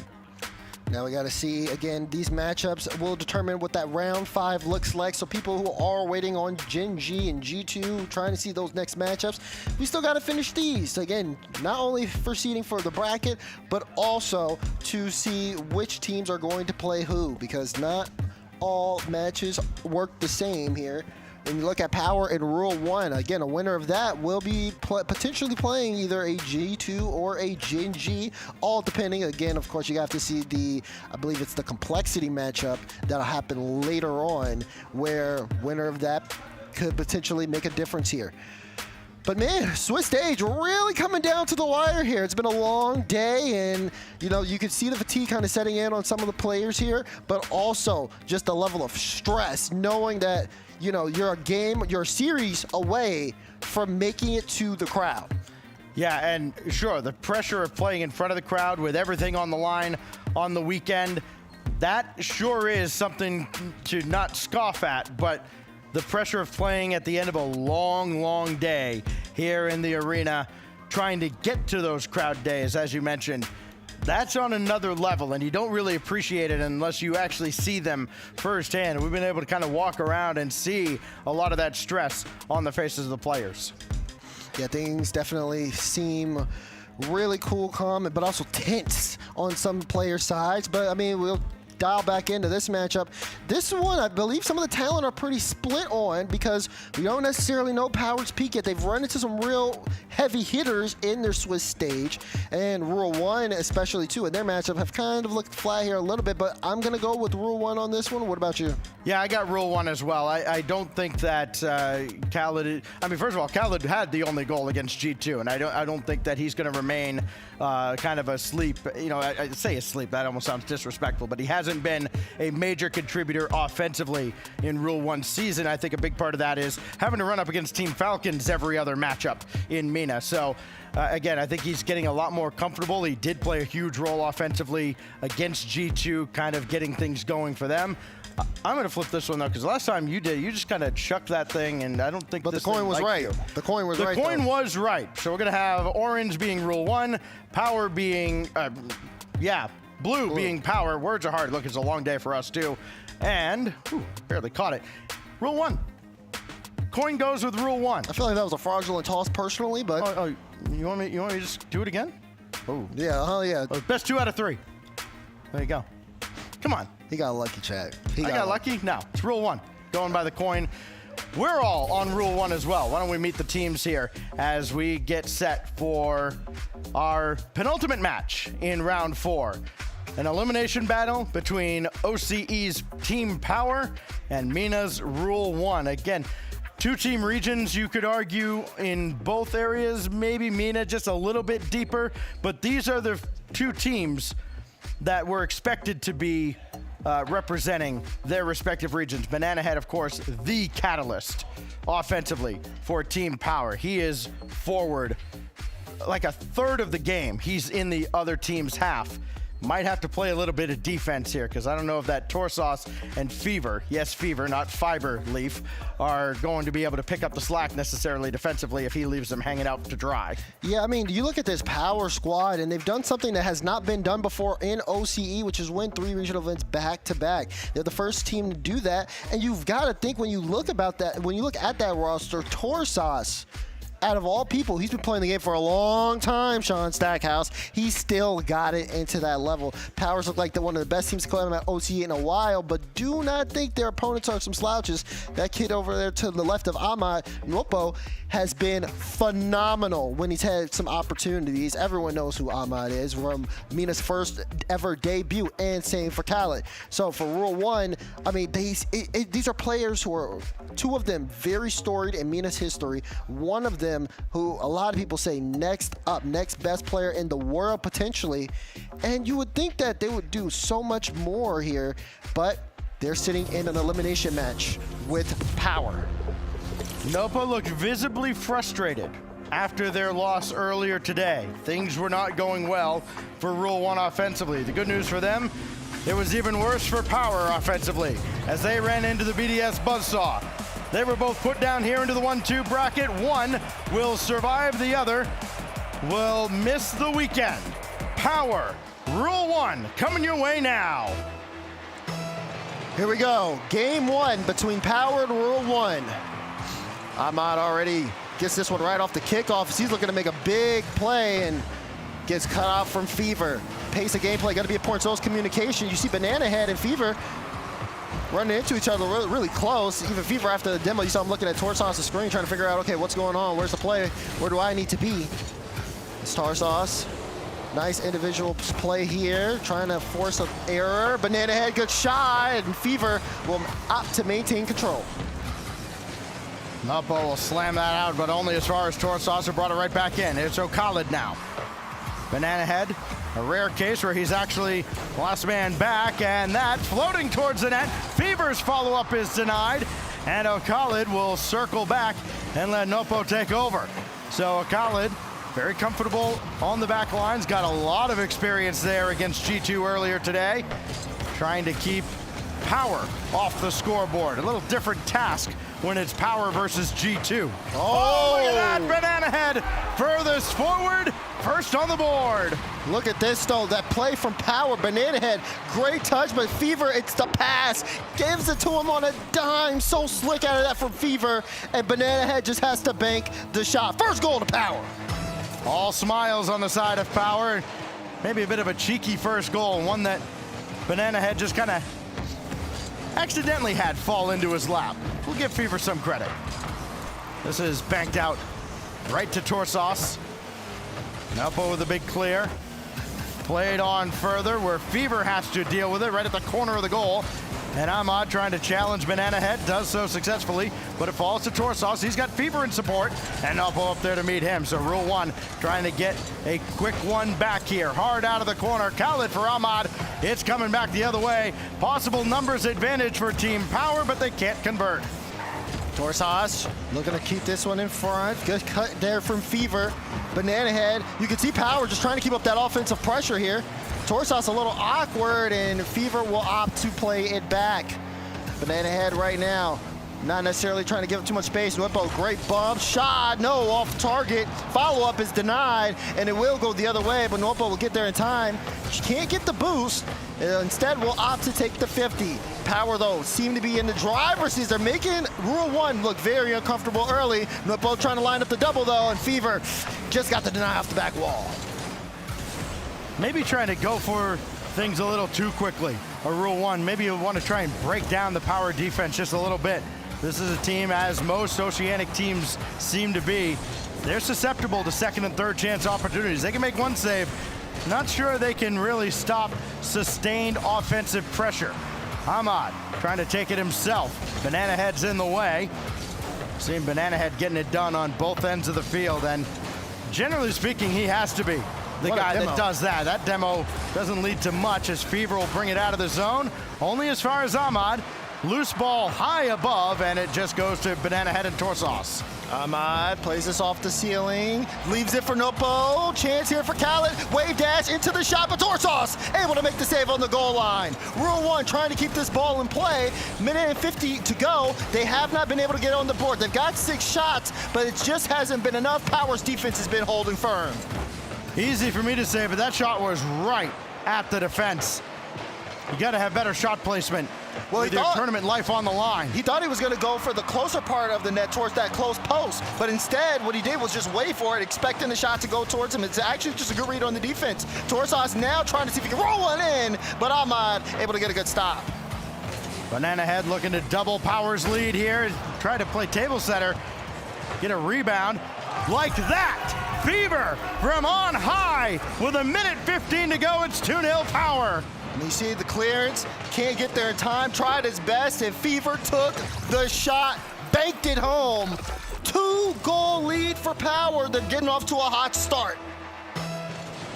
1:15. Rule 1's got to get cooking now. Khaled. Indirect for Nobo behind him. Didn't work out. And then Ahmad just demolished. Any follow-up here? No, it comes too slow, and Ahmad has to work from his back line with exactly a minute remaining. Rule 1, they've had their opportunities, 7 of them, in fact, on target, but none through against the Power defense, and they're not moving forward at a very rapid pace at all here. Maybe have a chance now, though. Ahmad with Fever by his side. Nopo trying to play this further forward. Khaled waiting for a pass that's ever going to get there, and he gets demoed from behind. Good pinch out from Torsos. Power have everything in control. Unless Ahmad can get the bump. He does get the bump. The shot came through, but it was blocked away by Banana Head. 30 seconds remaining. Rule 1 is starting to get more opportunities. Power's looking a little shaky here on the defensive end, but they've only got to hold on for 20 more seconds. A bit of a double commit there. Nuipo trying to see if he can get the bump. Plays a high ball. Fever able to get a good read. This one back into the midfield. Final 10 seconds to go. Torsos gets the clearance. That's going to kill a lot of time. Unless we see a crazy goal here, which we won't, this ball will hit the ground. And Power get game 1. And a power outage on the side of Rule 1. They just don't get any offense going. They had their opportunities, but nothing actually ends up in the Power net.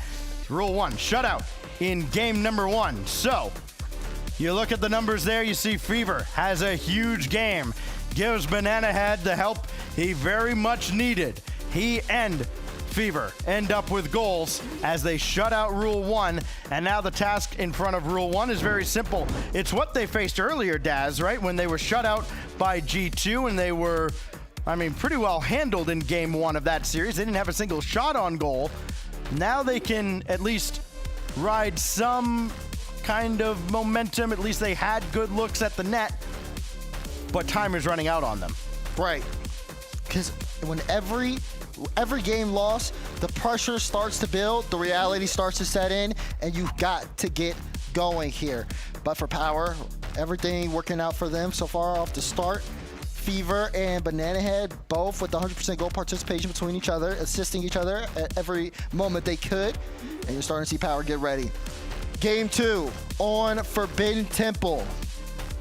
Chance here for Rule 1 to make some adjustments. They need to make them now. Otherwise, they risk going on match point in a situation that would be dire. Rule 1 looking for its first goal of the series, denied this time by Torsos. They can keep the pressure on here with Khaled. Corner boost left available. Torsos able to grab it as Fever got that one cleared away. Torsos going to need that boost as he gets the save and got up to the backboard to try and control that play. Khaled lobbing another one up. This time it's Nopo. Drop down in front. Almost converted that. Coming from the ceiling. Didn't look like he had a chance, and unfortunately he can't finish.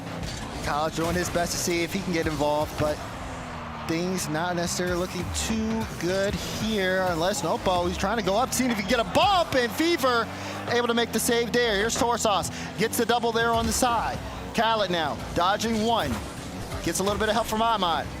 Fever Gets a challenge here in the 50, and you see Torsos just trying to dive to get involved here, but the first minute has been pretty quiet. Power have to work a little bit more for some of their possession. Rule 1 is really starting to challenge them. Wonder who will blink here in the early stages of game 2. Will it be similar to that first game where Power get the early advantage and do not relent? Everybody bunched up in the corner. You got 5 cars over there, and you just had only Nopo was out there waiting for an outlet pass that never came in. So now it's going to be Khaled challenging that out of the corner. Fever left it for Torsos off the 50.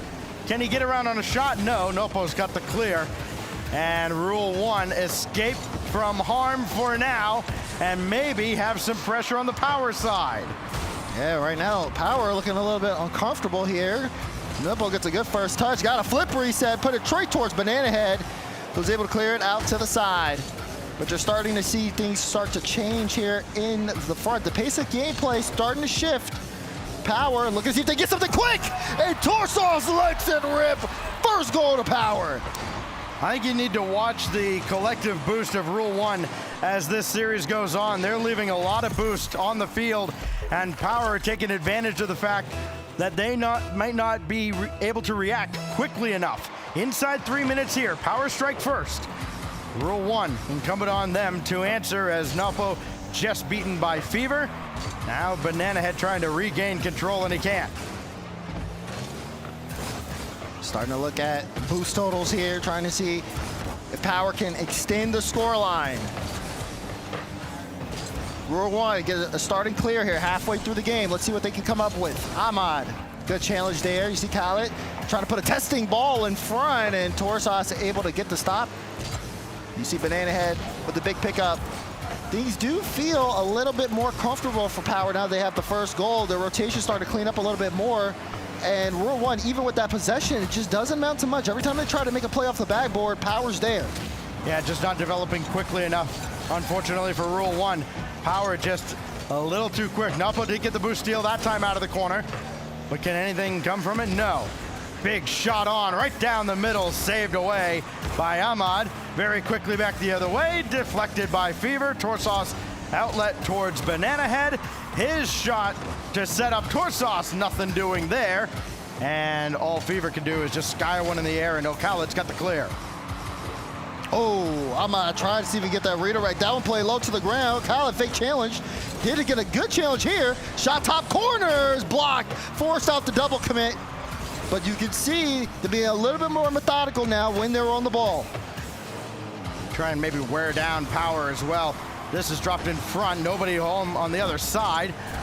Back and forth they go, forcing Rule 1 to burn a lot of boost.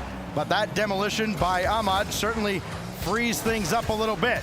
But still, they can't break out of the zone. Power right back on them. Rule 1 have 10 shots, no goals. Power only have 3. They haven't needed to get up in the front of the offense that much here. Rule 1 is trying everything they can. Even another lane there. No, it's off the crossbar, and it's saved away. This is heartbreaking if you're on the side of Rule 1. That should have been a goal. Not for lack of effort or opportunities. 11 shots now, and that one the best of the bunch that still doesn't break through. Not really to any credit of Power, and they may still extend their lead. Inside 35 seconds, Fever catches up to this. Chance for Khaled to center, needs a bump, doesn't have it. Nopo thought about retreating, now he's got to think about diving in with 25 seconds now. And another one on target from the ceiling. That's the one that goes through for Rule 1. That is his 9th shot individually. Look at this, takes it right for Fever, off the ceiling and in. Big time challenge to bring Rule 1 back into the game. Listen, when they've needed something done, go to the heavy lifter. It has been Nopo all season. Now with their backs almost against the wall, no better time than now. Still tied up. Not time to celebrate just yet for Rule 1. 10 seconds left before we go to overtime in Game 2. That goes all the way across. Nopo couldn't get around on it quickly. And it looks like it might die there. Ahmad's shot is saved away by Torsos. There's an easy save. Nopo in front, denied again. Here we go to OT. Close though, but you're starting to see Rule 1 surge here on the offense, especially in overtime. Power did such a good job of keeping the game close, keeping the possession close for them. But when they get on that back end, Rule 1 seemed to have a way to break down the defense. I mean, it's taken them enough shots to do it. 13 here in this game too. But Power now with a chance to fight back. Big clear here from Nopo. Oh, misread on the back end, and you get punished for it! OT winner for Rule 1. Nwippo sails it home and equalizes the series. All those frustrations from several hours ago washed away in 2 big touches. Nopo, the overtime winner. He had the equalizer as well, and Rule 1 fight back to tie the series. He had 10 shots that game. 10. And as an individual. Hey, somebody gets 10 shots. You hope they score a couple. Nopo did. And Rule 1, boy, they needed that. They did. But for Power, this is not a good sign either, because you got to think about it in their case. Just so much momentum from the start. We saw them do this a couple of times here. They did it against Gen G, but then they started to get their foot off the gas and let things slip away. Tied up series here. We're going to go to DFH Stadium, and it's starting to shift here. It could be anybody's ball game the way this series is looking. I believe both teams have already scored more goals in this series than they did in their respective previous series when they were both 1-1. Battle for survival here, going to game 3, tied up at 1 apiece between Power and Rule 1. We were unanimous, all 2 of us, 3 if you count the coin, in thinking Rule 1 would be the favorite. But Power showed a lot in the first game, and even the early stages of game 2, but not enough to hold off Nopo and Rule 1. Game on in game 3. Backs against the wall here for both teams. It's an elimination match. Someone is going to go home, and you can tell either side is going to give it their all before this series is over. Let's see Power. Oh, they let that one get away from Mama now on the solo. 25 boost, does get a flip reset, gets it past one. Khaled, challenge there. So no shot will be able to come through here. Zwippo wants to keep that one involved, but he loses the 50. Thankfully, his teammates are back, but the bumps and the physicality starting to show from Power. Well, that's a really awkward play out of Banana Head, and it's gonna cost Power. Nopo scores again. You see Banana Head trying to get control. Fever goes up, loses the 50 big time. No one from Power is stopping that man. It's in your top corner. Rule 1 with the first goal. I think Rule 1 might be able to sense now that they can be a little more aggressive and kind of force the issue against Power and put them in some awkward spots. Banana Head trying to control here. And another loose ball ends up on the ground in midfield, and Rule 1 just about all over it. Chance again out of the wing. And that's deflected out, but not out of the zone, as that ricochets all the way across to Ahmad. But he can very quickly get onto this, and there's not much of a reprieve for Power. Oh, good cut there. Whippo plays this one high. Khaled up early, but the shot is not going to be on target. Ahmad wants to keep this one in play, but it will be sent downfield. Rule 1 off with a strong start. I believe this is their first time they open up a series with the lead, but can they maintain? As Power is starting to get a little bit of a drop-off in energy. Yeah, first time they have led at all here, because of course the overtime winner coming from Nopo ended the game. Here's Banana Head. That got down in front off a defender, but Fever can only get it to the wing, and Banana Head, of course, way forward, has to rush back. And I think this is where where Rule 1 can take advantage of, Banana Head, who's not much of a defender, as that shot ricochets off the crossbar, and Ahmad will gratefully claim it. And they'll just kind of wipe the sweat off their brow, like, we had it all the way, and almost convert on the other side. Oh, I thought that was a pass. Kyle's played into the corner. We talked about Banana Head. He may not be much of a defender in your eyes, but definitely he has that offense. You saw it from that shot there. We get to the halfway point. Banana Head can start getting more shots on target. Maybe a chance here. He again tries to test the defense. Khaled, good cutout on the play. Fever trying to keep this one involved for power. Kates that one all the way to the ceiling. Banana Head trying to challenge, gets a demo on Ahmad, but the ball goes for the sidewall, so Torsos wants to keep this in play, but he gives it right to Khaled. Clears it into the midfield, and transition starts for Rule 1. Great control out of Banana Head there as he tries to pinch that up to the ceiling, and a great read by Nopo as well. Reading that a whole way. Now Khaled to center. Ahmad is way back, picks his spot. It's a pass into the corner instead.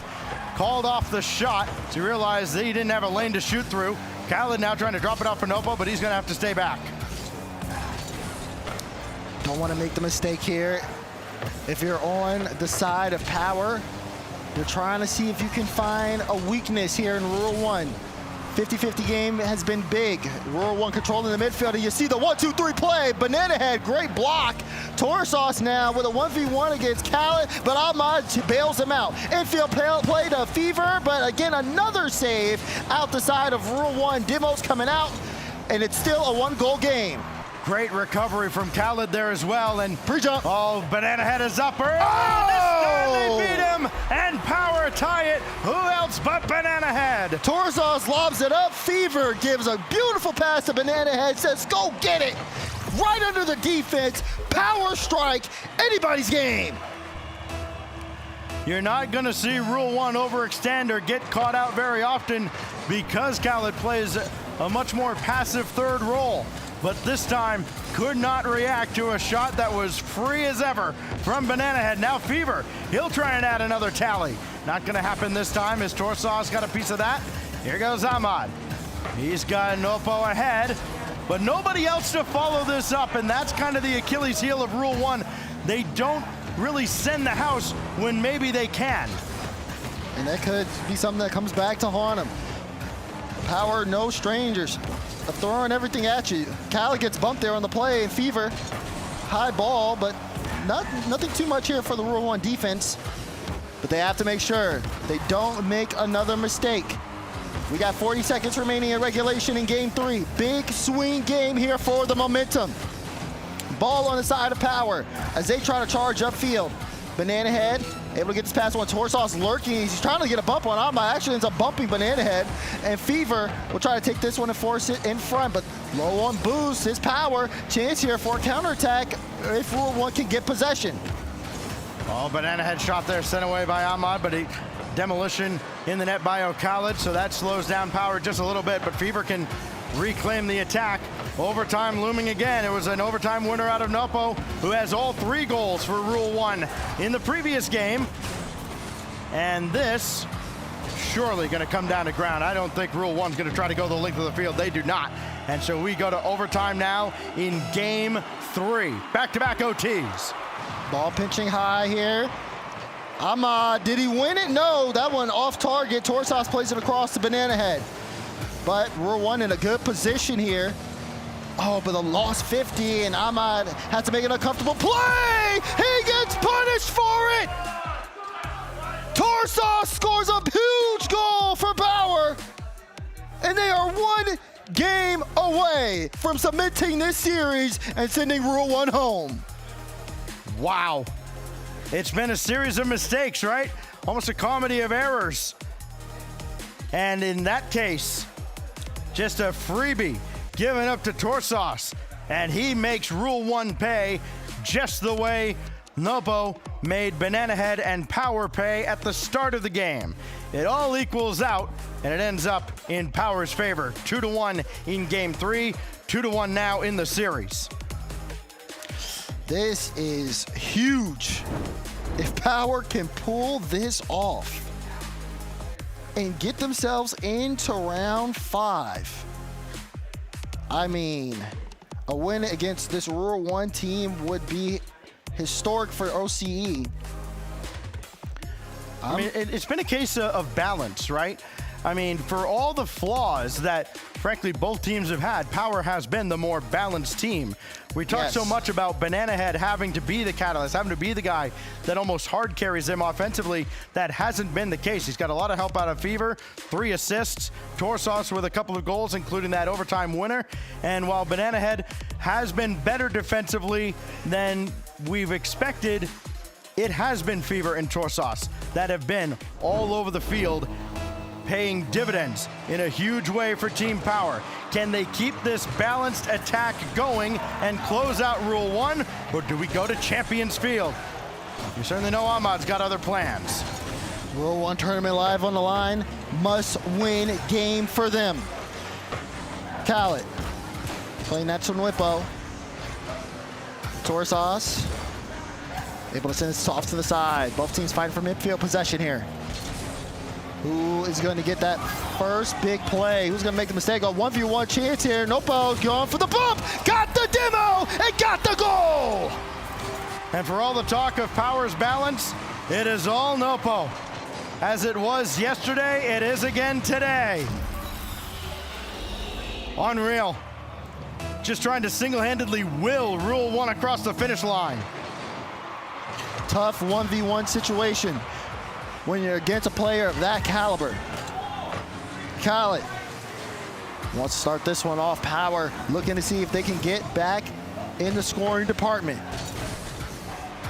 There's Fever. He's going to take this one off his own back wall. Sends it straight to Banana Head. Banana Head now got the flip reset, but since it's to Nwippo, that one close, and he's got another one. My goodness.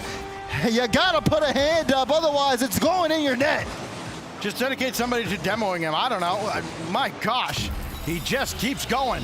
5 goals. He's got them all for Rule 1. Now they're up 2 in a must-win game in every sense. Lose here, they are done, but Banana Head got the bump. Oh, he had O'Khaled dancing, and Fever finishes it. Banana Head, perfect placement here. Fever stayed in the play, picked up the 12 boost, boosted forward at the perfect time. Banana Head left the ball, got the bump, and created some space. 3 goals in the first minute. Power starting to get back in. Rule 1, very accustomed to scoring early. They've done it again here. Drop down, and Fever almost tied the game oh so quickly. Back the other way. You gotta feed the hot hand. Nwippo, why not? So this goes all the way back to midfield, and a quick turn by Ahmad. He's got Nwippo up, and Nwippo quickly along the ground, but saved away. Great stop. Now Power trying to see if they can make something happen. Banana Head still in boost in the back end. Fever looking for the double, does get it. Banana Head again looking for that aggressive play. He got the bump, but also got a piece of the ball. You can see Power weren't expecting it. They're turning around and trying to play things on the back end. Ahmad was trying to get a demo on the defenders, but he had to rotate out. Both teams trying to get the best opportunity. Here's one pass. Here's a shot. It's not in. Double follow-up is in. Hat trick for Nwippo. 2-goal lead for Rule 1. Unstoppable. Rule 1 throwing caution to the wind, and it is paying off. Up 3-1 now, but still a lot of work to do to try and close out this game and avoid being eliminated by Power. Banana Head to the skies, bring it down, and he tried to pinch that with Fever. Didn't quite work out. Follow-up shot hit the low post. Oh, it wasn't anything to do with Rule 1's defense. The shot was just a little wide. Khaled able to get that win. Rule 1 still sitting pretty with a 2-goal lead, trying to see if they can extend it. Power have been putting on a lot of shots so far in the first half of this game as Torsas tries to set up the double, can't get it. Fever last back and actually went for that, has to recover here quickly. Rule 1 are going to try to set up the play. The 50 doesn't work out. Khaled will pick up that goal, and now it's a 3-goal lead as Rule 1 are trying to send us to Champions Field. You have to back them to do so at this point. You go back to that double from Torsas that never became anything, and you wonder if that was just a miscomm because nobody was ready for that ball to drop behind him. And then all of a sudden it's in their net on the other side. Into the second half now of Game 4, Rule 1, coasting so far. Still waiting to see if that Power attack comes alive. Yeah, but on the side of Power, just kind of feels like a little bit of a breakdown here. Even with having the series on match point, they have not necessarily been able to kind of recreate the earlier success. Rule 1 has started to ramp up. That man there on the ball has been phenomenal. Ahmad, Nwippo, and even Khaled all getting involved here. I'm not the only one with no goal here on the team, but he's been doing fantastic and making sure he's been able to get assists, the most saves of the game. It's been a full, well-rounded squad here. As Power trying to see if they can get on the board, but the scoreline seems a little too wide for them. The way Rule 1 are playing just seem a little bit faster than what they're used to. And then, again, some of these errant mistakes have just been a huge factor. And also Rule 1 success. Northbow with another double. 5-1. Big goal again. As it looks, we are looking game 5 now for sure. Yeah, my goodness. Nobo's got 4 of the 5 in this game and really did all the heavy lifting for the goal that he didn't score, that he set up a Khaled for. Minute 15 to go. And barring a miracle, Power are gonna need another shot at trying to close out Rule 1. Mina's number 2 team trying to stay alive. And they have answered every challenge here from Power in game 4. And they've sent some of their own that Power has not responded to. What a performance from Nopo especially. It is as if he is just trying his hardest to just create these opportunities, to get these goals through. He's just changing his approach. And you can tell he's just all cylinders moving forward. So are the rest of Rule 1. As they've been able to slow down Power. It's just been so hard for them to make anything work. Out of the 5 goals, Rule 1 have taken 11 shots, and out of the 1 goal, Power have taken 10. Listen, as great as Power has been comparatively in this series, I want to point something out. They're getting outscored by Nopo. He's got 7, Power has 6 in the series, including the one they've scored in this game. That one denied. Banana Head missed high. Nopo will try and bring it to ground. Clock hits 0, ball hits ground. We'll see you on Champions Field. One more game. A big decider here between these 2 teams trying to stay alive here in the Swiss stage. Only one can survive and advance to round 5. Power, who started off on a hot streak, are slowly letting things slip as Rule 1 are rising to the challenge. Play by play. But it does come down to these next 5 minutes. Power takes wins of 2-0 and 2-1. Rule 1 gets a 2-1 overtime winner out of Nopo. And then they just blow Power out of the water. 5-1 in game 4. And now it's all eyes on Champions Field. Nopo, who was frustrated earlier today against G2, feeling nothing but God mode right now. And now, with his 7 goals and 1 from Khaled, can they keep this momentum going into the iconic Champions Field? Here we go. Backs against the wall. Trying to make it to the crowd day. You gotta leave it all out there. Game 5 between Power and Rule 1. There's something that's just so fun to watch about seeing a player single-handedly take over a game and a series. Nopo has done that for Rule 1. He's earning every dime he's getting now. As Banana Head runs into Fever, another awkward exchange defensively from Power, but this time they don't get punished immediately for it, but it certainly hindered their attack. Lippo's just all over the ball at this point. Khaled was in an awkward spot, just came in crashing through, trying to see if he can make a play out. Looking at those solo performances from Power, they have to be careful not to send the house. Fever last back, wanting to keep this play alive, but that one, it's not gonna get away from him. You gotta think. Space in the midfield, key for both teams. We know the individual prowess here on the field. Power just unable to get any kind of offensive foothold now. Banana Head whiffed on that one. Ahmad through the corner, left in front. Banana Head had to scramble back. He's having to play a lot of defense, and that is not to Power's strength. Now Nopo leaves that for Ahmad. Through Banana Head into the corner. No boost steal on the other side out of Rule 1.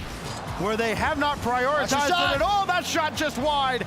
And the follow-up, boy, it took forever for anybody to get there, but that's saved away as well. There's Banana Head, no boost, trying to go for the flipper side. You see Torsos trying to get the bump there. Demo as Mippo again, he's attacking. That's all he's doing. Attack, attack, attack as much as possible. Ahmad now, as the demo comes through, Fever last back. Khaled, he's gonna try to see if he can get this mid, tries to get it past one, but now a chance for a breakaway. Banana Head has to shake off one, but he loses control of the ball. This time, off the corner here, Zwippo is gonna be able to clear this one into midfield. Rule 1 have to be very careful, they gotta watch the boost. You said it yourself, they've been in tough situations where if they are low boost, Power can take strong advantage of it, and they have to be really, really mindful of that as they move up the field. An eventful couple of minutes, but no goals on either side in a must-win game for either side to force a 5th round. Otherwise, you're out, your trip to Copenhagen cut short, just like that.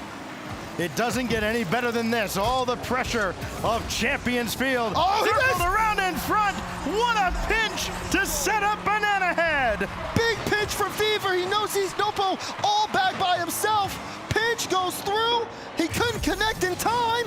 Banana Head was there. Full faith as Power go up 1 as we hit that halfway point. It's Power that strikes first. They almost got another. Fever actually kind of got knocked offline by getting that demolition. Otherwise, he might have been able to just run onto one and score a quick second goal. Here's Khaled with Ahmad behind him. Khaled trying to score, trying to flash some mechs. Didn't work out for Rule 1 there. Dropped in front dangerously, but cleared out by Power. Only as far as midfield.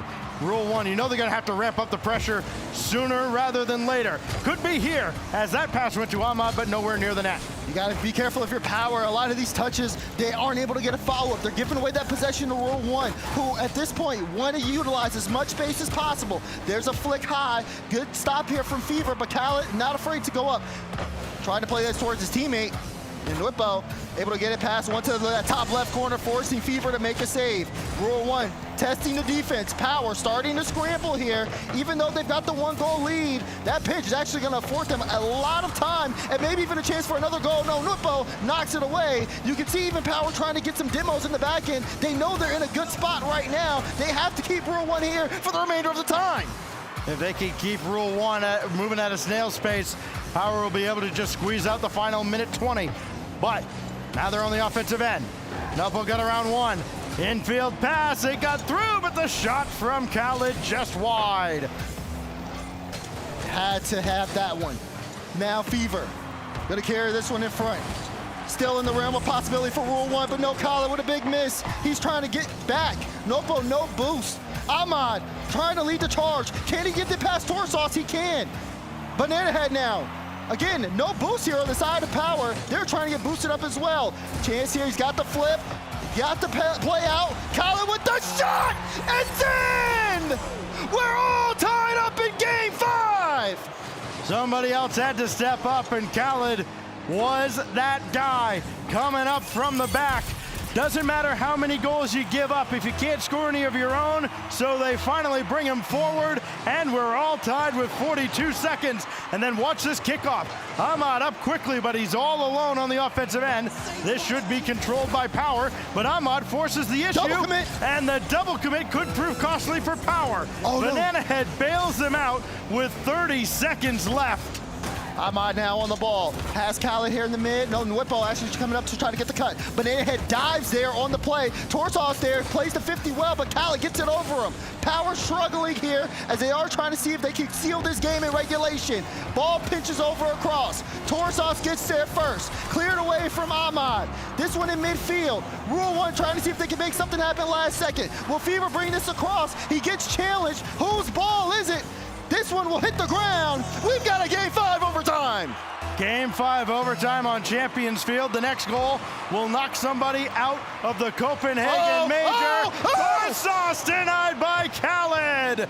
Big time save there. here. This game could have been over in 9 seconds. Rule 1 trying to take it the other way. Khaled, high ball. Is there anyone there for the follow-up? Whippo went, but Banana Head still got the clearance. Rule 1 got to be careful. I'm on his last back. A couple of bumps, though, and he's afforded some space. Trying to get this one into midfield to Whippo. He plays it up high for the pop. Looking for another touch, but this time it goes back to the sidewall again. Banana Head will get the clearance, and Power may get a pitch in! Banana Head does it! Power.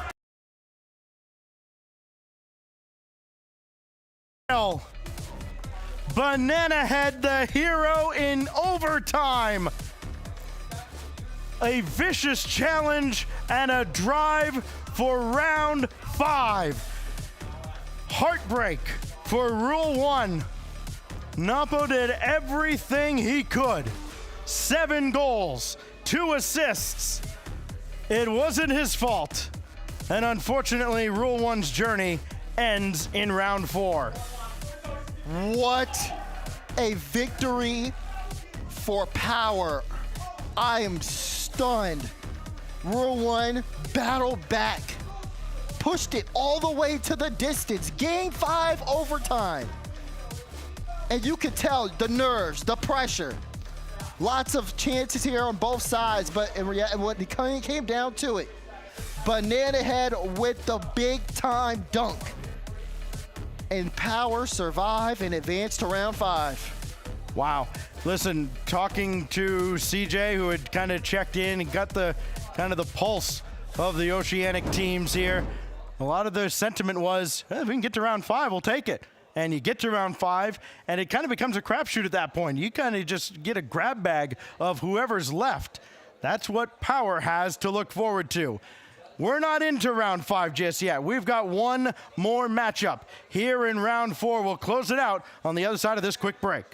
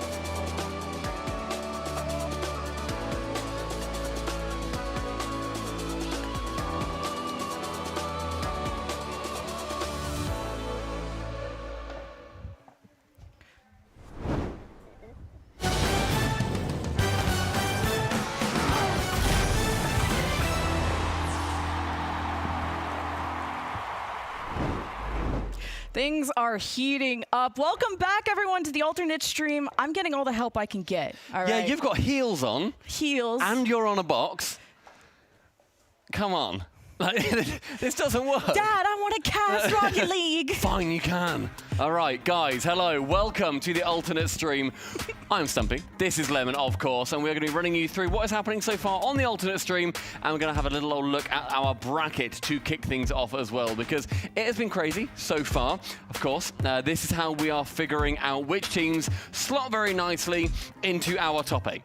We have a last couple of matches in the alternate stream where they got to put the North American here to say goodbye to our first North American team. Everyone is in peril. G2 is losing. Gen G is losing. Now our bot 2 of NA have to go up against each other. But some surprising finishes. I had Rule 1 coming out ahead against Power, and then they clutched up. That was such a fun match. That was a fun time to be in the green room too, because half the room picked Rule 1, the other half picked Power. But I think everyone was happy to see how they ended up doing.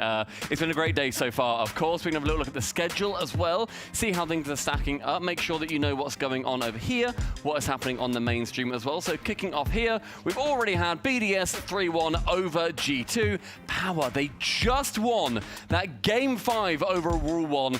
Now we sit very nicely, as you were saying, Lemon, it's Luminosity, it's OG. We send an NA team home. I know, ding, ding, ding.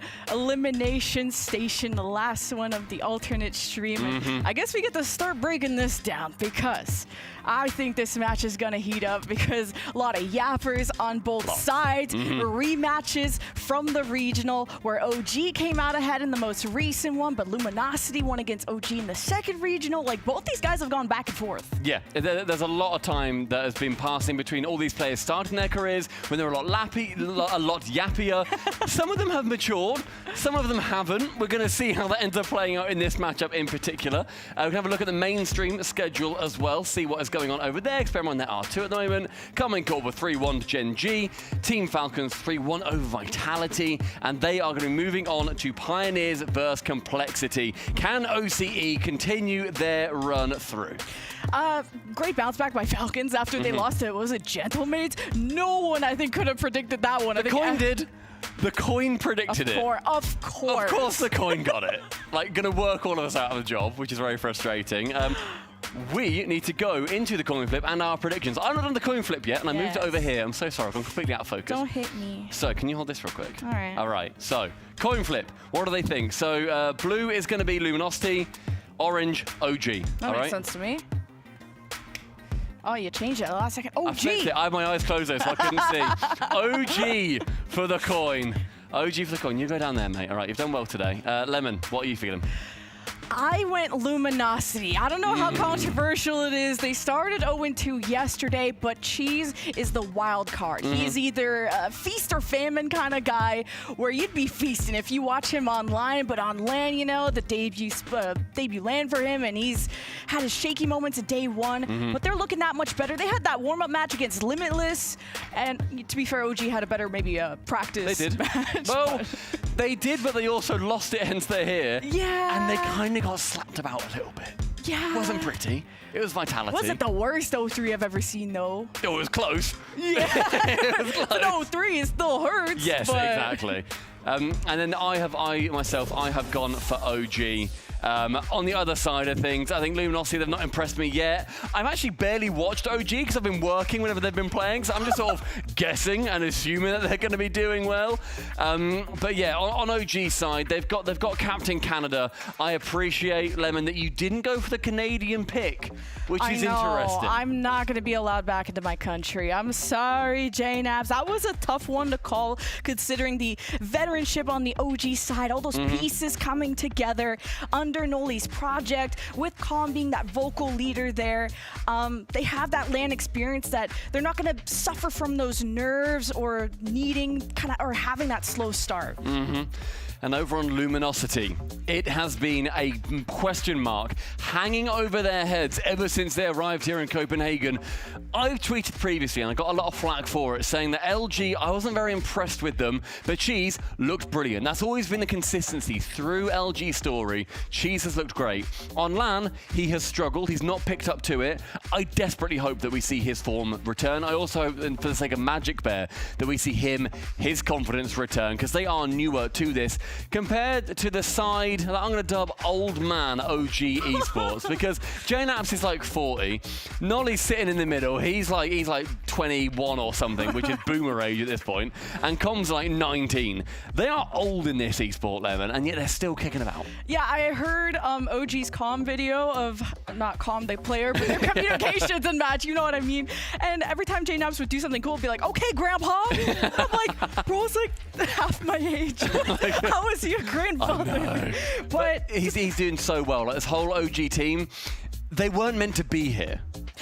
Yeah, this is going to be a tough. I feel like people underrated OG ever since they flopped in that regional one, but they've been on this upwards trend. Luminosity, yeah, they had a rough day one. Maybe they just don't match up well against Sam because they lost to Complexity, they lost to Furia, and Furia is becoming kind of a top 3 favorite in this. Complexity went the distance against many teams that are at the top, so maybe I don't blame LG so much for losing to them. Honestly, that Furia loss, that's a brilliant loss. Like, retroactively, you look back at it and see how Furia have done.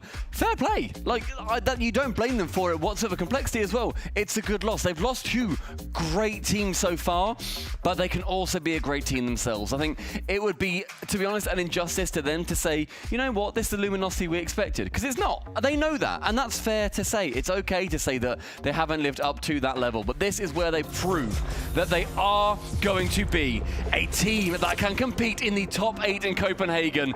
The other side, though, in this NA battle of supremacy, OG Esports. The first foray for this org into RLCS. Will it pay off? Are we going to be seeing a resurgence from either side? The Kings of North America stumble, but one of these teams could maybe save the region. We have to say goodbye to our first North American team after this series. So you're going up against Luminosity, one of the most prepared teams coming into a LAN. They have a plan, they have a strat for everyone they face. You gotta watch out for LG's physical play. They haven't been able to execute, well, that plan and execute people on the field, and people gotta watch out for that. I think so far the problem is that Retals has been shoved so far back based on the teams that they have played. As you said, it's Complexity, it's Furia. They are going to push you. Furia especially, yes, Complexity technically play more defensive, but that's still an offensive side because they play more defensive in South America, a very ball-chasing, aggressive region. Luminosity really could not deal with that, and Cheese, an early strike towards the target. Retals following up. OG so far standing strong, and JNaps with a long shot. Anyone there for the follow? Oh, at least you don't let that backboard get used, threatening the double tap there, and a good counterattack by OG, but Luminosity putting on the shots, finding the rebounds. It's good signs of life this early as Cheese had to get mixed up with the defense as Noli builds space. 33, Calm steps up. Now around this corner, OG want to retaliate. Oh, this almost gets above Cheese's head as he stabilizes on his end as Magic Bear wants to get themselves out of this cave. It's a minute 15, no instant, and the right-hand side is going to be a source for a lot of battles, I feel. Both these wings are going to be attacked very heavily to actually committing to Luminosity, and they were definitely suffering from that earlier, where we've seen a good few opportunities where Luminosity can maybe stabilize somewhat, and then they panic. They send 2 to a ball in defense. It's going to throw them off repeatedly if they're going to keep doing that, but OG need to also capitalize. Magic Bear removing Nolly, and you were saying earlier, Lemon, the aggression from LG is absolutely their bread and butter. Oh, and that's a shot for JNaps, and you hear the stage get loud. Calm especially, but he's got his pants here, full approval, because what it takes to win, OG will do it all. I spoke to Com a few days ago and I was saying, right, mate, are we going to be getting old-fashioned loud Com that loves to scream and shout and be cocky and be crazy? And he said, no, you know what?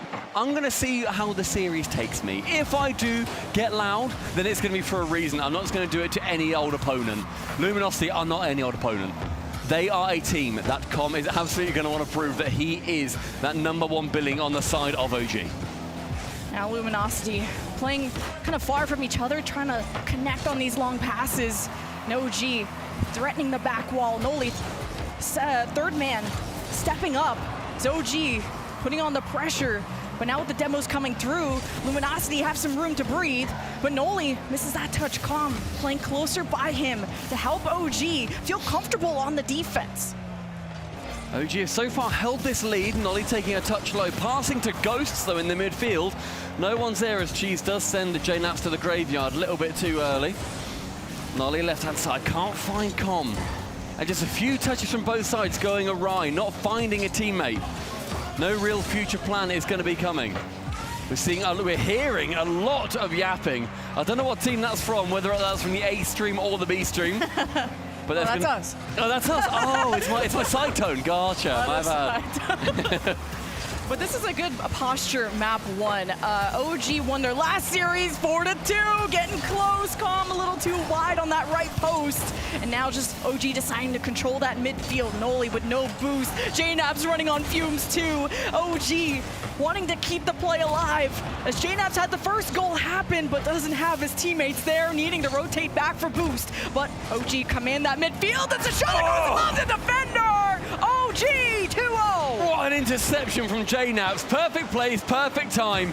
Found by Nolly. We've seen Nolly assist in the greatest of moments, sending the ball down to apparently Jack all the way back in Rotterdam last year to win that major.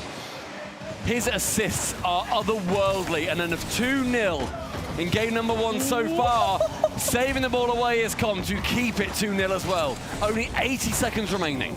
Com popped it up just in time. I was a little worried there. Com is on the chase, got Magic Bear back in hibernation. OG looking confident already. You know how much those 2 goals meant. They're a very energy-driven team, and this ball's on the post! And Com is gonna put it off to the side. Reddles trying to save or send this to Cheese, but it's sent all the way down the field as JNaps disrupts Cheese. OG on the press, 52 seconds left. Cheese wants to build a response, and it's tough. It's Magic Bear coming in for that interception as well, sent high by Cheese.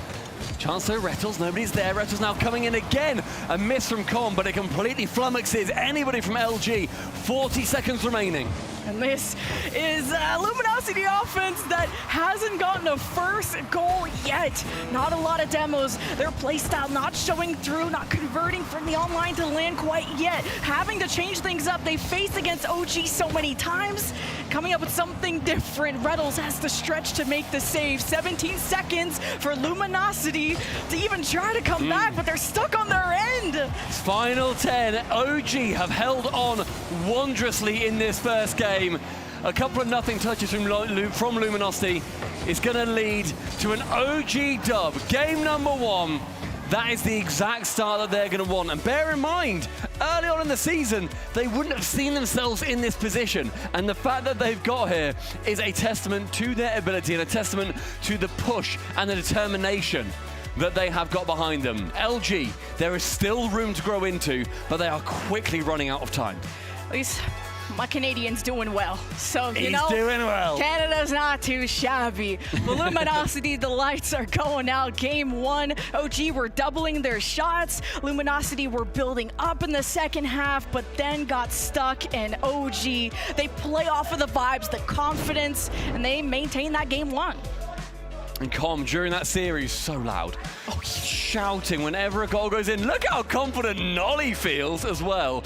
A pure confidence player. I think when the tables are turned against him in an individual series, I think he can feel it. He can feel that pressure where ultimately he's made a huge move. And I appreciate this as last season, but he moved to the US from the UK on a whim and was like, yeah, I can do something magical over here. And he's competed. He's won a major for the North American region. Now he's competing for his tournament life in the opening major here in the 2024 season.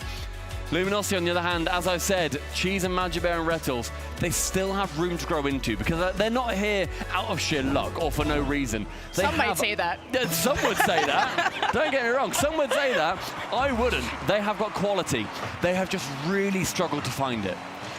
And it's the last chance in this match in today to see if you can make top 8. And Luminosity, they expected to get top 8. Now the demos, Reddles with the reset. Magic Bear trying to team pitch this in as Cheese centers it out. Magic Bear turns his car around, and you love the early pressure out of Luminosity. It's the early pressure as well as the early double demo from Rettles and then dribbling the final defender out of the way. Couldn't quite get him particularly far, but that is a real show of intent here for Luminosity on Forbidden Temple. Now Com will be tested, and he's like, oh, Cheese, I'll get out of his way. J-Nabs with the shot, saved at the last second.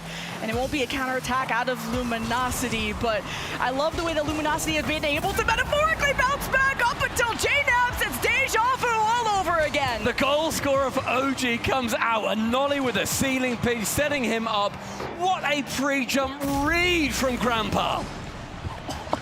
Oh my God, you brought up the Grandpa.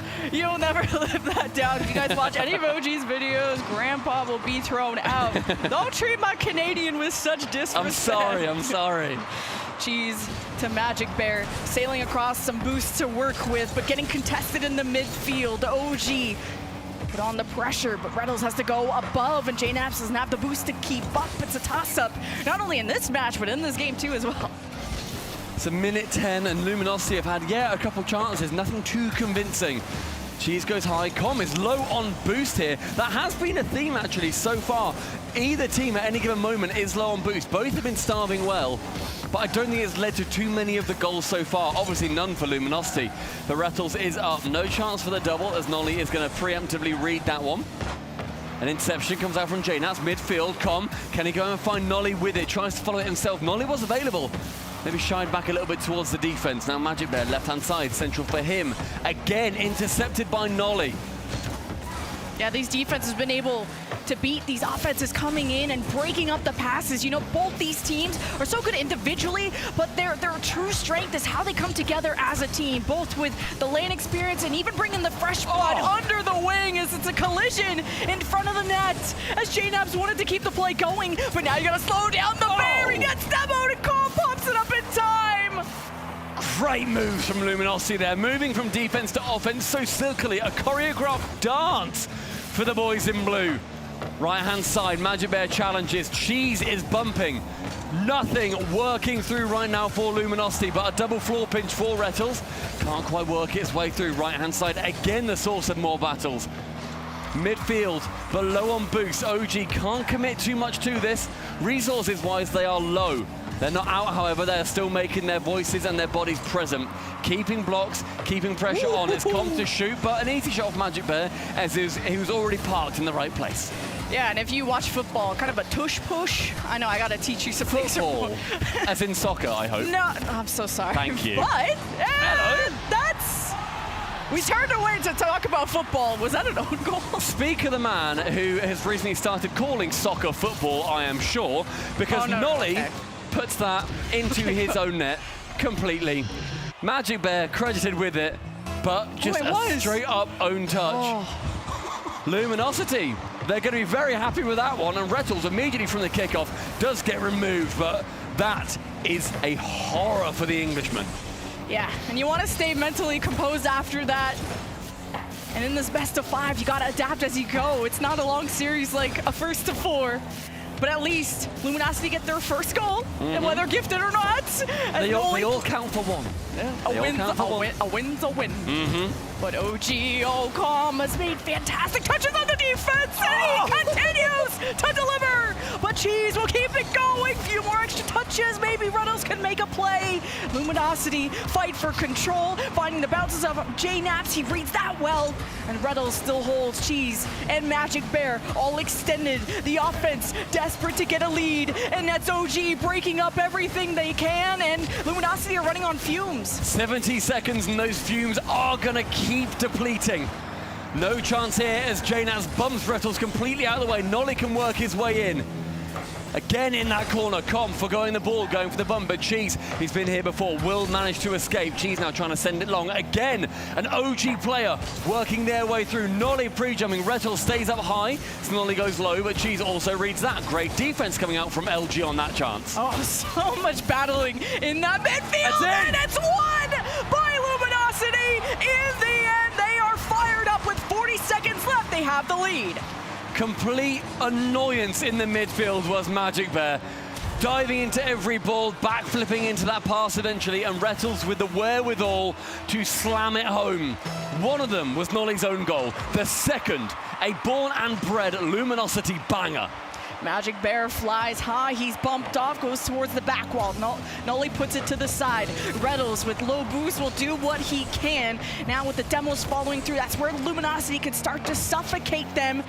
No move forward. Got to be careful how they posture here. A little close to each other. OG able to break it out, but not break out of their zone. Final 15. OG needs to chase one of these goals, but Com completely lets that ball go. Magic Bear shies away intelligently as well, but a pinch coming through. Retals has to clear this one away. Does so as far as Cheese. A mid-100 boost grab with more than enough to get a reset, flick it past. Doesn't matter if it's a goal. All that matters is that it touches the ground. Great gameplay there from Cheese to secure the final touch of the floor. 1-1. 1-1 series. I just said, oh, because if Cheese would have scored at the 0-second mark, it would have not mattered at all. But for the ego, for the content, just to make that own goal feel even worse. And Luminosity, that offense has started to ramp up, finding those rebounds and finding each other at the front. You love to see that. And you're right about that own goal.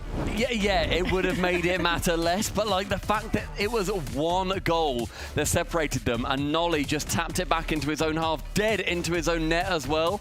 A shocker from him. He'll be disappointed with himself, but as I've said, he's an emotional player with the ability to pick himself up across a split. Within a series, does he have that capacity?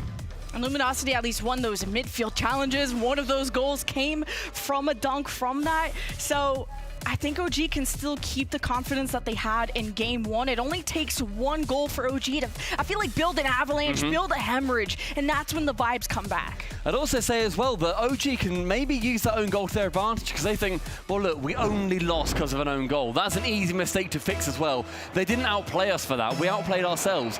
We're still the better team. It can absolutely work both ways, and that is exactly how coaches of any team should be reacting, especially over an OG side. Going into game number 3, completely drawn level. As we've said, win and you go through to round 5. Lose, you're going home.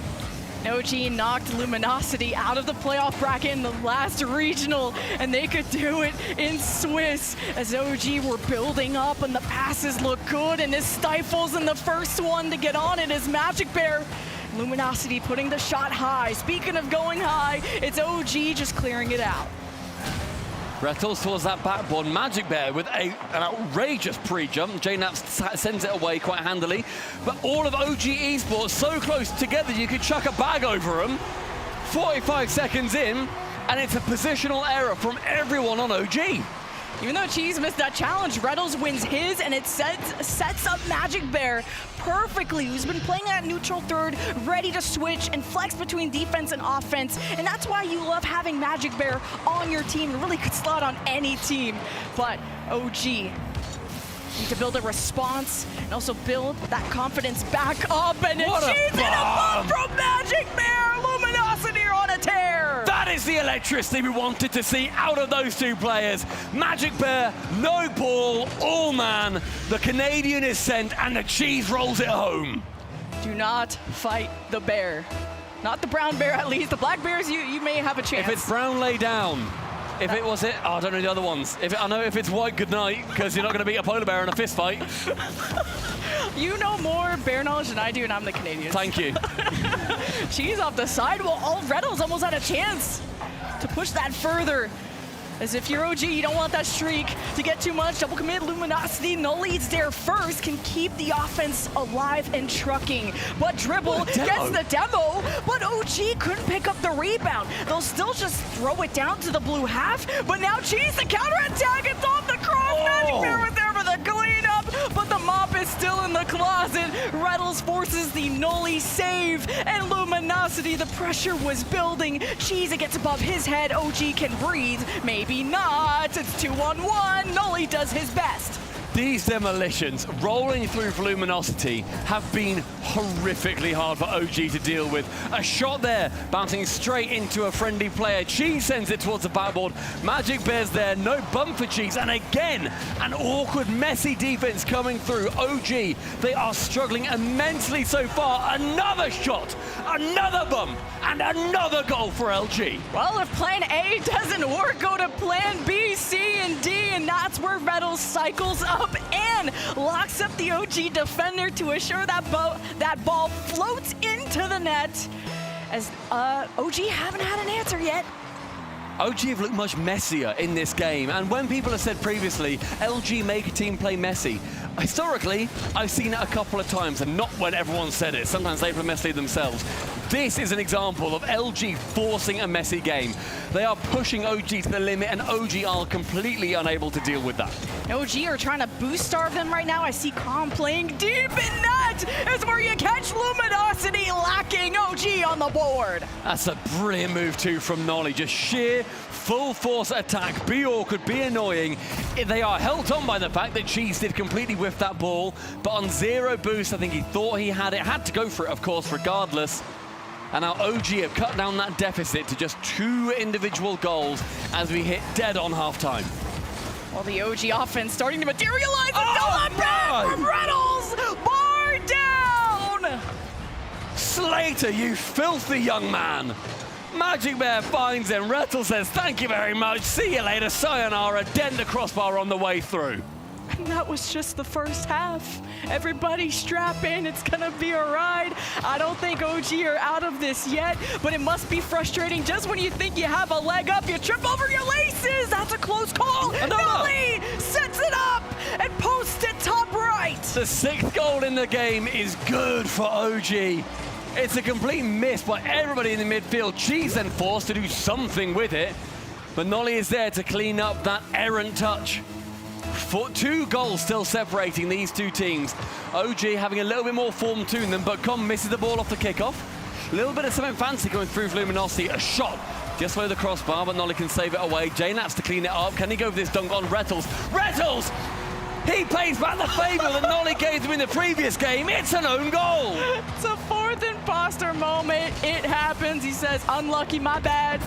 But that means OG are within 1 in arm's reach. And out of the number of shots that OG have, their execution's not bad. And I tell you what, if you're Rettles, put that goal in a black and white montage. No one will know which team you were on.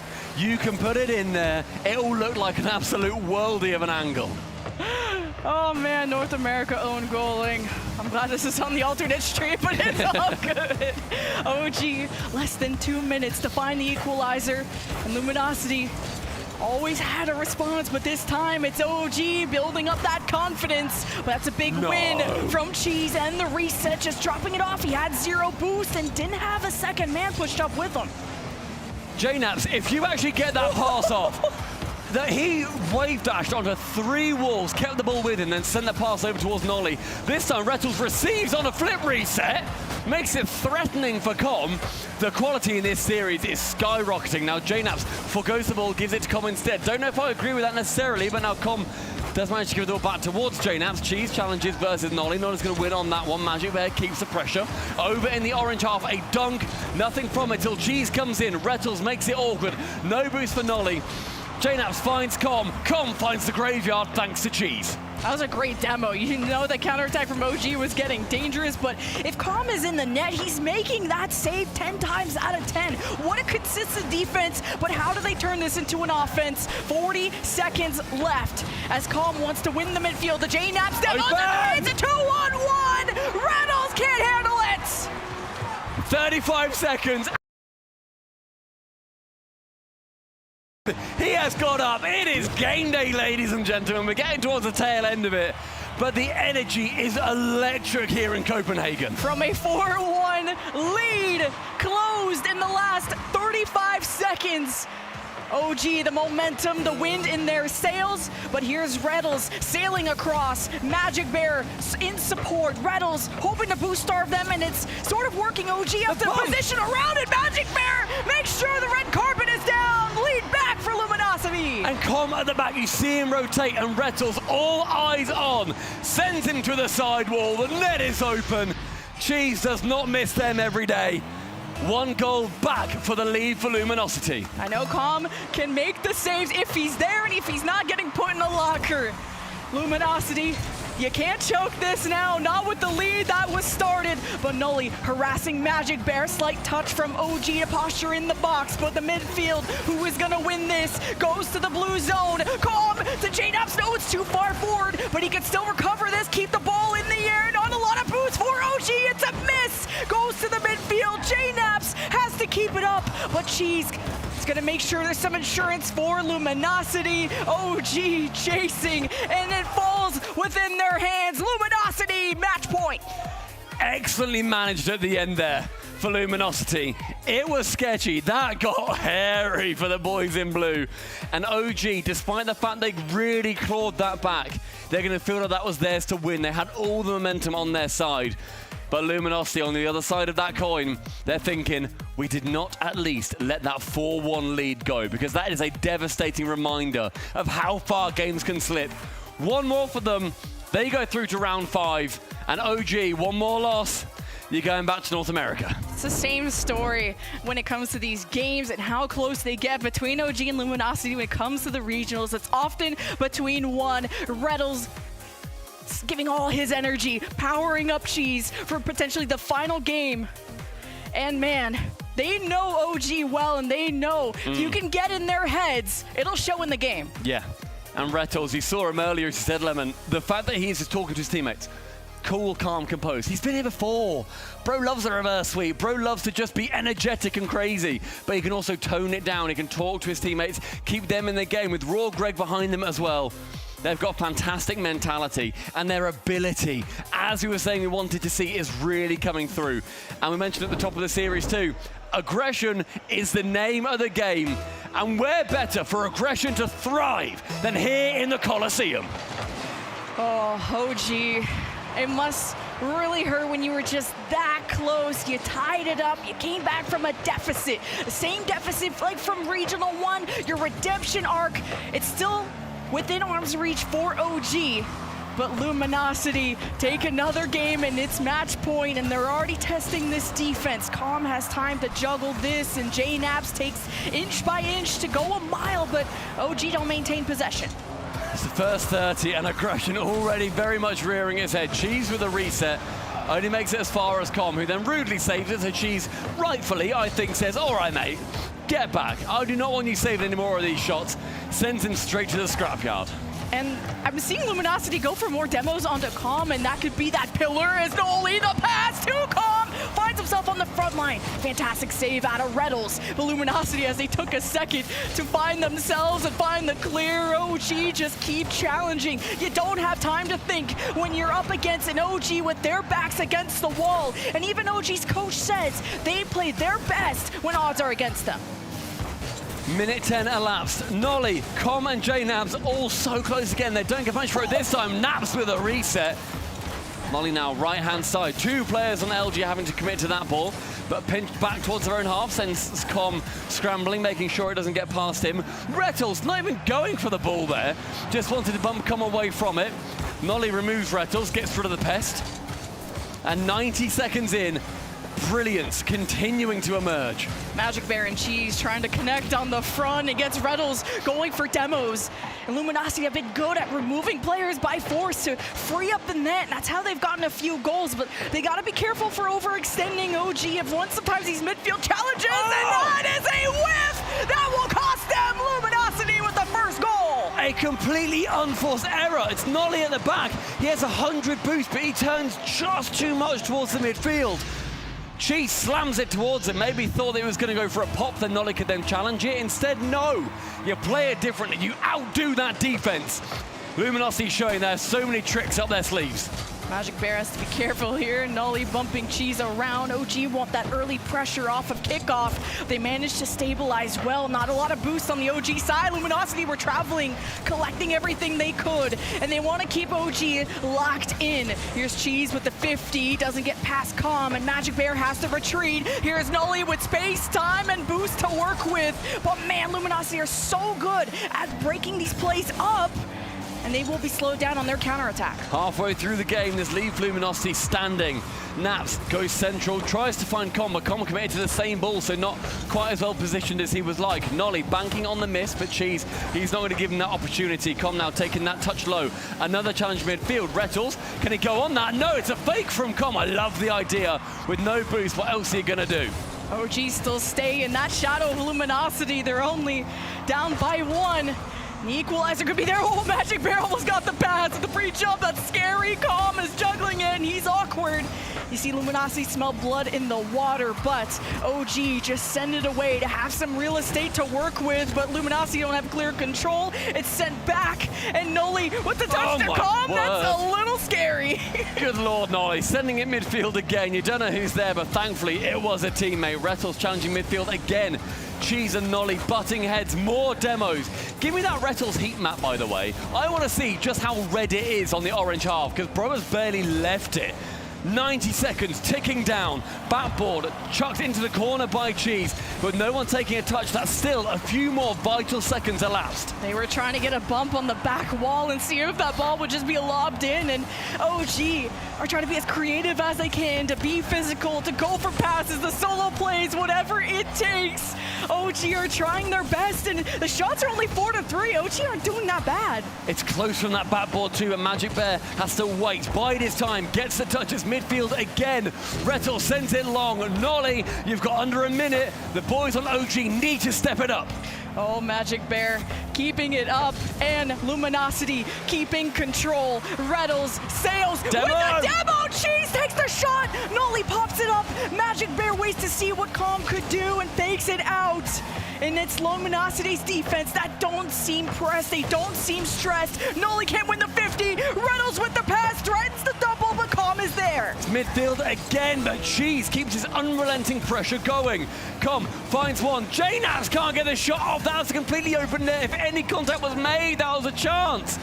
Noli, midfield again. Magic Bear press, he misses. But thank gosh Retals was there. It is so close, still always within one, and forcing the defenders back. Quick reaction out of Luminosity. The last 10 seconds, it could end OG Swiss here and now, and Luminosity could get the revenge. Here's J-Naps wanting the pass, and Cheese breaks it up at the last second. The boys in blue get the green light to the next round.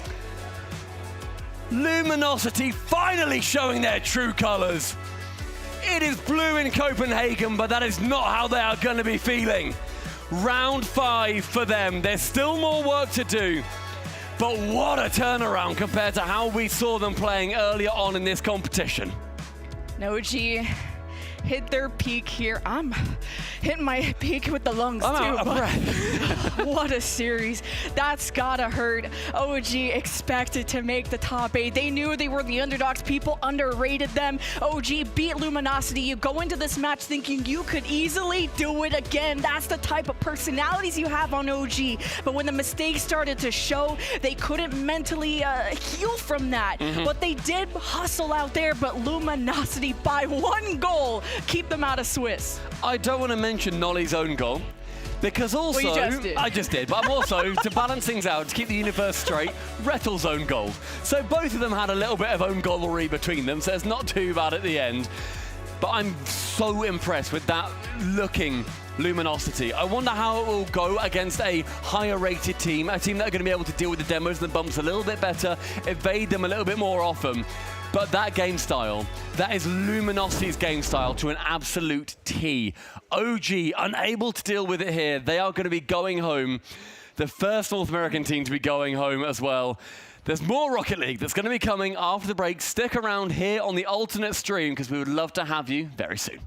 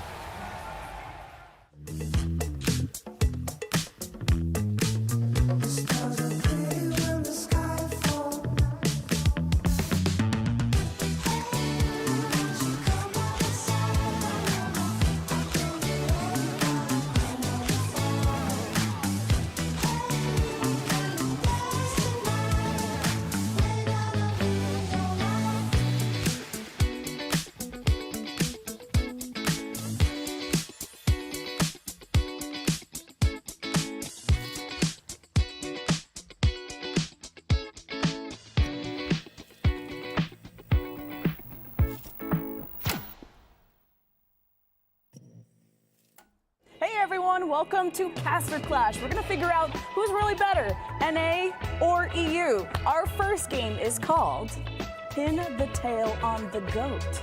Ooh. Goat reveal. Whoa. Hey. Oh, what is that? Did you make that? No, I did not. The rules are simple if you've ever been to a birthday party. Pin the tail on the goat. You got a tail, you pin it on the goat, and the closest wins. Let's begin with the tall people. You're gonna put a blindfold on, but the enemy team is going to spin you. You have to Spin it, do spin it. a spin. There we go, we're gonna spin. Let it rip. Oh, God. Toodaloo. Stop. All right, you may begin. You got this. This is very hard, and I'm kind of scared because we're on a bridge. You're good. Where's the goat? That's fantastic. There. Lovely. Yeah. Oh. Lovely. Have I All smashed right, it? Can I go take mask off your blindfold. What do you think? I'll give it in the side of a mustache. Yeah. All right, team first touch is up. All right. Yeah, you spin it. I'm gonna be Spin. brutal with Cool. this spinach. And Spin. Oh, do I got a sticker? Yeah, I'll give you a tail. Sticker. Sticker. There you go. Oh, other way around. That's it. Yeah, you got it. You figure it out. Okay, go. All right. Guys, over here. Over here, this way. Go Guys, down. over here. That's it. Yeah.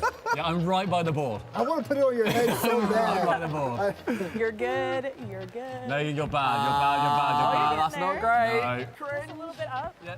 I'm sorry. Yeah, a little bit up. Whoa, what is this? I just like where it is. I just like where it is.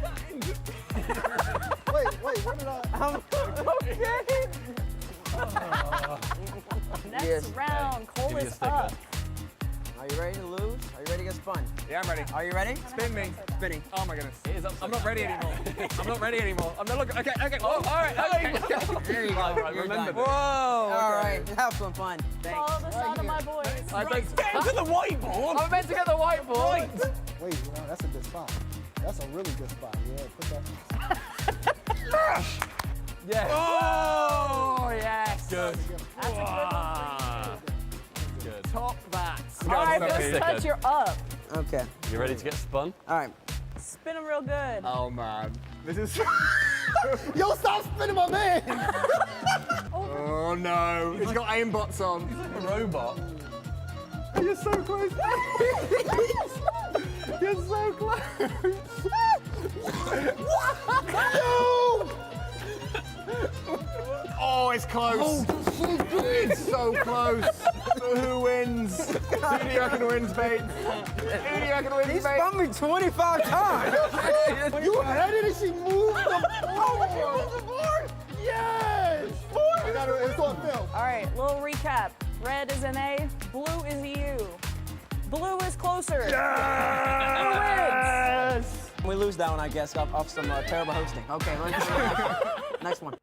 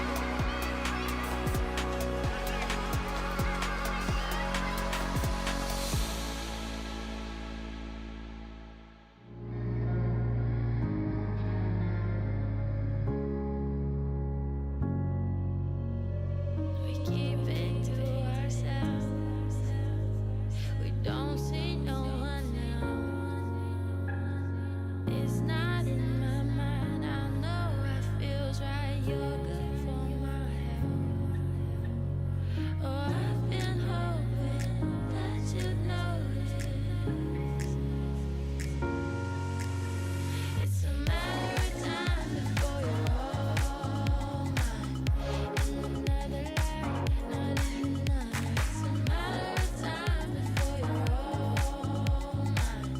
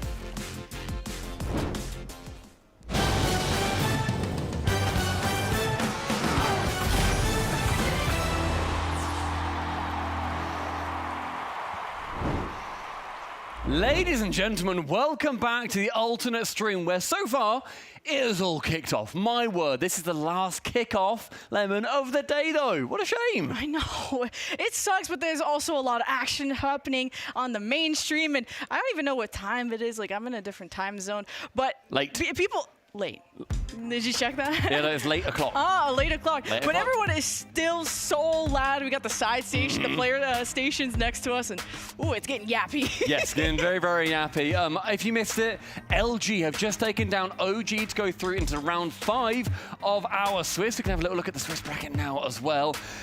That is OG. They have gone home. They have joined Pioneers and Rule 1 for going home from that 1-2. They finished the event 1 and 3. Now we are in round 5 of the Swiss. The fact that teams like Vitality are in 2 and 2, teams like Gen G, I think you could comfortably G2, and they is in shambles.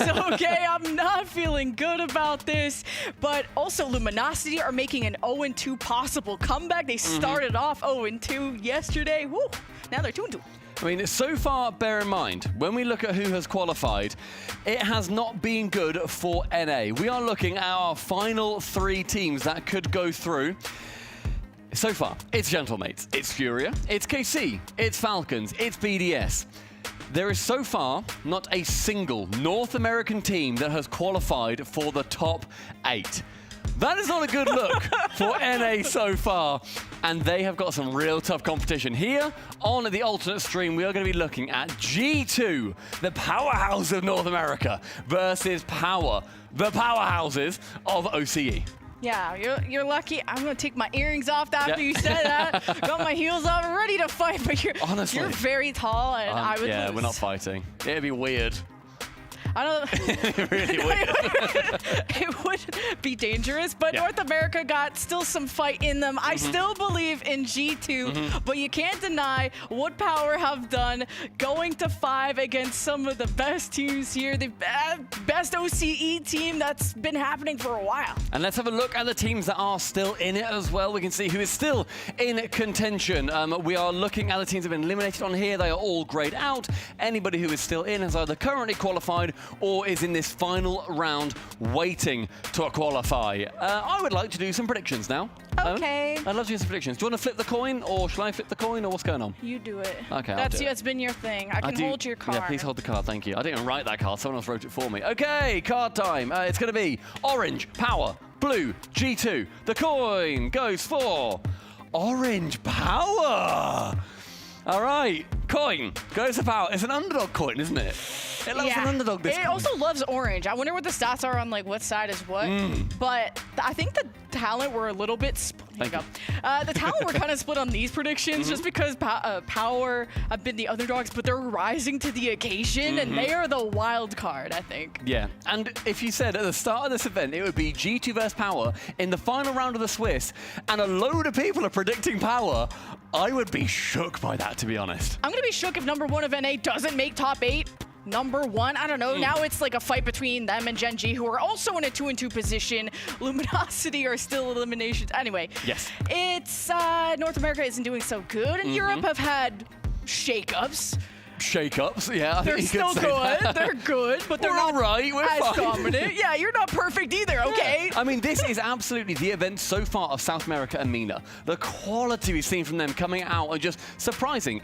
Most people, Jorby, I know you're out there. I know that you love Sam. I know that you've been like, hello, Jorby, by the way. Love you lots. Hi, Mom. The fact that the people have said, okay, Sam, they're going to have an event soon, and it happens to be in Copenhagen, is a lot of fun. We're loving seeing it. What did you predict in our predictions out of interest?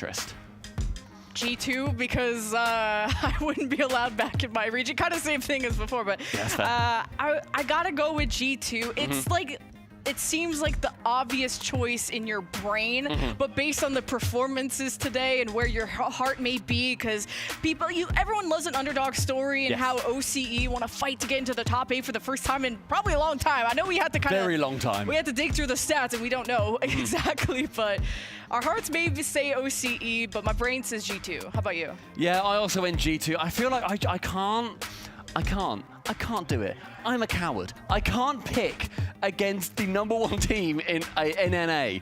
Like, who knows anymore? It doesn't feel right. But equally, when I did my predictions, like on the own, the sheet that gets sent out, I originally had Power going through to the top 8. I had a completely different bracket that I made up, but I had Power in the top 8. I still backed in some way, in some messed up little way, in a recess, in a nook of my brain, that Power were going to be able to make it. So. It's a very scary time. Make sure to let us know in chat what you have picked. So I'd love to see how many people are going for Power here. And just coming off of a big win, you saw how loud Power were when they finished out that Game 5. And G2 have had some slip-ups. Gen G is on their tail. Gen G beat them, but G2 will take any top talent the distance because G2 have top talent. And I know he's called Laniel, and we've seen him. We've seen a little bit of Laniel here and there, but then there's also a quote, Laniel on the other side. Banana Head has been popping off today. Oh my word. B-Head is crazy. B-Head is just bonkers. Like the fact that when I spoke to CJ about him, I was like, okay, you've been watching Power a lot. What do you think of them? He was like, look, Banana Head just says, why don't you just score more? Why don't you just shoot more? Why don't you just bump more? Oh, obviously. Like, well, that's the answer. And it's like, yeah, well, cheers, B-Head. Like, thanks, mate. But he takes that to the nth degree in every single sense. And alongside the veteran Torsos, he has been to as many RLCS lands as JNAPs. 12 he has been able to go to, and 12 he has qualified for. And then the mechanical maestro in Fever. They are the powerhouse of OC. You've had such a consolidation of talent across every region, and this is the one that sits pretty down under. Yeah, I love to hear from Fever out of Leaf this morning. Yeah. But I also love their jersey. They look like little bumblebees. Yeah, on their they're like rugby tops. They're so different. I love it. We'll see KC. They've got completely different jerseys. Well, they've got like a little collar on them. Oh, They're got great. Drip. Beast Mode got Drip. He's got Drip, bro. Yeah, he's an intimidating player, and on and off the pitch. But G2, when you talk about them, especially with the duo in Daniel and Beast Mode, they are not #1 in North America for no reason. They are 3 of the greatest players North America has ever had. Atomic, he has been the most consistent player in North America for such an incredibly long time. And he historically has won a single major all the way back in the 21-22 season with G2 when KCorp was a thing for any veterans out there. And G2, they're looking to make sure that, yes, they couldn't get that perfect result over in North America. Gen G thwarted them at the end, but that doesn't matter. All that matters is how you perform at the major. But Atomic, I think, rolled the dice and got a nat 20 on the type of teammates that you get. Beast Mode and Daniel, one of the best duos you could get. G2, everyone was talking about how good they were in NA. Oh, it's a one-team region was the story of how that region started. Then Gen G caught up, and now who knows who's #1. But I think #1 in my heart would be whoever makes top 8, because now I don't know. Yes, I think that when you look at how this event has developed, it would feel weird to have no G2 in the top, considering the hype that has been behind them and the belief that so many people have in G2, not just their history, but for their sheer ability in this event. And the head-to-head between NA and OCE, it is heavily in favor of NA across the board. But this is a different power. This is a different G2. This is a completely different event overall. It's gonna take everything from both of these teams. And you see Banana Head there taking a breath. Did you see the big breath out? Don't forget to breathe. You gotta breathe. And I heard Jimmer behind them, their coach, geeing up his team. Power houses across the board, NA versus OCE, for one of the final slots in our top 8 in Copenhagen. Who is gonna sit there? Only one can survive. And G2, they elevate the entire region of North America. Some of the best mechanics on display. North America, though, known to play a bit slower, more concise. And this is a synergistic team, but they're also capable of solo mechanics and kickoffs. We'll think about that. But Power, early pressure. And Power have also been going for some crazy kickoffs too. You look back at how they've played in OCE. There's so many times in North America where the kickoffs are basic and simple, and they don't adapt and they don't change. That's definitely, the meta is shifting dramatically at the moment. G2 are at the forefront of that, and Beast Mode is the battering ram that goes through Power. Yeah, he's a battering ram. I call that like mini pod of just kind of nudging Fever in there. beast mode. You need to see him peak today. G2, I got to cast them versus Gen G, an extremely low-scoring series, but a tight one going all the way to 5. But Power are no strangers to game 5, maybe a strangers to the net, as Daniel gets the second one in. Starting as they mean to go on, we said about the kickoffs, that one flying so erratically, B-Head couldn't get to it. And with the assist from Atomic off the kickoff, technically from a few seconds ago, Daniel can absolutely leather it home. G2 starting as they mean to go on with unbridled aggression. But we saw previously how well Luminosity had demos. Could that be the secret for Power? I like when you say B-head, because I just said they look like bumblebees, and now I can't unsee it at this point. Bumblebee head. Bumblebee head. But hey, I got to cheer on my fellow fruit of banana head, I guess, a little bit. I'm a bit split on this match. It really could be a toss-up. On paper, you wouldn't think so, but based on how the day has went, you're not insanely confident on either side. But G2 already being physical. Torsas, you talked about how fast he can play. The ball got robbed from him. Beast Mode setting up his team. This is dangerously on the box, an awkward flip there by Fever. Power seemed to do okay. And tell you what also about Torsos, one of the only remaining players to still play Indominus. I love Indominus. And then one of the only players in the entire competition, and a pro in general, who is still playing with sunglasses on top of his car. And Atomic, he's not got sunglasses on his car, but he's one of the coolest guys in the competition. Catches, fakes out one, sends it behind Torsos. It is 3 in quick succession for G2. Well, if you wear sunglasses at night, you wish that you didn't see what just happened there and how this has started for G2. They really suffocate all the teams in their region, and you were going to wonder if they would have that same dominance coming into international competition. So if G2 make top 8 off of this, how much respect have they gathered? Can they regain that? But Power, it's quite a deficit to start off the match, but it's still both teams posturing. Minute 45 elapsed, and so far Power have been struggling to get any shots on board. There's a double attempt from Atomic, a miss from another. Banana Head now gets face-off versus Beast Mode. B Mode versus B Head. Goes up top to the ceiling, takes it low with a reset. Save is secured from G2, but with no one pushing for Power, it's a chance of B Mode to make it past the halfway line. Instead pushed on by Daniel. Back to Beast Mode, back to Daniel. Atomic with the follow-up, a light shot and a regulation. Easy save for Fever. It's 5-1 shots in favor of G2. I see Power, especially Torsas, go for demos in the midfield to break up that space and generate more opportunities. But as soon as they even get close to the zone, G2 are winning the 50s. Daniel gonna leave that to Fever, I guess, as Power starting to put on the press, but they can't keep up the momentum, and that is what's gonna lack out of their offense. Halfway through the game, and yes, we had that very rip-roaring start. Power unable to bring anything back from it, but G2 unable to score yet another, but they literally don't need to. They've already got 3. They can let 2 go, and they're going to be sitting all okay. A pinch up high. Daniel, the only one to read it. Torsos has to sit on the goal line and see what he can conjure up. Fever now to send it long, but with no one following, it's just a handover of possession back to Atomic.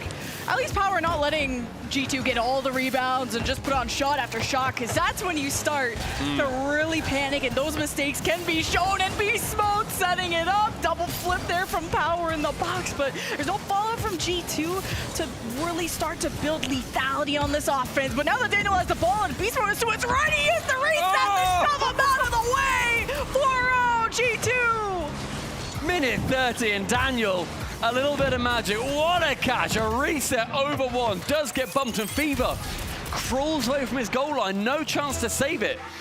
Moves out the way. G2, they are taking no prisoners in the 5th round. Oh, I don't know what 9-on-1 is in OCE, but you're starting to worry if G2 can do flip, reset, dribble, and then you got this. You got an open net. Power have to rethink this. This is an ugly game 1. Yeah. And Power, they can put up more. Their record so far has hinted, it's shown the quality they've got. They've just come off a win versus Rule 1. That is a ridiculous win their Power have managed to secure.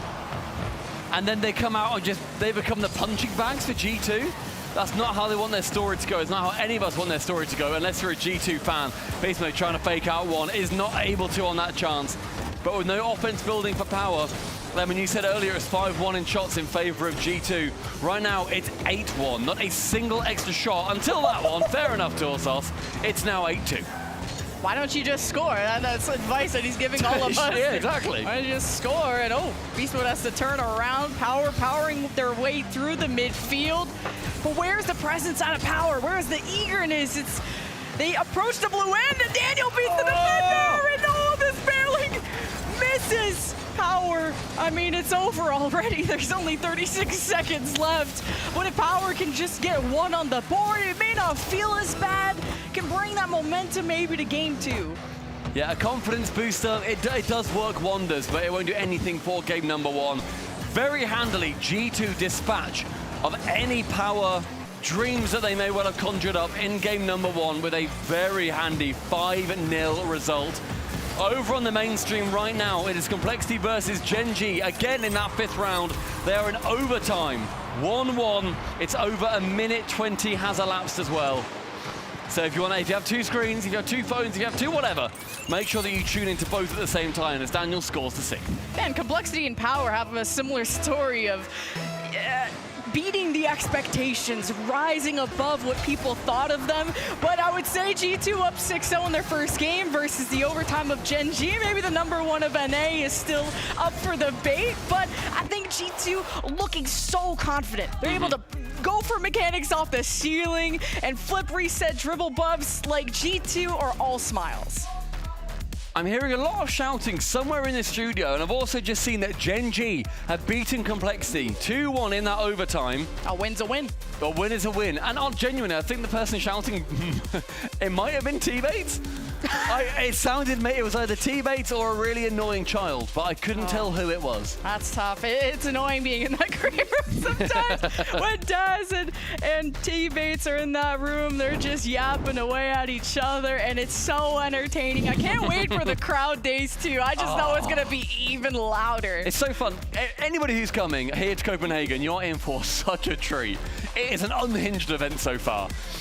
But coming back to this series, G2 with that 1-0, Power look deflated already. They aren't up, they aren't crazy, Jimmer isn't, I'm trying to think of the word, Jimmer isn't rallying them in a way that gets them hyped, maybe overconfident. I think he's just keeping them at their level, but something needs to change. A 6-0 in game number 1 it's a terrible performance, quite frankly, from Power. Wow, you're just giving the honesty. I appreciate it. 11-2 shots in that last game. Power just could not transition. There was one close call out of Banana Head, but it's because they can do more. That's the annoying thing, they can do more. We're like disappointed parents. Exactly. The B- is not enough. I'm not angry, I'm just disappointed. If you want to go to med school, if you want to make top 8, you just gotta be better because G2 demand perfection out of any team they face. And G2 in game number 2 here on Forbidden Temple. It's a chance for them to go on to series point so early on. Power, what have you got? What can you impress us with? It's early pressure from Beast Mode. Daniel removes Torsos from the net entirely. Fever pinching it away. Beast Mode again lurking just behind the goal, making it incredibly awkward for anybody on Power to feel safe.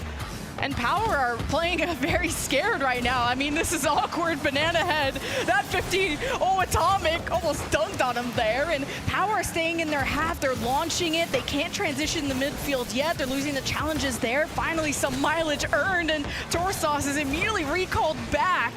And Power got to see if they can regain this space. A big win out of Banana Head, but saved by G2.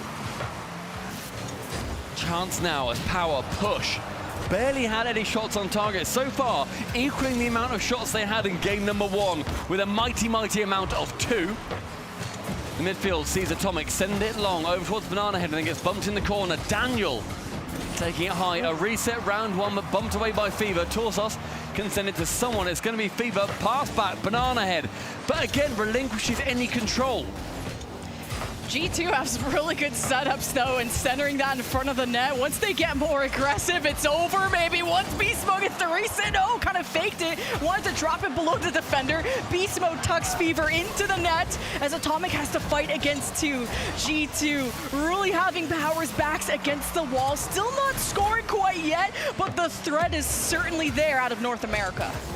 2 minutes elapsed and still 0-0. A considerably better performance from Power in this one. It's a shot just wide of target from Fever, asking questions, being threatening. Midfield, Fever sends it towards Atomic. Banana Head maybe tapping it back central, again nearly dunking, and again being that nuisance player, barely spending time in his own half. That's where he feels most confident, when he's in the opposition's area.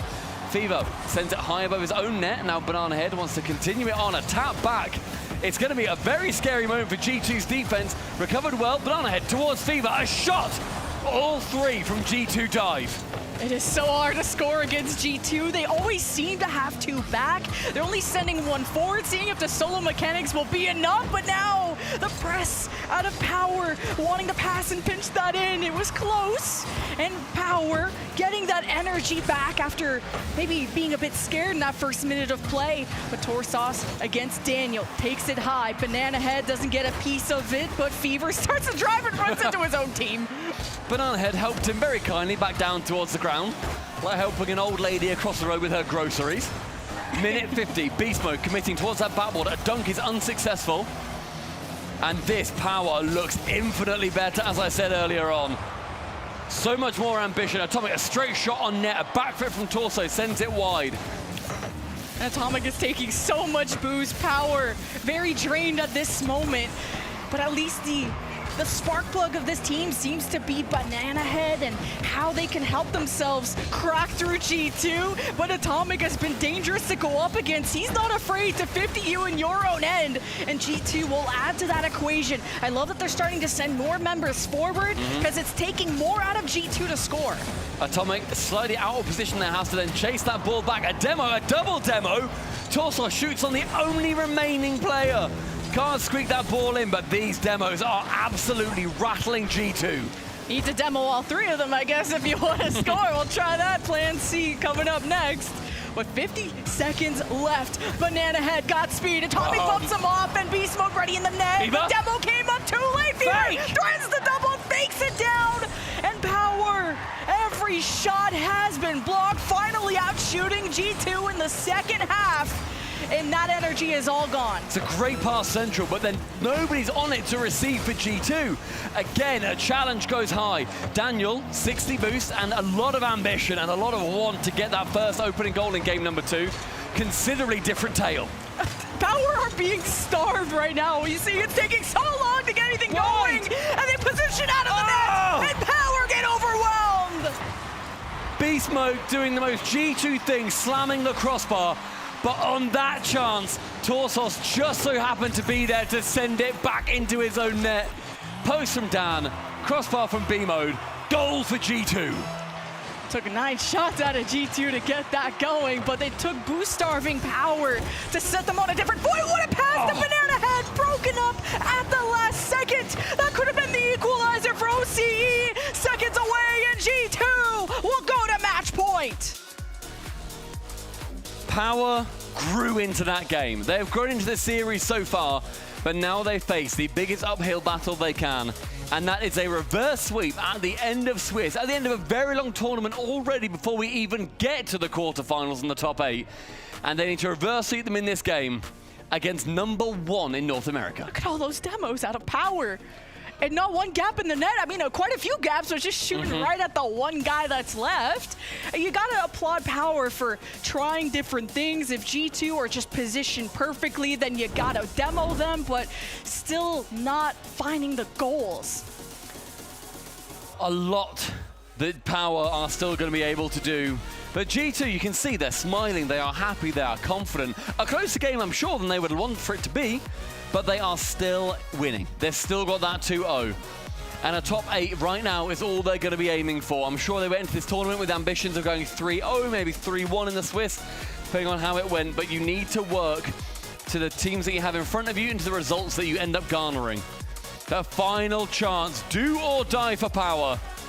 One more loss and they're going to be going home, and it is a long flight back. And G2, they look comfortable, they look confident, they're going for mechanical plays, they're not taking big risks, they're not a big risk-taking team that are overly aggressive, at least in their own region. but going up against Power, they don't have to overextend and take risks, and Power are the ones that have to reinvent the wheel and figure out how to break apart G2, and the demos haven't worked out, and at least you stop Beast Mode with getting away with too much. Daniel to Atomic, off the ceiling, looking for the second touch. Torsos not letting it through. All the cooks in the kitchen of Power to make those stops. Power in this game as well are going to be searching for their first goal, bear in mind.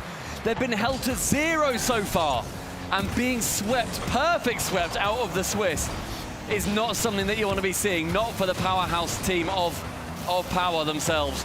And a load of demos flying in from both sides so far, none of them helping out either team.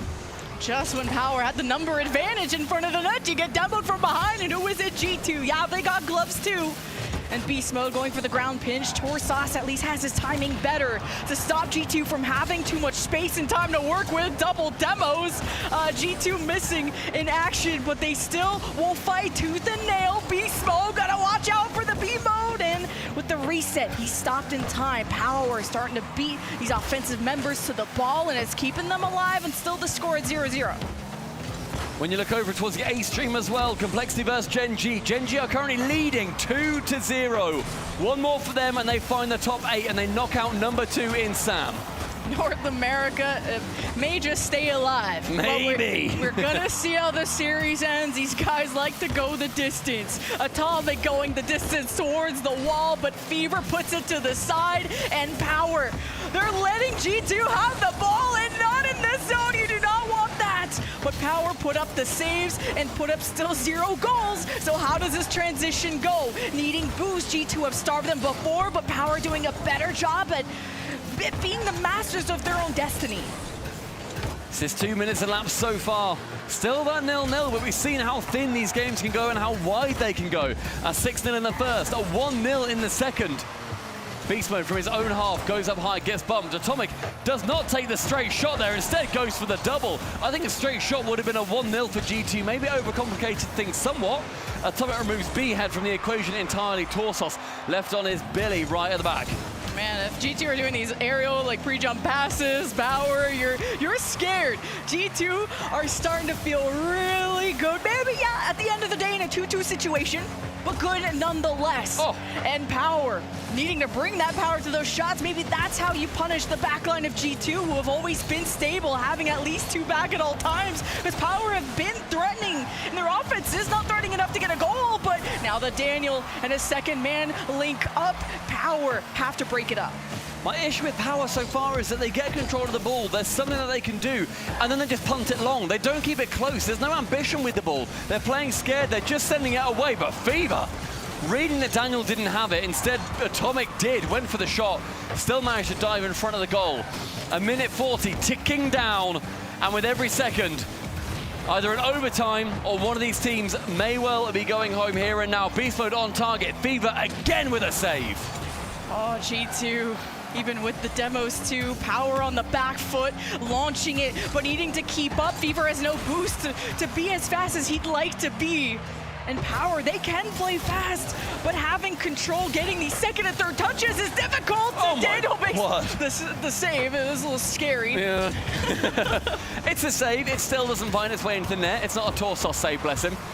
Midfield, Beast Mode's going to pick up the ball. The side will redirect high and wide of target. B-Head can pick up, but Daniel can pick up from that clear. Every single ball, a clash of titans in this match. Under a minute remaining. It's a chance for Daniel, goes high with it. Round 1, Torsos can shut him down.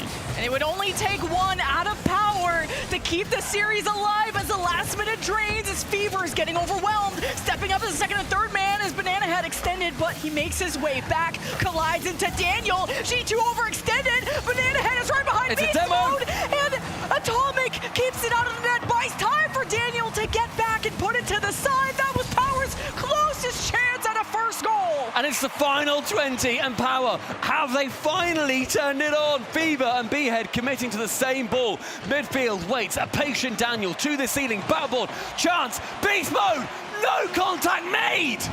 Oh, overtime is about to hit unless Atomic makes magic happen. Great bump out of Fever. Torsos wants to land this, get a full mental, physical reset. He has to travel all the way. We go to OT to the side, Power's fate.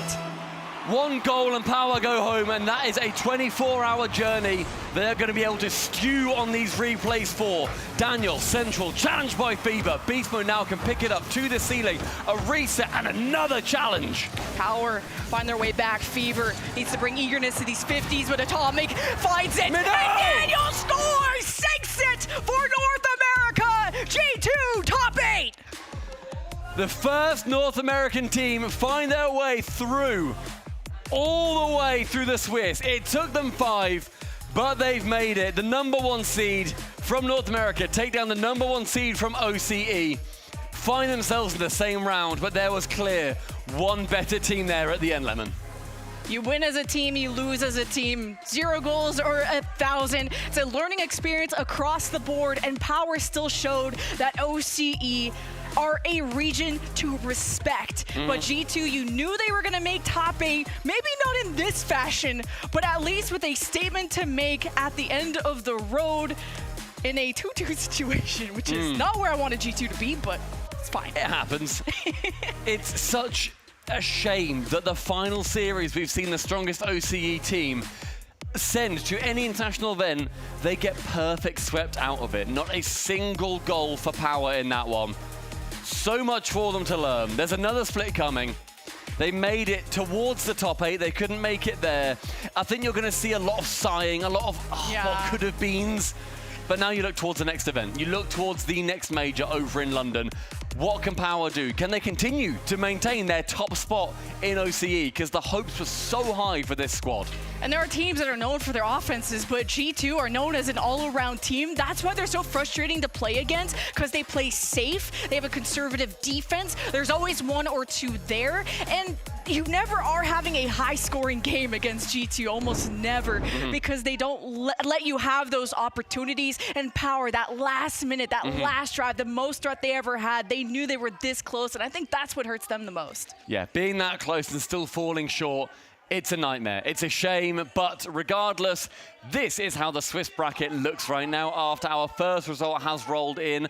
I am currently looking at Complex vs Gen.G on my phone, cleverly hidden behind my card.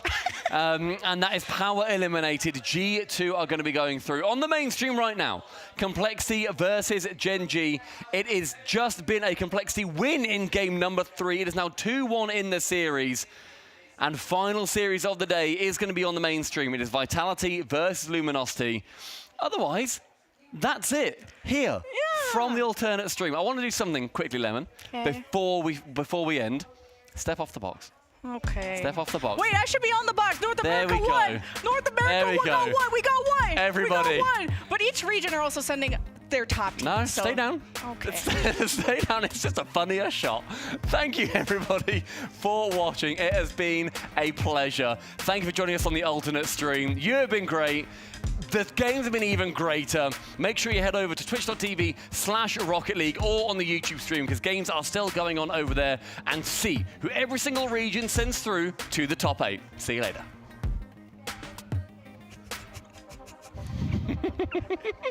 That was so dumb.